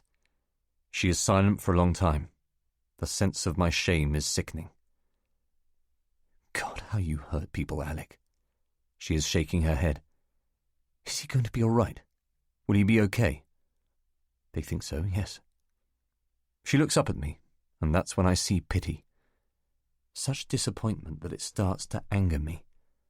I need understanding now, not contempt. Kate, if I'd known, do you think... She stands up and walks to the far side of the room, getting herself away from me. He's going to be all right. My voice is slightly raised. They haven't killed the guy. It was just too dangerous to allow him... She puts out her hand to silence me, a weak floating limb that she retracts almost immediately.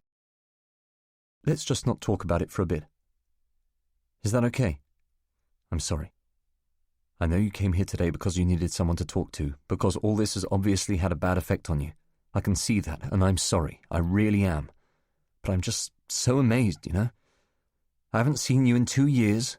My life has moved on in so many ways, and then this... That you could get involved in something like this, all the things you could have done, and you end up...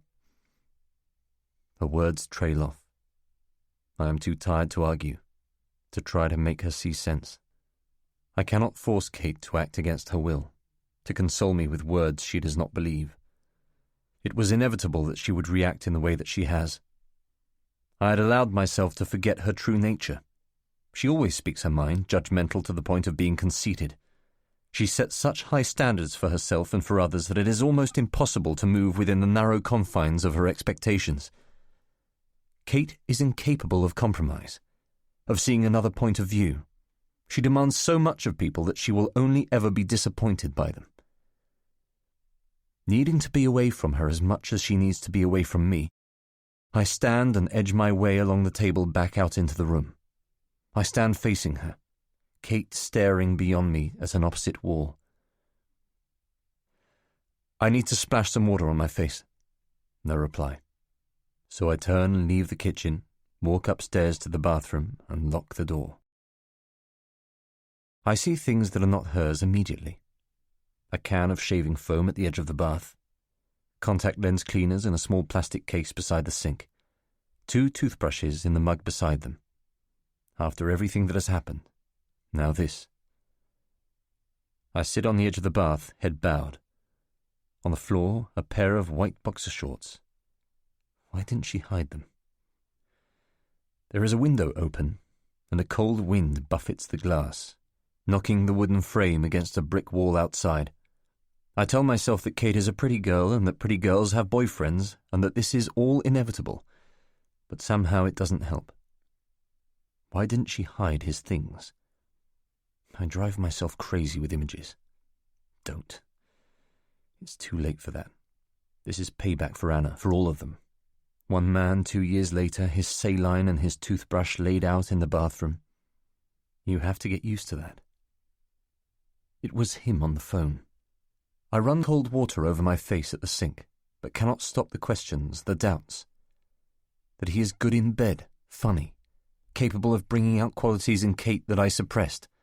I cannot stop thinking that he makes her happier than I did. Does Saul know about this? Did he meet him at that party? Don't wonder what he looks like, what he does for a living, how much money he has, or what stories he tells. She will have met his friends. They would have been to Paris, to movies, cooked for each other and fucked all night. Don't picture them in bed together, because that has nothing to do with your feelings for Kate and everything to do with your vanity. I just don't want him to be better than I was. Just let it go. Think about Cohen and let it go. God, the speed with which she has recovered. When I come back downstairs, Kate has moved into the sitting room, bunched up on the sofa with a fresh cup of tea and a face like stone. She looks different now that I know she has a boyfriend, a man living here under the same roof, the one I feared all those nights. Not much has changed up there, I say. She cannot even look at me. My temper snaps. Kate, if you want me to go, I'll go, but please don't sit there with this air of disappointment, this condescension, because I didn't come here for that. I genuinely believe that I would never have done this if we were still together. Don't you dare! Don't you dare blame this on me! You're right. I shouldn't blame you. It's not your fault. I would have done it anyway. Just like I slept with someone behind your back. It's in my genes, as you say. And for the last time, I'm sorry that I took you for granted. I'm sorry I wasn't the person you thought you deserved. You had dreams for me that I couldn't fulfill, and I fucked up. And now I've got involved in a murky business that you find reprehensible. I don't blame you. She looks up at me, twitching with moral authority. Nothing that I say will ever satisfy her. Let's have this out. If I thought this would happen, do you think I would have done it? Do you? Do you think that if I knew it would come to something like this, that I wouldn't have put a stop to it? It was straightforward in the planning, that's all I can tell you.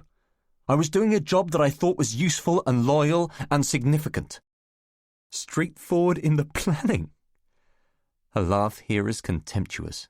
A slender jaw gaped with sarcasm. Jesus, straightforward in the planning. Let's not do that thing where we pick each other's sentences apart, okay? It's demeaning. You never think, Alec. That's just it with you. That's just exactly the problem. It's what happened with us. It's what's happening now. You take things on with no thought to the consequences, with nothing in your mind but how it can make you feel better about yourself. It doesn't matter if it's an affair with a girl at your fucking office or some needless industrial espionage that leads to an innocent guy getting the shit kicked out of him. It's always the same thing. You can't live life without turning it into a lie. That isn't the case. I'm not that bad. Not that bad, she says. You never stopped lying to me. For the last 6 months we were together, we barely slept together. Here we go. Actress time. Get over it, Kate. It's history. And when we did, those few times, I had to shut my eyes. I had to hold off the scream in my head. I did it for you. I let you fuck me because somewhere I still felt love for you, all the time knowing that that love had been corrupted bit by bit, until all I felt was pity. Towards the end, I could barely look at you, I couldn't touch you, and I'm not sure you even noticed that. I would lie beside you in bed and actually dread your weight, your smell, and do you know why? Because you were soaked in lies. Deceit was all over you. I should have been the first person, the only person that you might have been open with, but instead, I was the one person you lied to more or less the whole time. I've heard all this before. The words have changed, but the well-worn message remains exactly the same. It is her standard tactic, a withering assault on my masculinity. Disowning our sex life to wound me. My regrets about Justify, my fears for Cohen, are of no consequence to her. She does not see herself as my friend. There is still too much that she feels enraged by. Nothing has changed, nothing at all. It is still impossible to talk to Kate without her twisting a subject until it becomes a conversation about her. This is the selfishness in her that I had forgotten. She is still not finished. She puts her tea on the small table beside the sofa and shakes her head with disappointment. In the beginning, when we first met, I saw you like someone might see a jigsaw just starting off. You were 17 and I didn't know how you would work out the shape of you. And then, as I got to know you, as the jigsaw came together, I saw you were just made up of lies. Not big lies. Not all the infidelities or womanizing or cheating or anything really dangerous, but weak, cowardly, fearful lies. And you lied because you were afraid of me. You were afraid of everybody. To console me, you would open your mouth and something sweet and caring would come out, but I couldn't know if it was deeply felt. I couldn't know if you really meant it, or if you just liked the sound of those words in the room, the way the sentences altered my face. I felt that you were never with me. You couldn't let me near you. You couldn't let anyone near you. Your whole life is just a process of holding people off in case they have an effect on you. I do not deserve this. She has never found it in herself to forgive me. The damage to her self-esteem was just too great. I came here today on an impulse, to tell her things as a friend that I had never told anyone else. And yet she wants to use my confession as an excuse to criticize me for things that happened between us more than 2 years ago. The only thing that is of any interest to Kate is Kate. I had forgotten that. I'm going to go. I tell her very firmly, with no doubt in my mind, that this is the right thing to do. I don't have time to be talking about this. I need to find out about Harry and then get home. I'm sorry you weren't able to see the bigger picture, I really am. But I'm trusting you not to speak to anybody about what I've told you. You've given me your word, and I trust you. Because if you do, it would certainly mean the end of my career. I could even be killed. She smirks at this. She does not want to believe any of it. I'm serious, I tell her. So that's it? You've got it? Yes, she says, exasperated. Good, because I'm trusting you. I travel home numbed by all the bad decisions I have made, each falling on the heels of the other. Young and blind to consequence, I have done and said things that have led me to the point at which I now find myself. This afternoon was just another example, a pointless tracking back into the past. When Kate and I were together, there was such arrogance in me, an inability to see things for what they were. I just threw everything we had away on a whim, and never properly fought to get her back. And then with Hawks, what was it? Vanity? Is that all it was, a craving for recognition? What does Saul and Kate know that I do not? That they can make the right decisions, that they can appear to live life in the way that it is meant to be lived. More waiting now. Nothing to be done. Always the ball in someone else's court. So I open a bottle of wine and read for 5 hours straight about Philby. I cannot conceive of the scale of his deceit. The entire span of a life lived as a vast deception, to friends, to family, perhaps even to wives.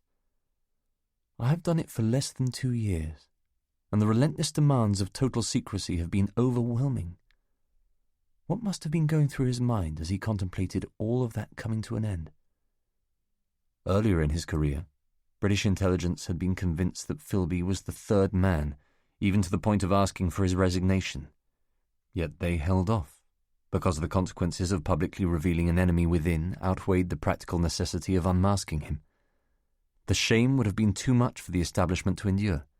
Philby, Burgess, and Maclean all survived undetected for so long precisely for this reason, precisely because of their gentlemanly polish, their wit and erudition.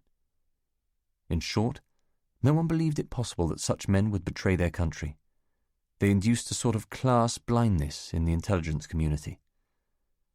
In spite of their suspicions, SIS allowed Philby to operate in Lebanon for some time, using journalism as cover. While still on the SIS payroll, he filed for The Observer, in between feeding cocktail party gossip to low-level KGB agents in Beirut.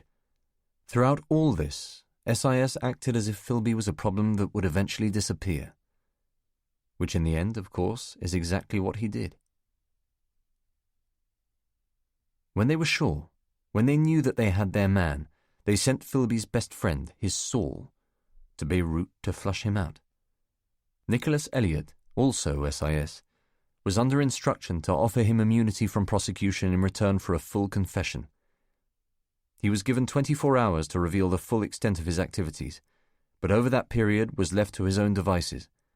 What is astonishing to me is that on the night of Elliot's visit, Philby attended a dinner party at the residence of the first secretary of the British Embassy and then drank himself into a coma on cheap Lebanese whiskey. When he woke up, he made the decision to defect. He contacted his KGB controller, was given false papers as a Russian sailor, and spirited back to Moscow on a freight ship before anyone had time to notice. 33. Katya. The days after seeing Kate continue to feel awkward and unsettled, like the guilt that follows an infidelity. The morning after I first slept with Anna, there was a sense that I had succumbed to a needless temptation with no net gain that threatened to destroy everything. The pursuit was all. To wake up beside her, to adjust to her routines and smells, was the least enjoyable part of it. And yet I went back to her, time and again, for no better reason than she provided me with a sense of excitement, a pitiful rush of adrenaline. Telling Kate about Justify, having not seen her for more than 2 years, feels oddly similar, for she's a stranger to me now, someone whom I no longer know. The confession was pointless. None of my anxiety has subsided, and if anything, telling her has actually compounded the problem. I feel no less guilty about Cohen, whose condition in Switzerland is deteriorating. And I have broken my explicit pledge to Litherby, Katya, and Hawkes to maintain absolute secrecy. Perhaps the most damaging consequence of contacting Kate is that there is now someone out there who knows the truth about me. This endangers both her and the security of the operation. Although I can trust Kate to keep her mouth shut in the short term, it may not be too long before she feels the need to open up to someone. There is a sell-by date on secrets. It is astonishing how quickly things begin to slip out of control. On the afternoon of Thursday, May the 1st, Election Day, I get a call at my desk directly from Katya. Normally he would never phone me in person. Barbara would do it. Or he would send an encrypted message to Uxbridge Road. When I pick up, he says, "Alec, it's David. We need to have a talk right away. Can you come up?" Of course. Instinctively, I look up to check for Cohen's whereabouts, to ensure that he has not overheard the conversation, and it is only after a couple of seconds that I realize my mistake. Tanya is eating a yogurt at her desk, and I smile at her as I leave the office, riding the lift to the executive floor. Katya is waiting for me on the other side of the elevator doors, alone and trim in a grey suit. It is not his style to look worried, though there is an undertow of concern as we shake hands. He would not have contacted me unless it was absolutely necessary to do so. "Come into my office," he says, telling Barbara that we are not to be disturbed. She looks up at me warmly, as if I am somebody whom she has been instructed to impress. I smile back as Katya ushers me inside, closing the door behind him. "Drink?" "Not for me, thanks. Mind if I have one?" He turns to the bookcase in the corner of his office, pouring a large whiskey from a duty-free bottle of J&B concealed inside a cupboard. I have been in Katya's office on only 3 occasions, twice with Hawkes in the very earliest days, by way of preparation for Justify, and then several months later with Murray, JT, and Cohen to discuss a project in Kazakhstan. "Terrible about Harry," he says. I do not reply. "I said it's terrible about Harry." Katya is facing me, a tumbler in his right hand, waiting to see how I respond. "Yes," I say slowly. "A terrible shock. Who would have thought a thing like that could happen?" He murmurs something, and his head drops as if suddenly weighed down by thought. If Katya is privy to what has gone on behind the scenes, if he has knowledge that the assault on Cohen was authorized by Litherby, he does not reveal it. Nothing in his demeanor suggests a willingness to conceal the facts from me. He appears to be legitimately upset, and of course it is entirely possible that Litherby has left him out of the loop. Katya may have no idea just how close Cohen had come to the truth. On the other hand, Litherby may have told him everything. At all times, I have to remember that these guys are in a different league when it comes to deception. Whatever they say nothing. They haven't caught the bastards who did it, he says.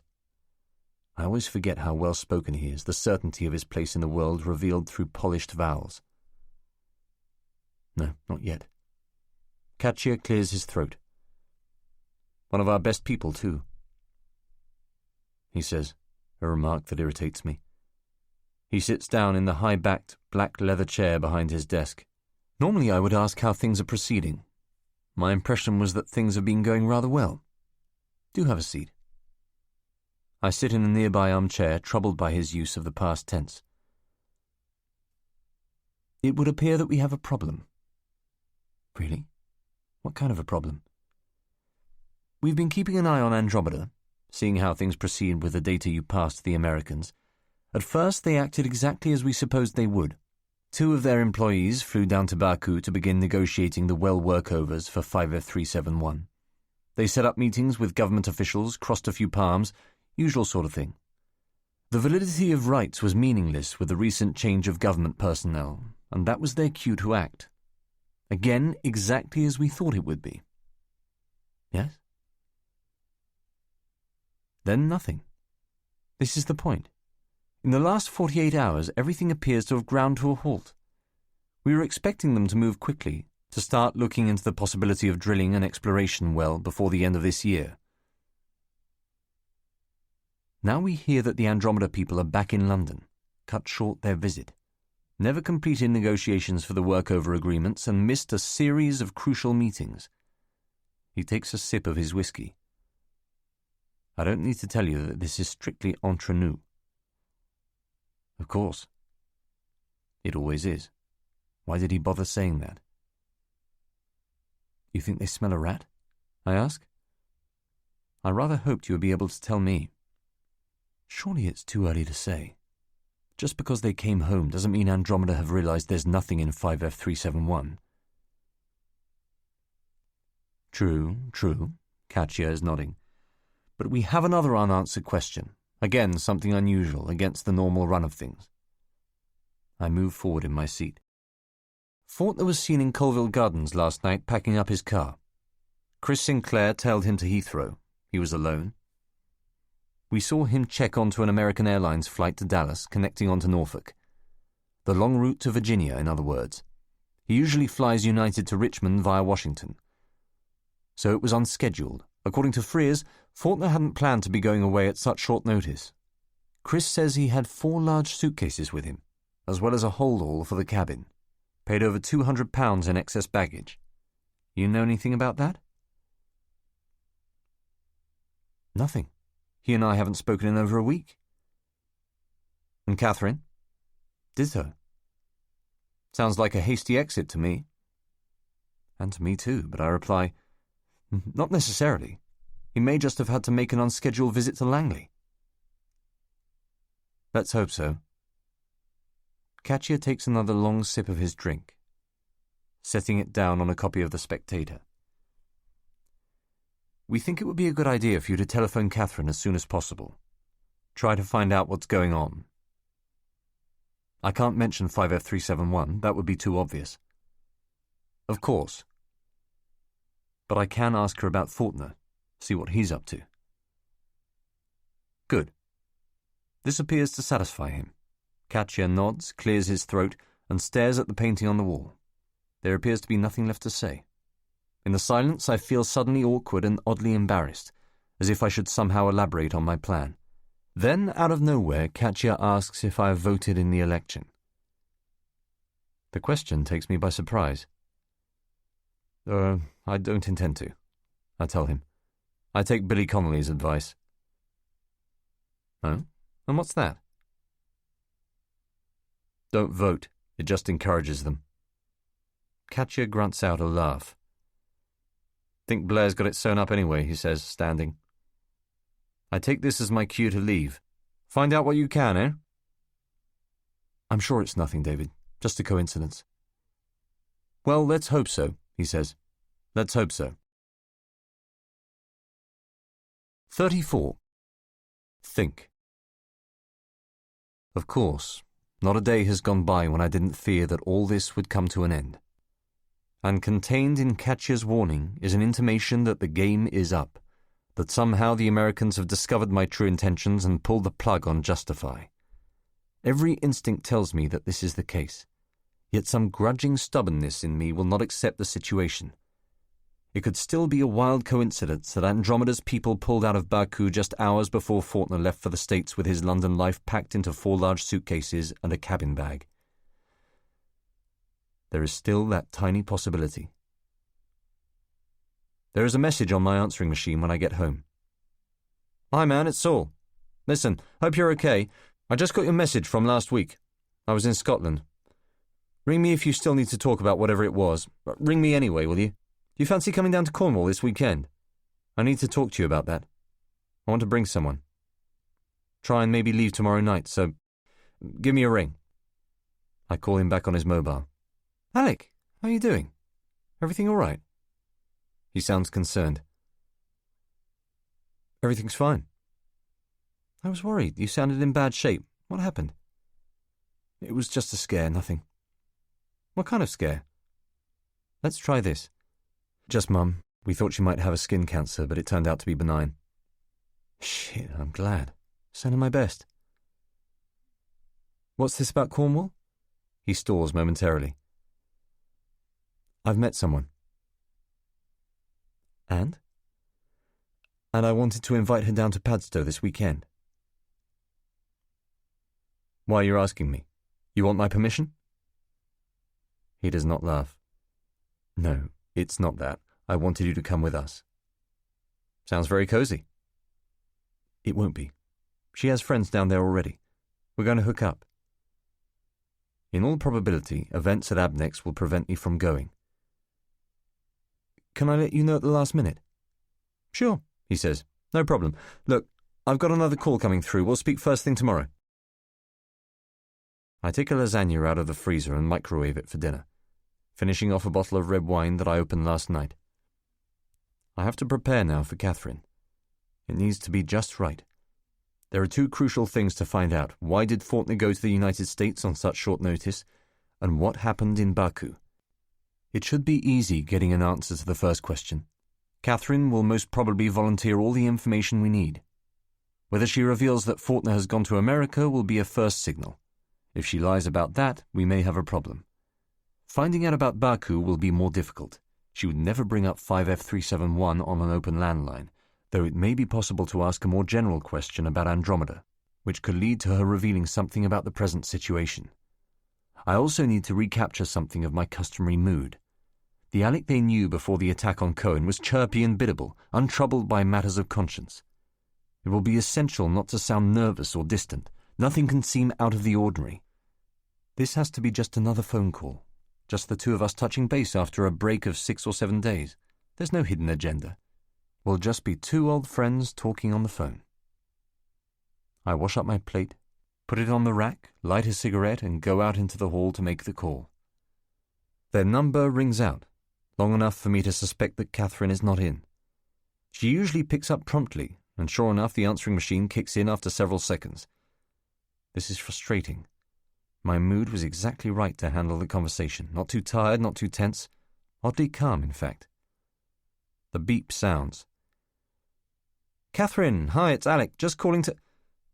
There is a loud, scraping crash on the line, as if the phone has been dropped on a hard wooden floor.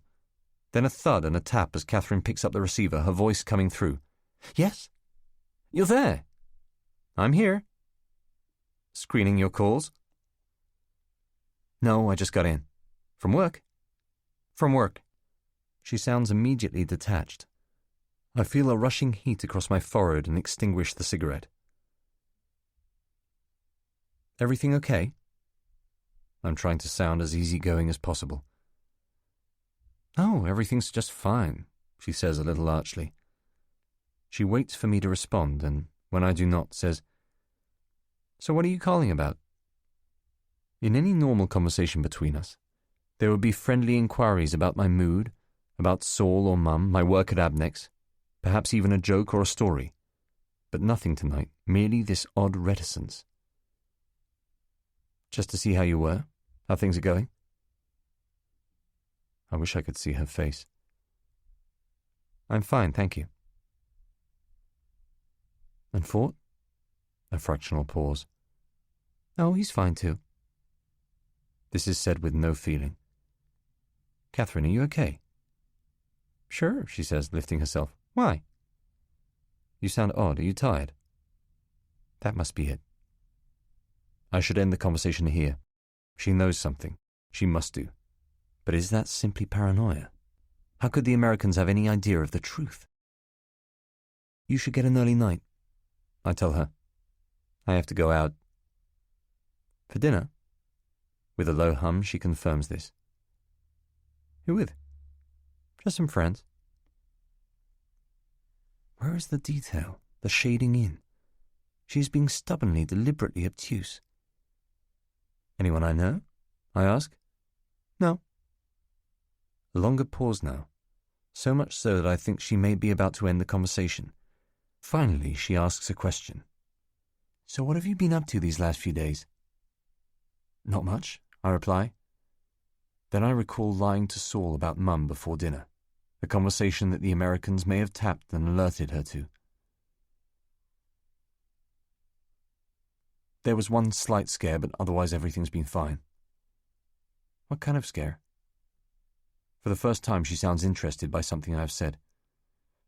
Mum thought she might have a skin cancer, but it turned out to be benign. That's a relief. And how's Kate? Nothing prepares me for the shock of this. A carefully weighted jab exactly timed for maximum impact. I manage to say, "What are you talking about?" although my voice cracks like an adolescent on the word talking. I asked after Kate. They have got to her. Kate has been burned. But you know I don't see her anymore. I haven't seen her in over 2 years. That's not what I heard. Ford says that you still sleep together for old time's sake. Why would he have said that? You mentioned it to him one night when the two of you were out drinking. Or don't you remember? That was months ago. A slight lie in a pub just to fill the silence. Instinct tells me to deny all this. I don't remember ever mentioning that to him. Were you bragging, Alec? What does she want to hear? I do not know what Kate has told them. Then, a chink of light. It occurs to me that someone from their side simply saw me going into Kate's house last week. They know no more than that. Was it male bravado? Catherine is asking. Was that what made you say it? Not necessarily. So you two still hook up from time to time. How come you never said anything to me? Her voice becomes significantly warmer with this question, more friendly and engaging. Is it possible that she is simply jealous? It was private. Kate wanted me to keep it a secret. She has a boyfriend. I'm sorry I told Ford and not you. That's okay, she says calmly.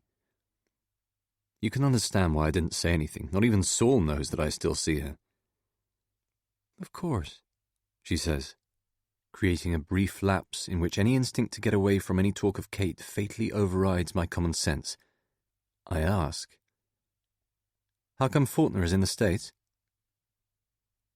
And there is silence, and nothing I can do to retract the question. Why do you ask that, Alec? I can only say, what? Why would you think Faulkner is in the States? Isn't he? I just assumed he wasn't home. Why didn't you ask if he was here? I'm sorry, I'm not following you. It's very simple, Alec. How did you know my husband had gone to America? I'm trapped now, with no way out of this but ineffectual bluffs. I just assumed.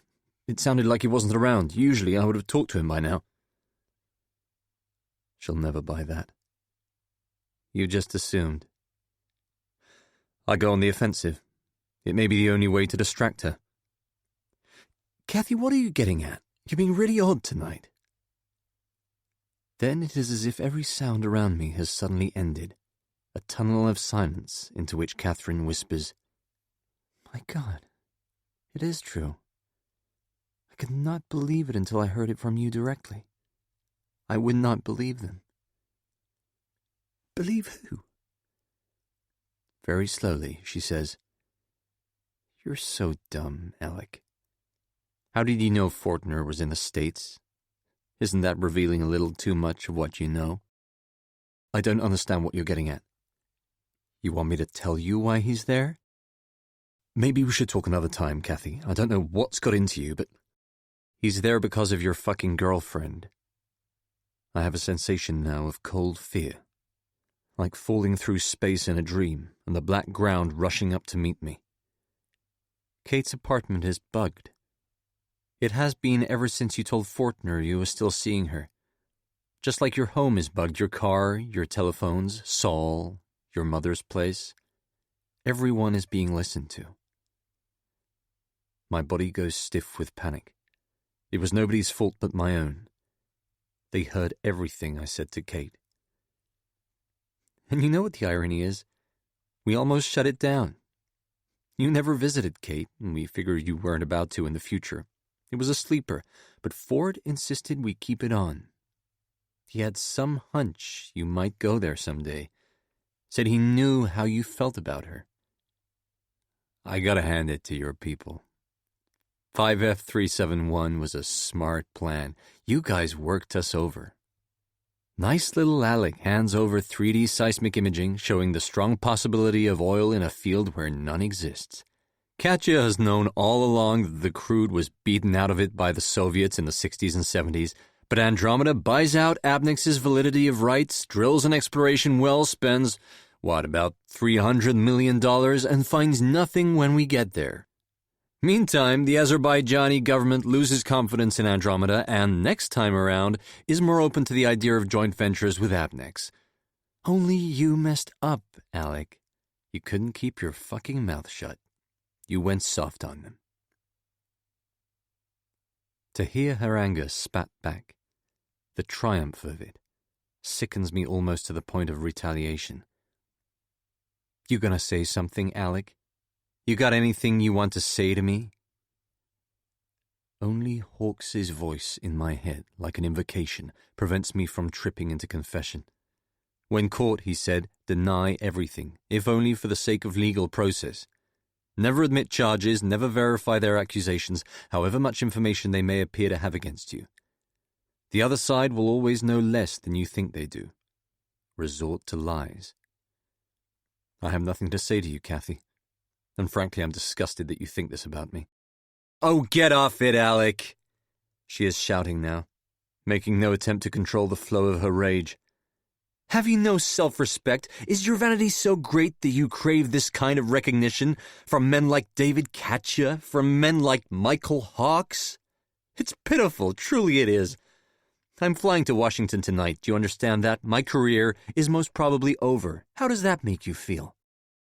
It has nothing to do with me. Oh, and how do you spin that one? I'm not spinning anything. Why don't you just have the guts to come out and admit what's going on here? It's over, Alec. You're beaten. I know that she is right. The situation is out of control. Whatever happens now, this is over. I'm not beaten, Kathy. No one is beaten. This is all... Why are you bothering to deny this? Is that what they taught you, huh? Is that it? And suddenly I snap. I just let it go. Listen, this is the game we're in. It's that simple. There is a momentary silence as she acknowledges that I have broken cover for the first time. But her anger soon returns. The game? Doing undercover work for a snake like John Litheby? You have any idea of that guy's record, Alec? And what about you? You work for an operation that helped to arrest Mandela, that relocated Nazi war criminals? She emits a dry and contemptuous laugh. That's ancient history, we both know that. It's a freshman conspiracy theory. You want something recent? Okay, I'll give you something recent. We've just caught American intelligence agents hacking into the computers of the European Parliament. CIA people trying to steal economic and political secrets just like you, just like Ford. Just doing their job, in other words. That computer linked up to 5,000 MEPs, researchers, and EU officials with their confidential medical and financial records, all of which the CIA would have no hesitation in using if it gave them some leverage. So don't lecture me about ethics. So that's all this is? Tit for tat? If you want to see it that way, sure. What are you saying, Alec? That SIS isn't doing exactly the same thing with its own European allies? Are you so blind that you think the good old Brits aren't up to that? You really suppose your government is too clean to spy on its EU partners? Not at all. But that's how all of this works. You spy on me, I spy on you. And every government in the civilized world spends millions of dollars going round and round in circles. There are too many people who know about this, Alec. Meaning? You work it out. Are you referring to Kate? She says nothing. I said, are you talking about Kate? Because if you... All I'm saying is that there are people who are going to want payback for this. You leave me alone. You leave her alone. But Catherine's voice suddenly slows into intimidation. You haven't heard the last of it. And the line goes dead. 35. Fast release. GCHQ picks it all up, and within 90 minutes Sinclair has been dispatched to bring me in. He rings the buzzer downstairs impatiently in hard electric bursts lasting 4 or 5 seconds. It is just past 10 o'clock. You better come with me, he says when I open the front door. No need to pack. His expression is one of worn distaste. Most probably Litherby summoned him from home just as he was preparing to go to bed. He betrays no sign of pleasure at my failure. There is just a weary contempt on his neat, tanned face. He never liked me. He never thought I was up to the job. They should have given it to him, and then none of this would have happened. I go back upstairs and put on my jacket like a condemned man. I have a few cigarettes in the inside pocket, also my wallet and an old pack of chewing gum to see me through the night. Then I lock up and go outside to the car. We say very little to each other on the journey. Sinclair will not reveal where we are going, though I suspect it will be a safe house and not Vauxhall Cross or 5. I cannot tell how much or how little he knows about the conversation with Catherine. Litherby would have given him only a sketchy outline on the phone, just enough to make him realize that Justify is blown. Sorting through the debris of what Catherine has said occupies my mind for the whole journey.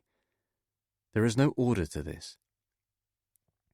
I experience an acute sense of self-hatred and embarrassment, but also an immense anger. I thought that I had experienced the last of failure, seen it off for good, but to have messed up like this is catastrophic. It is a personal defeat on a different order from anything that has happened to me in the past. There is also concern for Mum's safety, for Saul's, and for Kate's. She knows everything about Justify. But I cannot think that Catherine's words were anything more than scaremongering. Kate poses no threat to them. Why should they harm her? And I feel a curious sense of annoyance with her, too. Though none of this is Kate's fault, she was the source of my failure. Were it not for the hold that she exerted over me, I would never have gone to see her, far less lied to Faulkner about the two of us still being lovers. On just one occasion, about 5 minutes into the journey, I attempt to make conversation with Sinclair. A cool night wind is drumming into the car through an open window, and I think I detect the sour vapor of alcohol on his breath. It's funny, you know, I say, turning towards him as he comes off the Westway, heading north towards Willesden. After everything that's happened in the last few... But he stops me short. Listen, Alec, I've been instructed to keep my mouth shut, so unless you want to talk about new labour or something, we better just wait till we get there.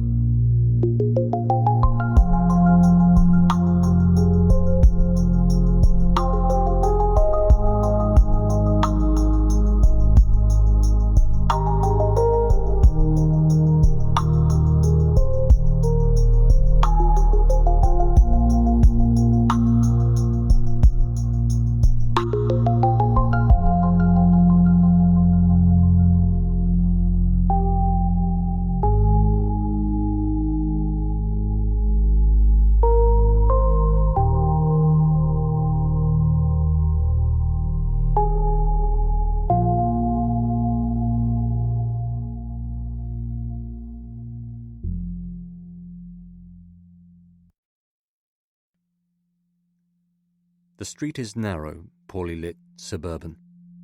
Of the dozen or so houses lining both sides of the road, only 2 or 3 have lights on downstairs. It's late, and most people have gone to bed. Sinclair pulls the car over to the right side of the road, scraping the hubcaps against the curb as he attempts to park.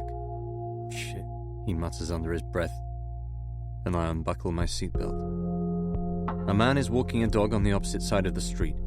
Sinclair tells me to stay where I am until he is out of sight. Then we both get out of the car and make our way up a short driveway to the front door of a detached house with curtains drawn in all the front windows. He taps once on the foggy glass of the door, and I am surprised to see that it is Barbara who opens it from the other side. She greets Sinclair with a tired smile, but shoots me a sour look that breaks from her face like a snake. No more pleasantries. That is not required of her now. The hall is covered in a dirty brown carpet that continues upstairs to the first floor. There are 2 umbrellas and a walking stick in a stand beside the door, and a bright oil painting of a mountain hanging to our right as we come in. Magnolia paint covers all the walls and ceilings. It is as if we are encased in the mundane. The safe house smells stale with lack of use, yet it hides interrogations, solitudes, enforced captures. People have not been happy in this place. Barbara ushers us slowly into the kitchen, which is where I see the 3 men for the first time. I was expecting Hawkes to be here, but he is not among them. Standing left to right in front of a bank of bottle green kitchen cabinets are John Litherby, David Catcher, and an older, bespectacled man in his late 60s. I have never seen him before, this portly, stooped Englishman with a lonely, cuckolded look in his eyes. He has an air of long experience, and the others appear quietly deferential towards him. All 3 are probably wearing the clothes in which they went to work this morning. Litherby in his customary blue shirt with its white collar. Catcher still in his grey flannel suit. The 3rd man in cords and a tweed jacket. Dressed in jeans and a sweatshirt, I feel untidy and slack beside them. Yet their formal clothes are incongruous in this kitchen with its cheap fixtures and fittings, its linoleum floor patterned with worn beige checks. They are visitors here too. There are 3 mugs of tea resting on a formica-topped table in the center of the room, brown milky fluid gradually souring in dregs at the base of each. I try to gather myself into courage by speaking first, looking at each of them in turn. Good evening, David, John. I look directly into the glasses of the older man. Sir. Good evening to you, he says. He has no accent, but there is a gravelly resonance in his voice like that of a well-trained actor. I notice that his shoes are brown suede, one of them stained. Have a seat, Alec, says Litherby, failing to introduce me to the older man. I would have preferred to remain standing, and he knows that about me. But this is typical of the way Litherby operates. He is a student of control, of bending others to his will. I sit with my back to the door. Barbara makes herself scarce, most probably to the sitting room nearby, where she will record and minute the conversation that follows. Sinclair loiters near the sink, and Litherby tells him to make 4 cups of instant coffee, an order he obeys like a butler. You take milk, don't you, Alec? Sinclair asks. Never accept tea or coffee at an interview. They'll see your hand shaking when you drink it. Black, please, I reply. 2 sugars. Catcher now sits on my left. I take out a cigarette. This is okay, isn't it? I ask him, holding it up. I want to hear Catcher speak. Of course, he says breathlessly. This isn't going to be anything sinister, Alec. We just want to have a little chat. I light the cigarette. Sinclair puts a small white plate in front of me to use as an ashtray. They've got him well trained. Aren't you going to introduce me, David? I say, nodding towards the old man. I wouldn't have had the nerve to say that to Litherby. Of course, Catcher says quickly, forgetting my manners. Alec, this is Peter Elworthy. A cover name. How do you do? I say, trying to stand up and shake the old man's hand. My legs get trapped under the table as I say, Alec. His look here is revealing. Elworthy knows exactly who I am, of course he does, and gives a passing glance of annoyance. He lacks entirely Katya's easily peddled charm, and, unlike Litherby, is too old for me to make any sort of connection with him. How do you do? His suit is a very dark tweed with a waistcoat underneath. Men of his age often don't seem to mind being too warm in the summer months, and although it is late now, he looks sharp and alert, more so than Katya, who looks significantly more tired than he did this afternoon. Do you know what the Russians are up to these days? Elworthy appears to have directed the question to Litherby, who is standing beside him. No, he replies as if he has learned his lines. Rather than track down all their traitors, the KGB, or whatever those fellows are calling themselves these days, are trying to turn them into double agents to play them back against our side. They even have a number that the Russian agents can telephone if they're having second thoughts and want to turn themselves in. The Yeltsin government then offer them money to feed us disinformation. Is that right? Says Litherby blandly. Elworthy continues. The Americans are finding it difficult to recruit new officers as well. You need fluency in 2 or 3 languages coupled with a high level of computer literacy. And if one has those as a graduate, why opt for a CIA starting salary of $30,000 when Microsoft will pay 3 times that amount? Mossad has the same problem, Litherby replies. We all have. Katya looks down at the table as Elworthy moves farther towards me. My feeling is... I interrupt him. Can we cut the shit? Is that possible? We all know why I'm here, so let's talk this thing out. Stop fucking around. Elworthy looks taken aback. I would almost say that he is impressed. I do not know where this courage has come from, but I am grateful for it. Nothing is said for a few moments. Sinclair takes the opportunity to place 2 mugs of coffee on the table. He passes one to Litherby, but Elworthy raises his hand. Listen to me, young man. He leans on the table, palms down, fingers spread out like a web. I will do this in my own time. His voice is a dark hiss. It has shifted from nonchalance to malice in a matter of seconds. Only now do I realize the extent of their anger. All of them. I apologize, I'm just a little edgy. You bring me out here in the middle of the night. Elworthy stands again, leaving sweat prints on the red plastic surface of the table as he rises to his feet. We understand, Katya says, interjecting gently. He has obviously been designated to soften me up. This must be as difficult for you as it is for us. What does that mean? I say, turning to him. I had not intended to lose my temper so quickly. How can this in any way be as difficult for you as it is for me? Is your life in danger? Is it? Are your friends and family safe? Have you just fucked something up on this scale? Let's calm it, Alec, shall we? Litherby says, walking across the room towards the door. He is soon directly behind me, and his presence is enough to make me want to move. I pick up my cigarette, push back the chair, and stand up. Sinclair looks briefly startled. The cigarette has left a tiny nicotine smear on the plate. Where are you going?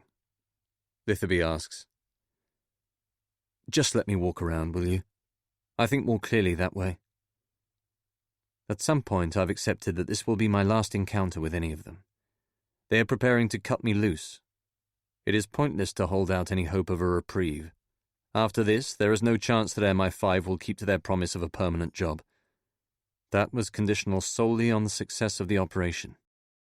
Why don't you tell us what happened tonight? Elworthy announces, his voice back to its characteristic level of flat understatement. I inhale very deeply on the cigarette and almost choke on the smoke. You know what happened, I tell him. You heard it all. There's nothing for me to add.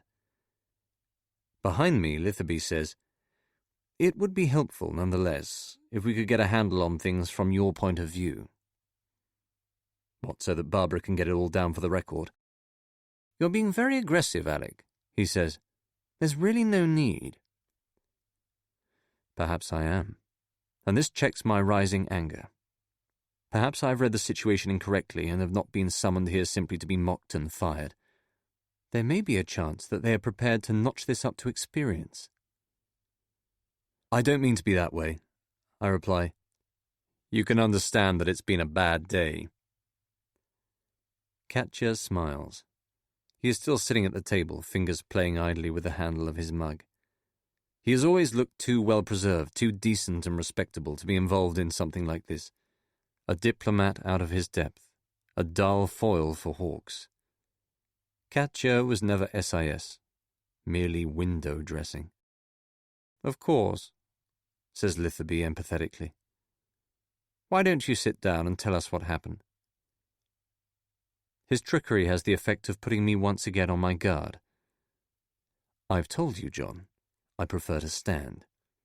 All that happened was this. I had a meeting with David at Abnex this afternoon. He told me that our people had seen Faulkner skip the country, and that Andromeda had pulled out of Baku. That was it.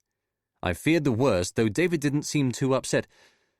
Looking back on it now, that was disingenuous. I glanced down at Katya. You must have known that I was blown, but you wanted me to be the one who found out why. You wanted me to be the fall guy. There's no truth in that whatsoever, Katya says, maintaining his cool. There is only one person responsible for this cock-up, and that is you. But you weren't to know that, were you? At that stage, you had no idea why these things were happening. What happened when you got home? Litherby has interrupted, trying to prevent things from escalating into a full-scale argument. I am still surprised by how quickly I have allowed the civility of the meeting to break apart. I made the phone call. You heard it all for yourselves. Surely I don't need to go over all that. Elworthy coughs, an old man's way of saying that he wants to be heard. That won't be necessary, he says. But we need to know about this girl, Kate Allardyce. We've had a problem with her before, haven't we? Elworthy looks across at Litherby, and I instinctively follow his lead. He nods just once. Problem with Kate? I reply. What do you mean? Who are you, anyway? Nobody has even told me how you fit into things. Elworthy ignores this.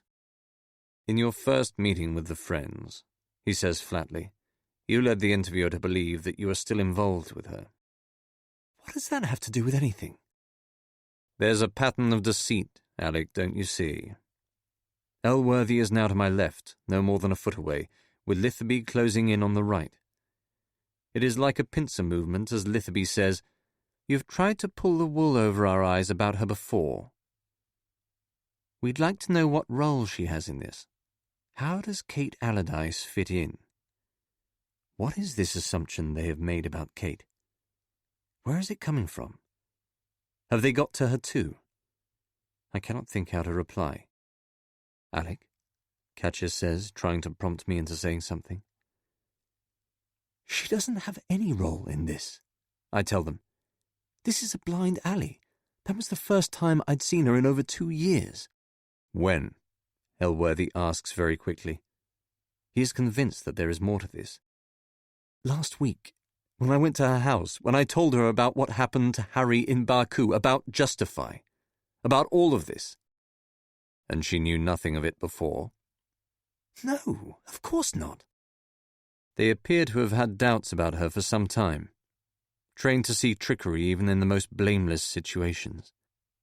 So how is it that the Americans discovered what was going on? This comes from Katya, and I hand him a look of derision. Are you not getting this, David? Can you guys stop asking all these fucking obvious questions? You know how the Americans found out. They had her fucking house tapped. But why? Says Elworthy, and the malice returns now to his voice. He doesn't like the fact that I have been disrespectful to Katya. Because I lied to Faulkner about her. Told him we were still seeing each other. This is all on your tape. You heard the fucking conversation with Catherine. They put a bug in Kate's house. Just because of that? They think I'm lying. What other reason would they need? I ask, exasperated. The fact that you are still sleeping together hardly justifies a wiretap. On the contrary, I reply, If tonight has proved anything, it's that Faulkner was entirely justified in making that decision. After all, that's what caught us out. That's what caught you out, Elworthy replies.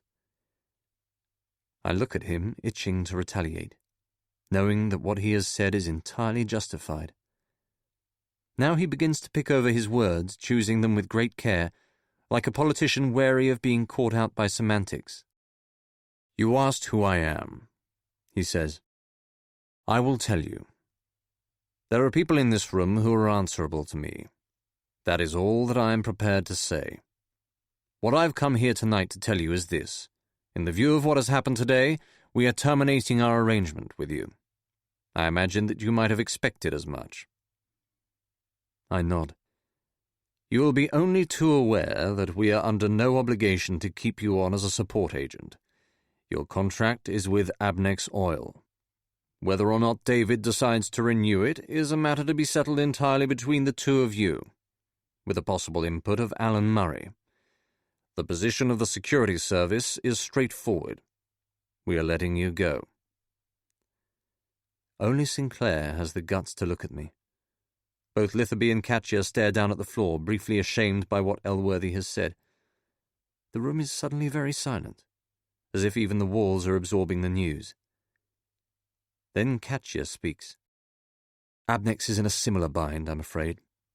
After what has happened in the last few days, we feel it would be ill-advised for you to continue as an employee.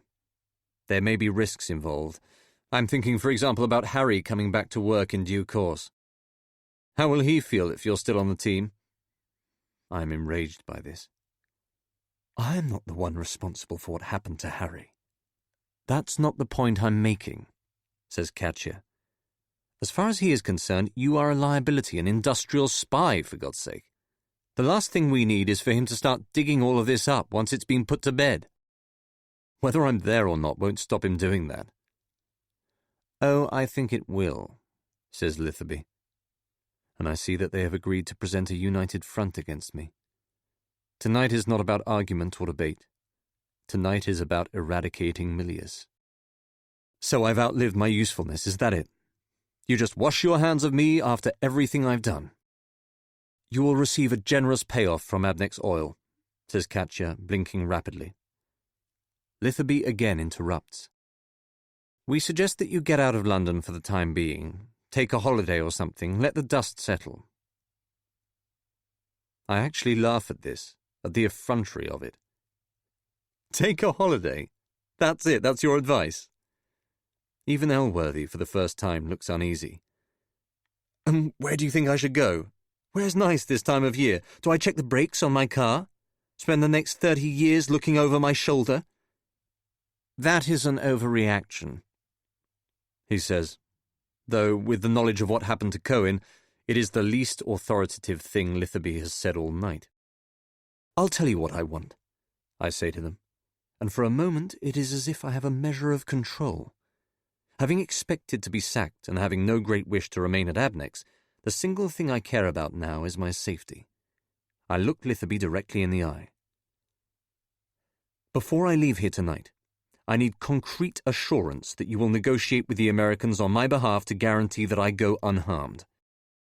It is some time before any of them responds. We'll see what we can do, says Elworthy.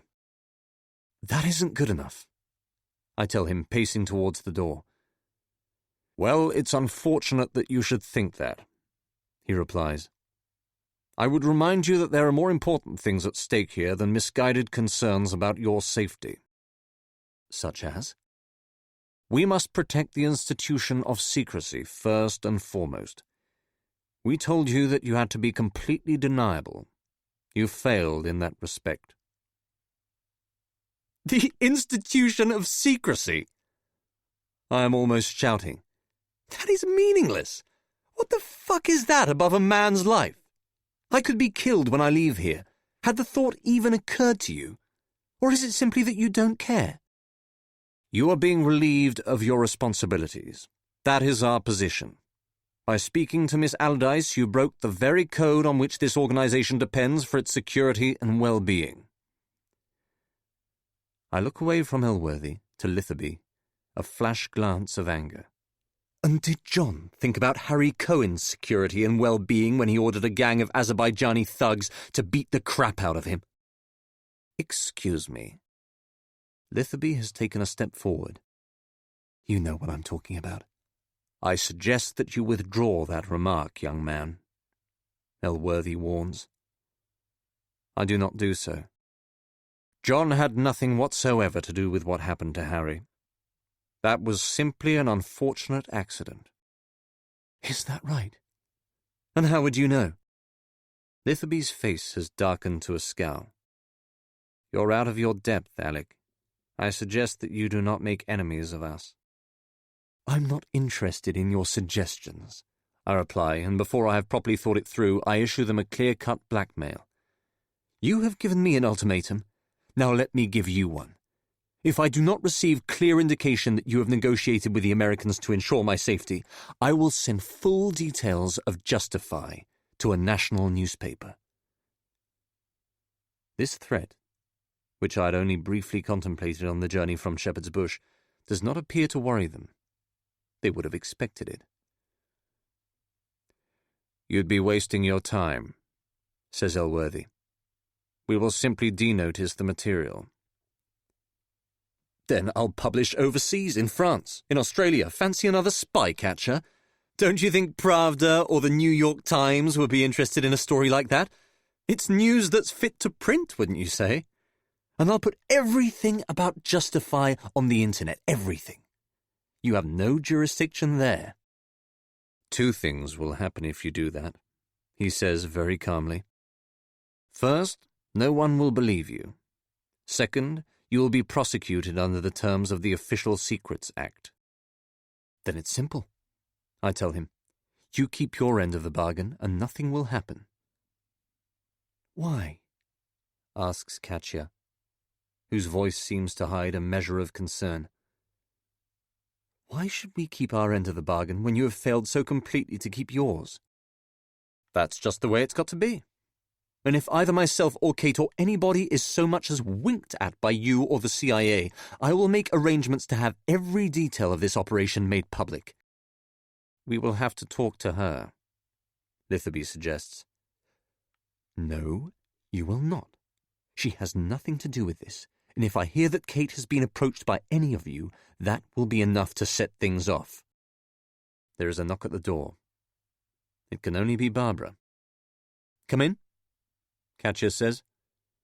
Telephone call for you, sir, she says to Elworthy. I didn't hear a phone ring. Thank you. He turns to Litherby. Will you excuse me? Litherby nods and Elworthy shuffles next door. Barbara, looking at four washed-out faces, says, It looks like a Labour landslide. Really? Litherby murmurs. None of it makes any difference to him. Yes, she says. Lost every seat in Scotland by the looks of things. Every seat? Sinclair exclaims, his first input since we arrived. Christ. A car sounds its horn in the street outside. There was one other thing. Litherby is talking to me. Yes. Very calmly, he says, They weren't married. Who? Our American friends. Not even a couple. Thought you'd like to know. What do you mean they weren't married? How long have you known this? Of course. Separate bedrooms, the age difference, the lie Catherine told me about her miscarriage. All just cover. Not long. 2-3 weeks. I was surprised you didn't have any suspicions. I did. They weren't in your reports. I have been lied to for so long about a thing so obvious. I am momentarily blunted, consternation draining away any control I may have had over the meeting. That was Litherby's deliberate intention, to throw me off guard. Alec? Yes? I said it wasn't in any of your reports.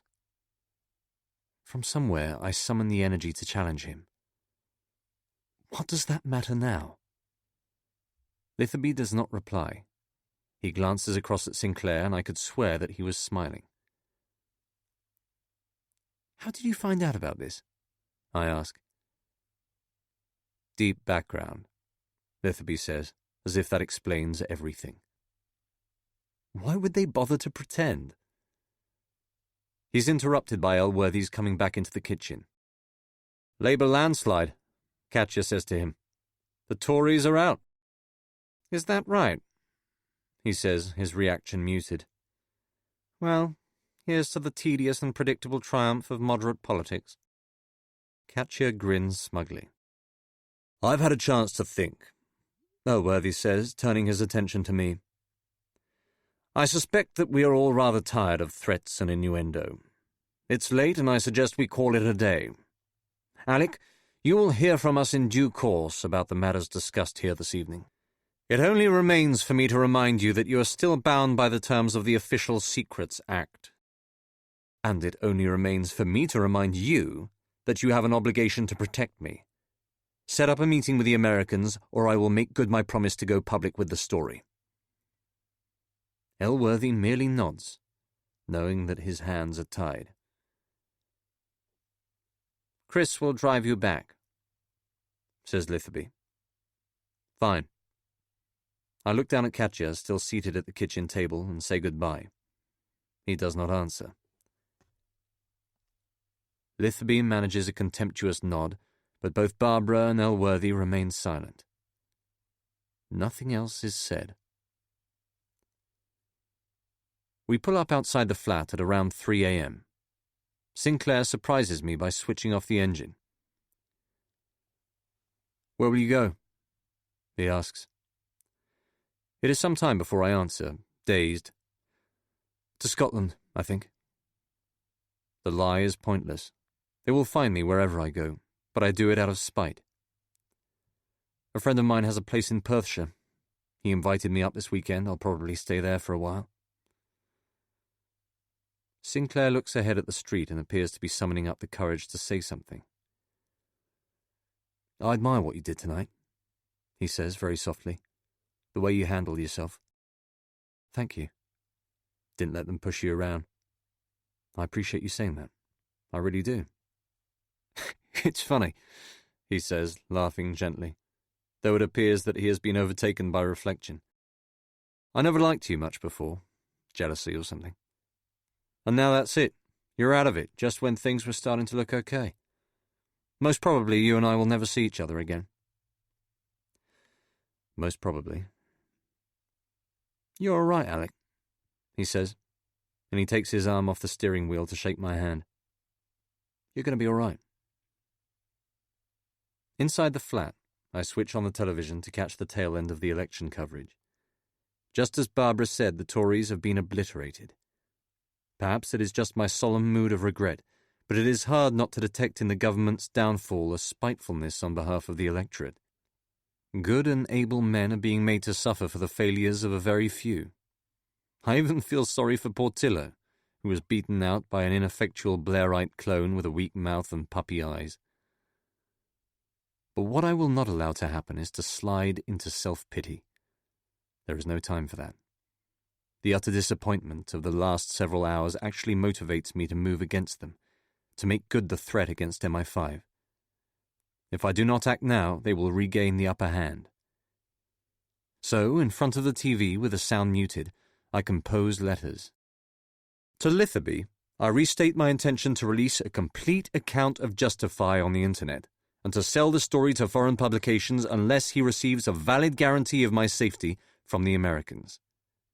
I write, "There will be an anonymous third party in a position to release all information when and if he is instructed to do so. That person will be Saul." To Katya, I write a brief letter of resignation from Abnex. This is pointless, given that tonight he effectively fired me, but a vague and petty stubbornness in me will not allow him the pleasure of formally handing me my notice. And to the Chase Manhattan Bank at 1603 E. Wadsworth Avenue, Philadelphia, I fax instructions to transfer funds from escrow to a dormant account in Paris set up by my father more than 15 years ago and left to me in his will. Only my mother knows about that. A family secret. I stay awake until dawn as the BBC reruns pictures of Blair standing outside his constituency office, acknowledging the extent of Labour's victory. In his moment of triumph, After a carefully stage-managed campaign in which he has been presented as a mature and thoughtful politician undaunted by the prospect of high office, the new Prime Minister appears suddenly adolescent, almost on the verge of tears. Suddenly the prize for which he has worked so tirelessly, the culmination of his consuming ambition, stands before him. And as he comes to terms with the weight of the responsibility that has been placed on his shoulders by millions of people, right there in front of the cameras, it is possible to see Blair experience a dawning realization. There is a price to be paid for success. He actually looks panicked by what he has achieved. This is something that I have come to realize far too late. That we allow ambition, the hunger for recognition, to blind us to wider consequences. We are encouraged to pursue goals, to make the best of ourselves, to search for meaning. But what does a person do when those dreams come true? What is the next step? 36. West.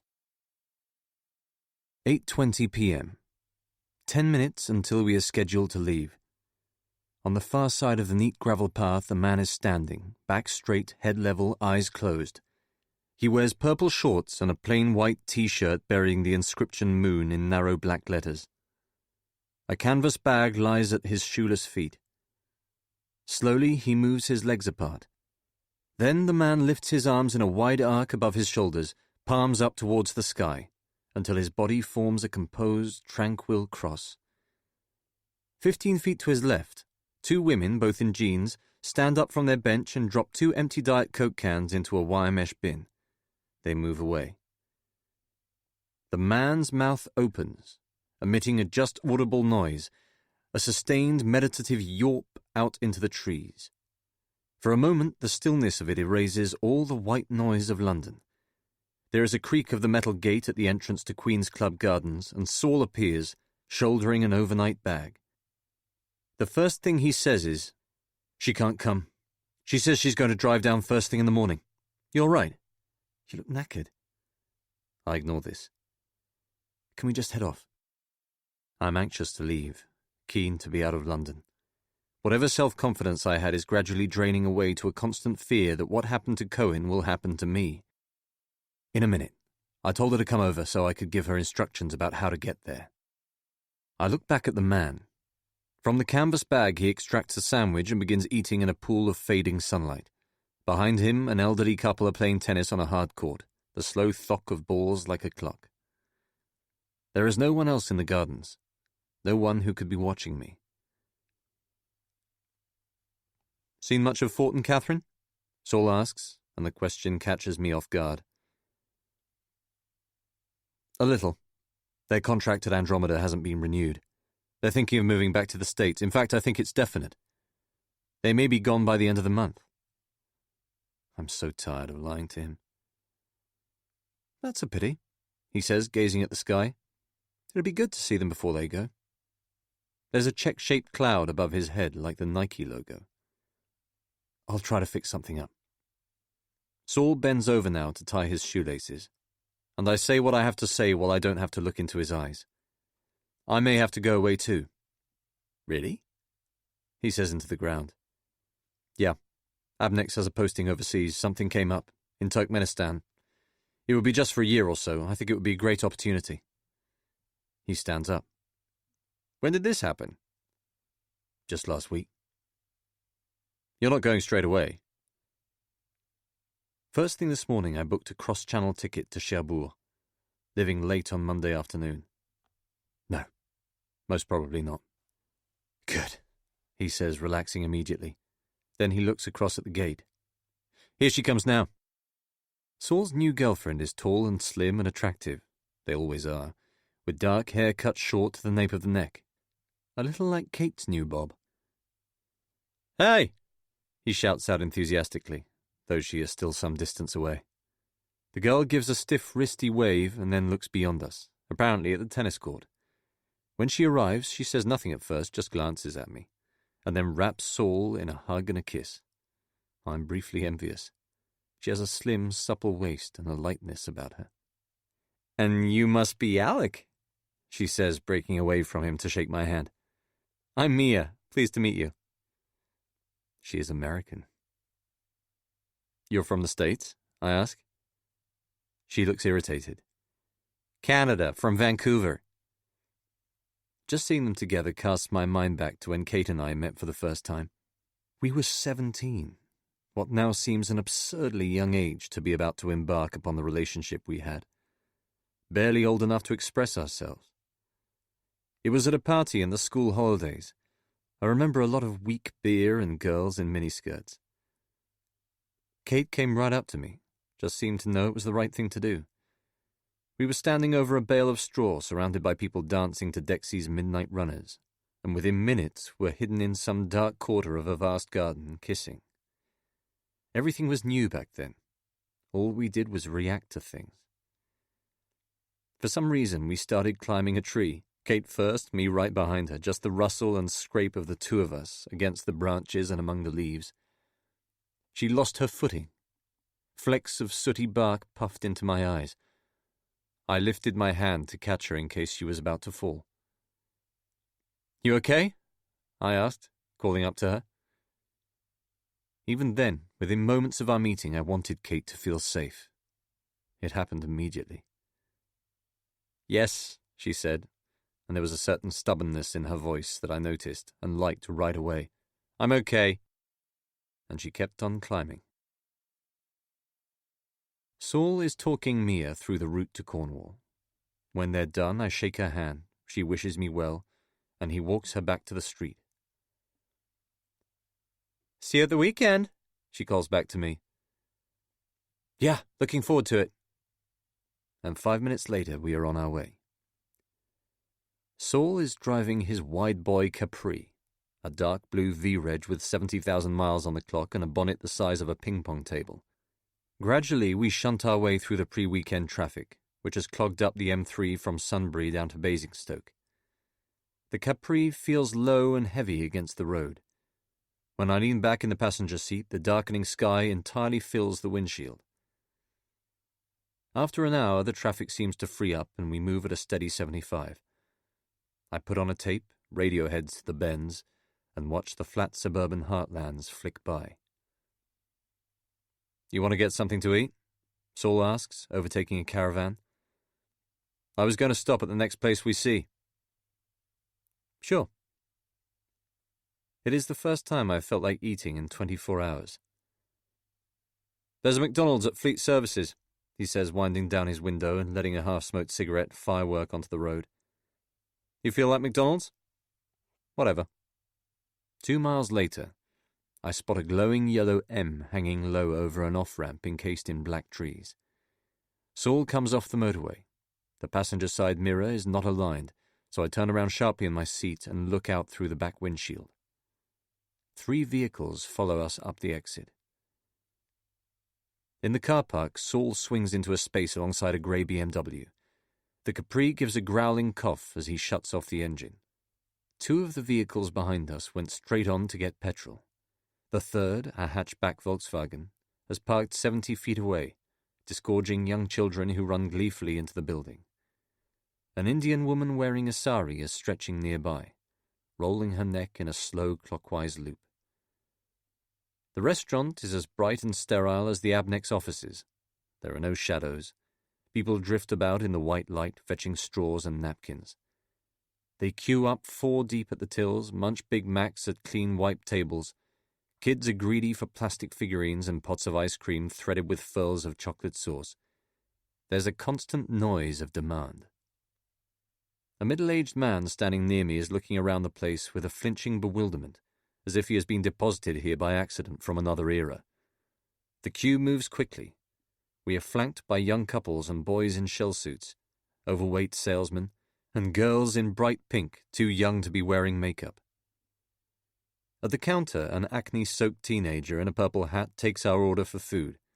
I pass Saul a £5 note, but he wants to pick up the tab. I'll get it, he says, pushing my hand away. 20 minutes later, we are back inside the car. My mood flatly resigned to a long, dark journey with no end until well after midnight. Saul has a polystyrene cup of Coke wedged between his thighs and a post-burger cigarette hanging from his mouth. It's my turn to drive. The Capri feels heavy as I reverse out, as if it too has eaten too much too quickly. Saul clicks in the bends again and sits back in the passenger seat with a deep sigh. Within 10 minutes he is asleep and I just listen to the songs. And if I could be who you wanted, if I could be who you wanted all the time. The rain starts coming down at around 11:15 and doesn't stop all night. I worry that the heavy car will skid on the road surface, and it's a job to keep my concentration. The motor driving the windshield wipers is sluggish, and as a consequence my vision is constantly blurred by the glare of oncoming headlights refracting through the water-covered glass. Saul naps through all this with heavy catarrh snores and an occasional groan.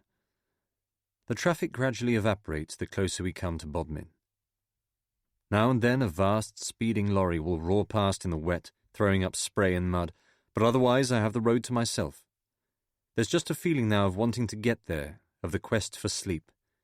For 15 minutes on the Dorchester Road, I was tailed by a black Rover, the same make of car that Sinclair was driving when I first met Litherby.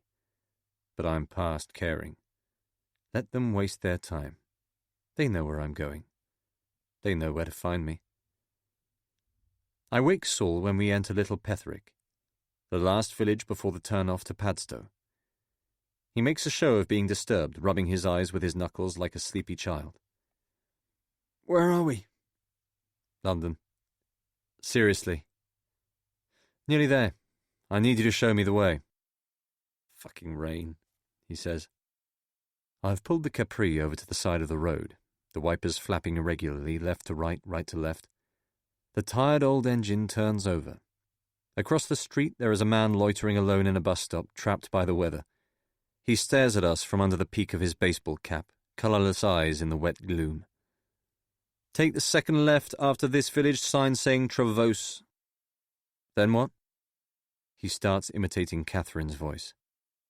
"Road forks, so go real slow," he says.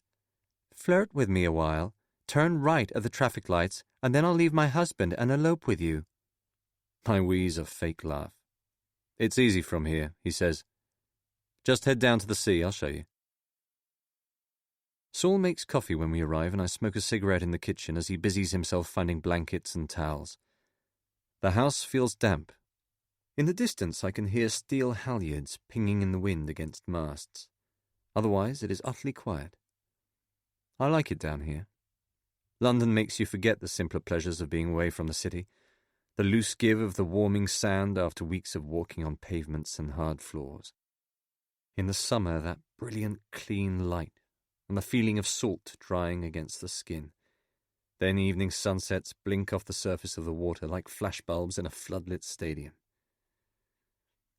Saul comes back into the kitchen. "I'm not actually that tired," he says. "Me neither." "You want a drink? I think there's a bottle of wine here somewhere." He finds it and sits down with 2 tumblers, a radio on in the background playing country music. I pour the wine and we toast the weekend, glasses clinking over the table. A car drives past outside, close to the house at a crawl, and I think that it might be about to stop on the drive when it suddenly moves away. We talk for perhaps an hour, and it surprises me how easily I disguise my apprehension from him. I'm thinking always of the consequences of telling Saul about Justify, of asking him to release details to the press and on the internet should anything happen to me. But I can stay focused on what he is saying. Any thoughts I might have about the timing of a confession exist only as an undercurrent to the conversation. Saul is preoccupied by his work, thinking of chucking his job and going into finance. He says, "After university, we all went into television for the glamour. I thought TV would provide some outlet for self-expression, but a lot of the time it's just tedious and vain, full of guys with goatee beards wearing Armani suits. I need to make some money." I don't try to sway him one way or the other. I simply hear him out. It is the longest and most fulfilling conversation we have had in over 18 months, just the 2 of us talking into the night. All the time I am conscious of a thawing in Saul's attitude towards me, the gradual reconciliation of a 10-year friendship that has been allowed to fester and grow stale. The old established ties were always there. They simply needed to be rekindled. When both of us are slightly drunk, and although not tired, starting to think about going to bed, Saul's mobile phone goes off. It is still packed inside his overnight bag on the kitchen floor, the ring muffled by clothes. "Who the fuck is that?" I asked, looking at the clock on the wall. "It is 3:30 in the morning." "Probably Mia," he says, getting up out of his chair and struggling to receive the phone. She always calls late, doesn't sleep. But it is not Mia. The signal is bad, and Saul has to go outside to take the call. When he comes back into the kitchen, he tells me that Kate and her boyfriend have been killed in a car accident. He tells me quickly and without inflection, the news of her death first, then the place where the crash took place, and the name of the boyfriend, William. He says that he is so sorry. I cannot stay in the room with him. I do not even ask a question. I am outside, through the open door, and stumbling on gravel, his voice behind me just a single word. Alec. There is no feeling in me but rage. No sadness or pain. Just a sense of powerless anger, like punching air. I turn and I am conscious of Saul standing in the doorway, his head absolutely dropped, not knowing what to do or say. She was his friend too. And the boyfriend. He got caught up in it, and they took him as well. His life meant nothing to them. Who was driving? I ask, and at first Saul does not hear me. I have to repeat the question, my voice louder. Who was driving? I don't know, he replies, and he uses this as an opportunity to come towards me, out onto the drive.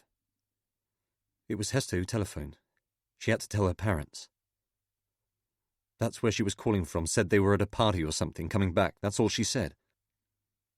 No other cars? No drunk driver or... Alec, I don't know. She didn't say. Do you want to go back to London? What do you want to do? When you are with somebody, when you love them, you think about their loss, what it would mean to suffer their dying. I thought of this always with Kate. Illness, accident, even a car crash. Her going off on a journey and simply never coming home. I was aware that these fears contained an element of expectation, perhaps even of hope that something might happen to her. Why? Because that would make people sympathetic towards me. It would give my life a certain drama. To lose your first love, it had the character of tragedy. There is nothing of that now. Only the hideous noise of impact, an inhuman sound. And Kate's eyes at this moment. I see Kate's eyes. How did they do it? Brakes? Tires? Were they forced off the road? What person has it in him to order the deaths of two young people? What happened? I asked Saul. How did it happen? I really don't know. We should go back, he says. Maybe sleep and then go back to London? I agree with him, without thinking it through, looking directly at him for the first time. We just stand there, saying nothing. And Kate is dead and Saul does not know why. And now the first doubts come. The first ugly glimpses of self-interest. I realize that I am not safe, that Saul is not safe, not here or in London, not anywhere now that this has happened. They will find us, and without hesitation, move again. He is offering me a cigarette, already lit, and I take it. Let's get in, he says. Yes. In the house, things move slowly. Saul is quiet and still, sitting at the kitchen table, knowing that there is nothing he can say. I move about the room, boiling a kettle, making tea. I find that it helps me not to stay in one place. Occasionally he will speak, a question, some expression of his concern, but I barely respond.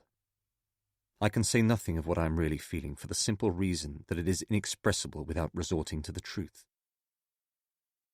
With the clock at 5:30, I suggest to Saul that he go upstairs and get some sleep.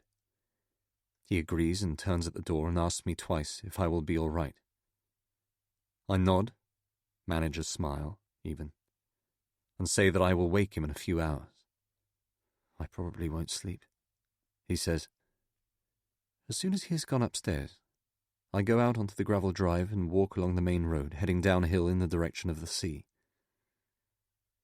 The colour of night has shifted to a deep blue, which makes it easier to spot the telephone box on the first corner leading to Padstow.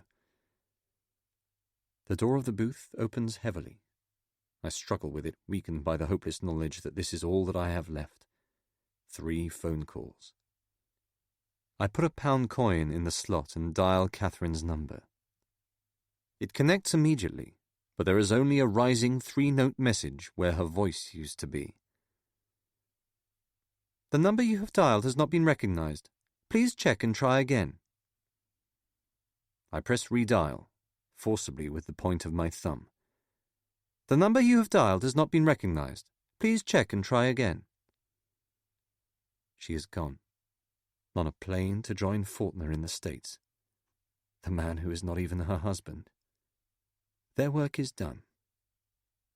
I try Hawkes. Nothing. A busy signal both at his house in the country and at the flat in London. Both lines busy at 5:45 on a Saturday morning. If he is here, he knows about Kate. He knows that I want to talk to him. They are all of them cowards. I have one final chance. The number rings and I hold on, for 20 or 30 seconds waiting. Then finally a woman's voice, tired and suspicious, says, 2785? I want to speak to John Litherby. This is Alec Milius. She buys time. Who? This is Alec Milius. Put me through to John Litherby. I'm afraid that won't be possible, sir. Mr. Litherby will not be available until Monday morning. Then give me his home number. You can understand that I don't give a fuck about what I can understand or what kind of policy you've been told to follow. Just tell him that Kate is dead. Tell him that Kate Allardyce is dead. They killed her, and they will kill me unless... Dead? She says, as if she has heard of Kate, as if she knows who Kate is. That's right. In a car crash. Tell him this. Get him to ring me. Tell him that if he doesn't contact me, I will put everything on the net. Do you understand? Everything. There is someone else who knows. Tell him to speak to the Americans. Let them know that. Someone else. Get Elworthy if you have to.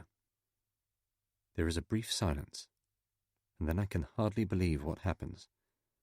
The woman says, I'll be sure to give Mr. Litherby that message on Monday morning.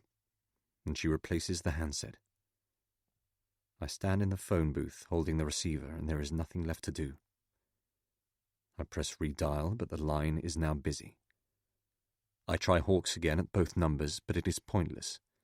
He is still engaged, town and country. Catcher will be the same. Sinclair also. I do not know how to reach Elworthy. I push open the door of the phone booth and go outside. They had no intention of striking a deal with the Americans. They do not even know that I have threatened to expose them.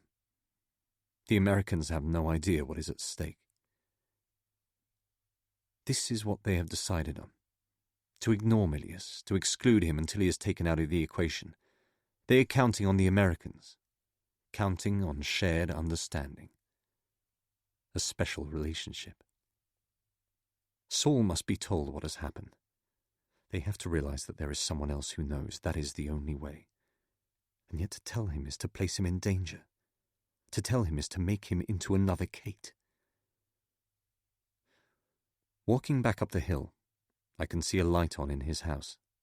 Saul's bedroom. He may still be awake. When I get upstairs, he is slumped in an armchair, still fully dressed but asleep. I close the door and walk back downstairs to the kitchen. My laptop computer is in a plastic bag on the back seat of the car. I find Saul's keys, go outside and take it out. Then, at the kitchen table, I begin to write everything down.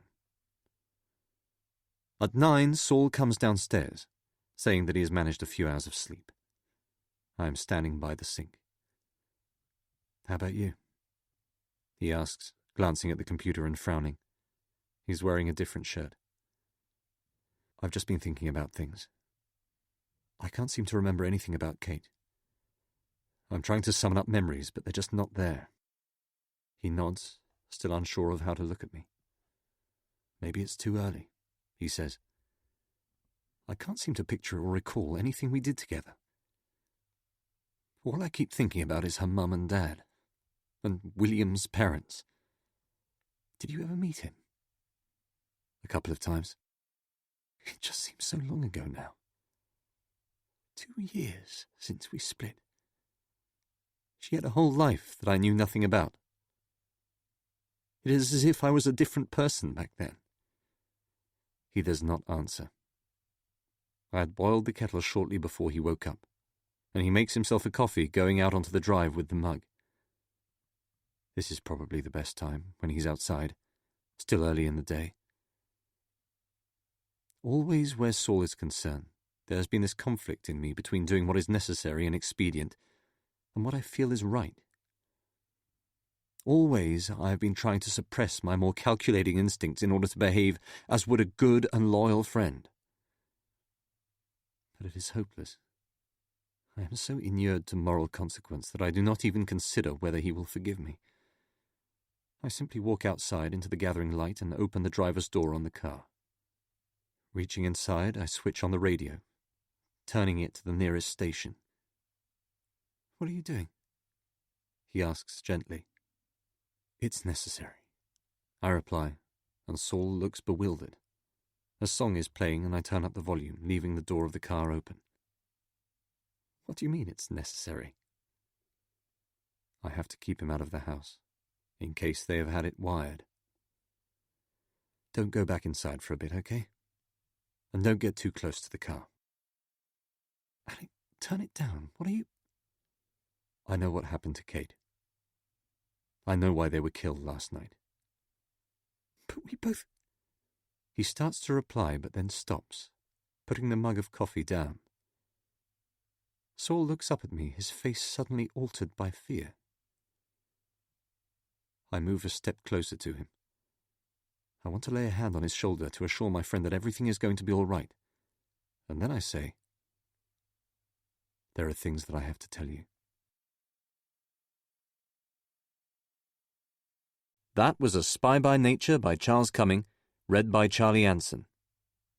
This program was produced by ID Audio, a HarperCollins audiobook. Text copyright Charles Cumming 2001. Extract from the sports writer copyright Richard Ford. Published in Great Britain by Harville Press 1986. Extract from the Uses of Enchantment copyright Bruno Bettelheim. Published in Great Britain by Thames and Hudson 1976. Extract from Rabbit Redux copyright John Updike. Published in Great Britain by Andre Deutsch 1972.